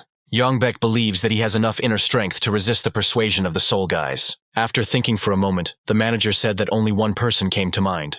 Jiren asked who it was, and Jongbek immediately replied that it was Choi Minho. In the meantime, we moved to one of the Dakin dealerships. The man at the reception desk was already yawning with boredom. At the moment, he was watching Choi Minho giving a consultation to one of the visitors. The client appeared to have just left home and was wearing shorts and slippers. Judging by his face, the young man was barely 20 years old. It would seem that a person goes to a store and eventually enters a showroom. However, the employee could not understand why Minho was so obsessed, and did not see any sense in the fact that the man got a job in their salon. 2 months ago, out of the blue, Choi Minho came to the exhibition hall and brought his resume. The employee has seen more than once people who started selling domestic cars and then switched to imported ones. But he has never seen anyone do it the other way around. It is clear to everyone that the price per unit of a domestic and imported vehicle differs greatly. It was new, and Minho was considered an extraordinary person with a unique vision. But it wasn't like that for everyone. The front desk clerk was convinced that Choi had been fired from his previous job, which was why he had come to them. The customer left and the employee advised Minho to moderate his impulses. The guy said that 2 months have passed, but Choi continues to act as if he is selling imported cars, which greatly confuses customers. The staff member asked why Minho wore suits when he could wear short-sleeved shirts. Choi continued to ignore this annoying guy in every possible way. The employee said that the manager doesn't really like people, and sales aren't going well, and in 2 months no one he knows has visited him. Minho continued to ignore him, and the guy began to understand why he was fired from his previous job. However, his guesses were wrong, and Choi still had a storm ahead. Jongbek flew into the exhibition hall and loudly greeted Choi Minho. Minho looked predatorily towards his former colleague and did not respond to the greeting. Jongbek said that Choi still had a poker face on and said that he brought coffee with him. The guy held up a box of coffee cups, swinging them invitingly from side to side. The former colleagues went to a secluded place, and Jongbek said that lately he had become addicted to coffee made from good beans. Manager Jong said that he couldn't stand any other coffee and asked Minho what he thought about it. Choi replied that he didn't even know what to say to that. Jongbek smiled and asked how Minho was doing.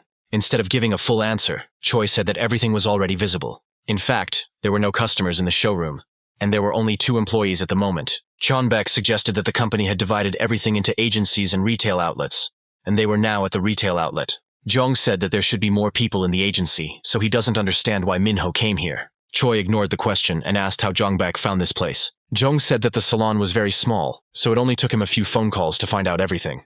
Minho asked if there was any reason why Jongbek came to him after several months and asked him not to lie that he only came to check on him. Jong said he just wanted to know the reason why Choi got a job here, Minho replied that it didn't matter, but Yoongbak didn't leave him alone. Choi said that it was impolite to ask when he already knew the answer, since it was Yoongbak who used Jiren as a knife to kill Minho.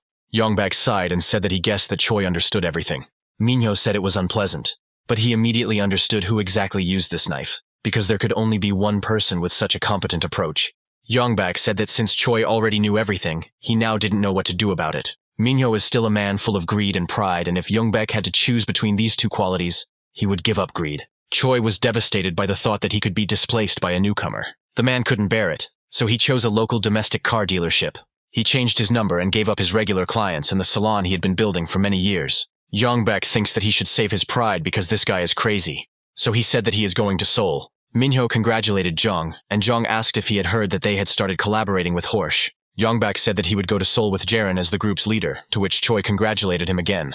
Minho said that this was enough to make him happy, and asked his friend to go to the exit. Yoongbak laughed, then put on a serious face and suggested that they all go together. Minho was even a little confused by such a proposal.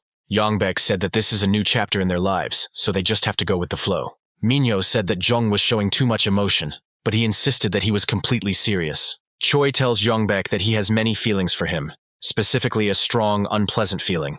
Jong suggested that Minho forget all the bad blood and move on to a new chapter. Choi didn't understand what the guy was trying to achieve. Chonbak admitted that even though he was the one holding the knife, this was all already a thing of the past, and they needed to move on. Minho's gaze changed slightly, and Jong knew he was moving in the right direction.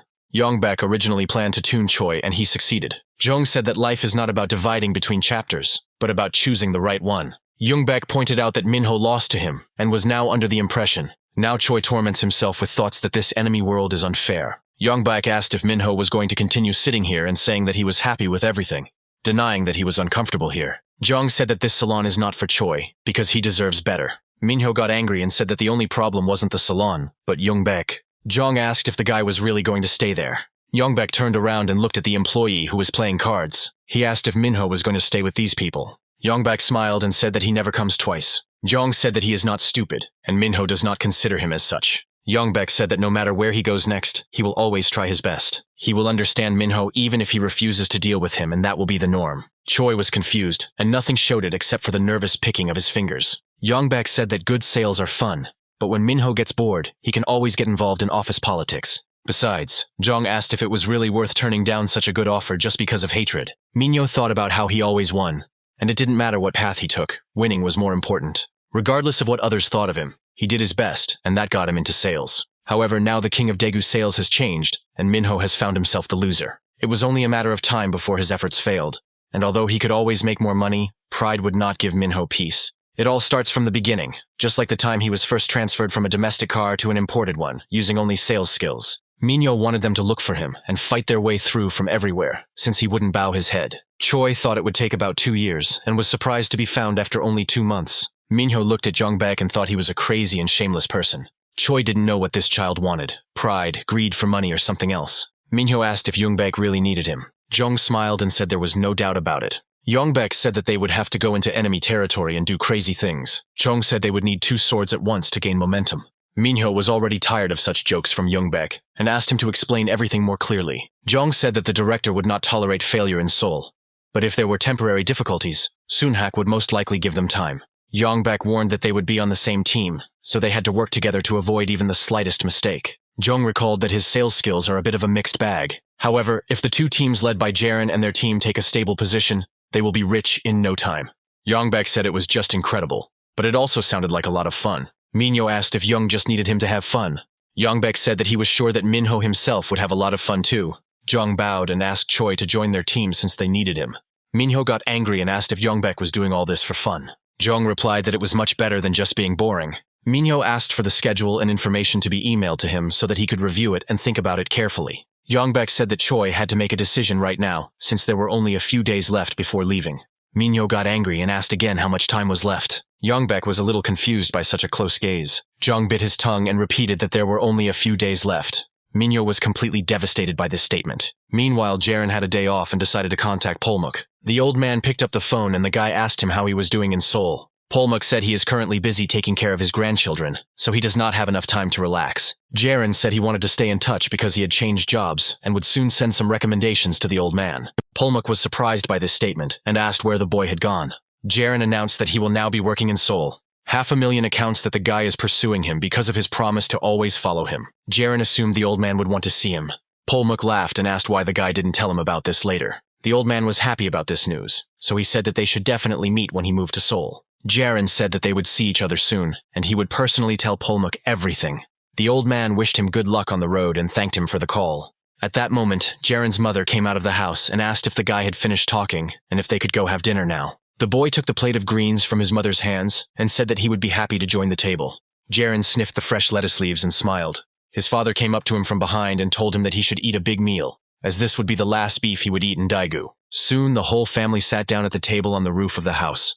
Jiren said the mover would arrive tomorrow at 7 a.m., and Yakin said they didn't have much to take with them. The guy said that he plans to go shopping as soon as he arrives in Seoul because he needs to buy a lot of things. Father said that there was no need to rush, because you could buy everything as you needed it. The man said that it might seem like they weren't taking much with them, but in reality the truck would be packed to the brim. Mom said that Jiren would come to Seoul empty-handed, but already an adult and very experienced. Yakin remembered the first time they came to this house and roasted beef. The girls said that they were the only ones in the entire area that smelled of beef. Mom said it seemed like just yesterday, but in reality it's been a year and a half. Dad said that when they first came here, he didn't think they would move so quickly. Jiren understands him and says that it makes him feel weird. In his past life, Jiren lived in this house for 5 years, and all that time, shadows darkened the faces of his family. And when they were finally able to move to Seoul, there were only 3 of them left. Thinking about this kept Jiren hurrying all this time. The guy wanted to move to Seoul as soon as possible. Mom said she felt very strange too, because she felt like she would miss this place. Yakin exclaimed that she would miss him too. Mom said it was almost done, and asked why her husband and son looked like they weren't happy about it. The father of the family was about to say something, but his wife spoke first. She said that after the move, even the boil on her husband's back stopped growing, and she plugged his mouth with a lettuce leaf. The woman said that even after moving to Seoul, they should continue to get together as often as possible. Jiren decided that he had to eat as if it were his last time, because you can't live your life twice. Now the guy feels truly happy surrounded by his loved ones. The long-awaited move took place the next day. The weather outside was wonderful and could not help but please the eye. The car driven by Youngbek has already arrived in Seoul. Jiren went with Chief Jong. Youngbek was glad that they were given a whole week off due to the move, all thanks to Jiren. Jiren said he felt strange because he hadn't been to Seoul for a long time. Youngbek asked if the guy had chosen a place where he would live. Jiren replied that he would rent the second floor of the building next door to the company, and Jung said that was a good choice. Youngbek asked if the guy told his colleagues about the move, and he replied that he only told Hongchul and Wangan. Manager Jong asked how they reacted to the news. Jiren remembered seeing shock on their faces at first. After that, they rushed at the guy with hugs and begged him not to leave. They said that he couldn't leave them like that, and that he had to take responsibility and take them with him. Jiren told them that he would go with Chief Choi. After that, the guys calmed down and wished Jiren a good trip, as if they had changed their minds about going to Seoul. Jiren thanked Minho, who was sitting in the back seat, for indirectly helping solve this problem. Choi said such conversations usually take place when the person himself is not around. Youngbek said that now their appeals have changed, so they should better organize this moment. Minho asked if the guy wanted to imply that he should be more respectful. Youngbek said that he is now the team leader, and Jiren is the confidant, and tomorrow is their first day on the job. Minho said he would start from tomorrow, but Jung said that he should start getting used to it beforehand. Choi repeated once again that he would start from tomorrow. Youngbek was upset, but Jiren didn't even pay attention to it. The guy looked ahead and said that Dosan Street starts here. The guys are now in the heart of Seoul, where the fiercest battle in the Korean import car market is taking place. Youngbek and Minho looked around in amazement, not believing that they had come this far. Jiren said there are slight differences between Dichi Market and Dosan Avenue. Opinions vary greatly, as the exhibition center is far away from here, but there is a special atmosphere here too. It has a beneficial effect on the exhibition halls located on the territory of Dosan. A little further away there will be Daechi, Kanbuku, and Gyeonggi-do. The lowest rank is local. Chonbek recalled being told that after graduating from a local university, he could immediately obtain a license to sell cars. Minho said that because of this, the competition here is so intense that it makes your head spin. Now Chonbek is even a little upset that he has to go to work tomorrow. However, this does not change the fact that the guy feels pleasant excitement. Jiren looked at him with a smile, because that was pretty much the reaction he expected. Youngbek turned his attention to Minho and asked why Choi was wearing a suit now even though the workday was only tomorrow. But the question remained unanswered. The next day, at 8:20 a.m., the team consisting of Jiren, Youngbek, and Minho arrived at the Horsch exhibition hall. Jiren thought that a lot of time had passed, and this was his second time in Seoul, and now he found himself in this place. This is the city where it all began, and where it will continue, because it was here that Jiren received the nickname King of Sales. The boy felt nostalgia filling him as he entered the place. At the door, the guys were met by the manager of the Horse Exhibition Center, Kim Gemuk, who asked if they were looking for a dealer. Yongbak was a little confused, because Gemuk looked like an experienced salesman. Jong wanted to introduce himself, but the manager interrupted him and asked what brand of car they had arrived in. The guys froze, realizing that they had been mistaken for customers. Jiren looked around and noticed other employees at the other end of the room, pretending that this was all just a joke. Gemuk apologized and said that he was still learning, so he assumed that they had arrived in a French model car. The manager said that German cars are much better, and even American ones don't reach their level. Yongbak no longer knew how to hold back his laughter. Jiren nudged him lightly with his elbow, getting his attention. The guy gave Jong a sign that he would handle everything himself. Gemuk asked whether the young people had chosen the car they wanted to buy, or were still looking around. This is the first time Jiren sees this guy, since in his past life he worked in Daegu for much longer. But even after that, the guy was not here. The guy assumed that Gemuk wasn't producing much, and left the business before Jiren transferred to Seoul. Jiren stepped forward and asked the manager to show him the sedans. The manager was a little confused by this request. Jiren reiterated that he wanted to look at the sedans first. Gemuk began to look around, as if seeking support from his colleagues, but they pretended that they had nothing to do with it. Jiren walked into the room and pointed to one of the cars, asking if that model was selling well at the moment. Gemuk ran after the guy and answered somewhat vaguely. The manager said it was an H6, a mid-size sedan from Horsch.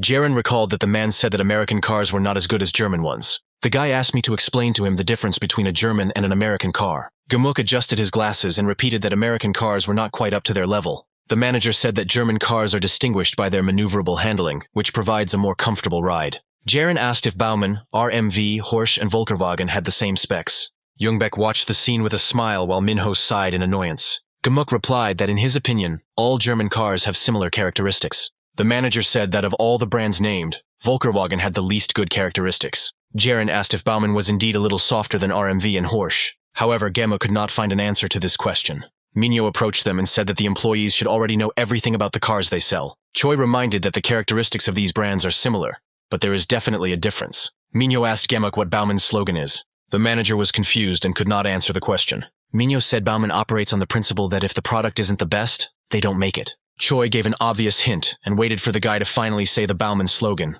but it never happened. Minho said Baumann isn't trying to create a luxury car, so a solid bottom end isn't a luxury, but comfort is paramount. Choi said the Baumann has the characteristics of a solid German car, but is relatively soft compared to an RMV or Horsch. Minho said that the guy should be able to make such conclusions without even getting behind the wheel of a car. A brand's slogan is the clearest sign describing its identity, and it is important to know it because there are other brands lined up next to it. Choi asked if employees researched their competitors' brands. Receiving no answer, Minho said that the senior staff must be too stupid to miss this point. Jiren and Yongbak were shocked that Minho lost his temper so easily. Yongbak told the manager that he still had little experience, so it was never too late to learn from mistakes. Jong turned to the manager and asked if he was right, but accidentally mispronounced his name. Gemuk looked desperate, but he could only correct Yongbak. Jong leaned towards Jiren and said that he didn't really care what the guy's name was. Chonbak turned to the manager and asked him to open the hood of the car on display. Jong carefully examined the contents of the car. Chonbak recalled that earlier Gemuk said that Volkswagen is a competing brand of American brands. Jong asked why Horsch's cars had the Volkswagen logo on them. Gemuk said this could be because the cars belong to the same series. However, the essence of the division of the model lies solely in the car's trim. Only now did Gemuk realize that he had made a mistake and received another stream of moralizing from Yongbak. Jiren thought that the exchange of parts was a highly controversial topic.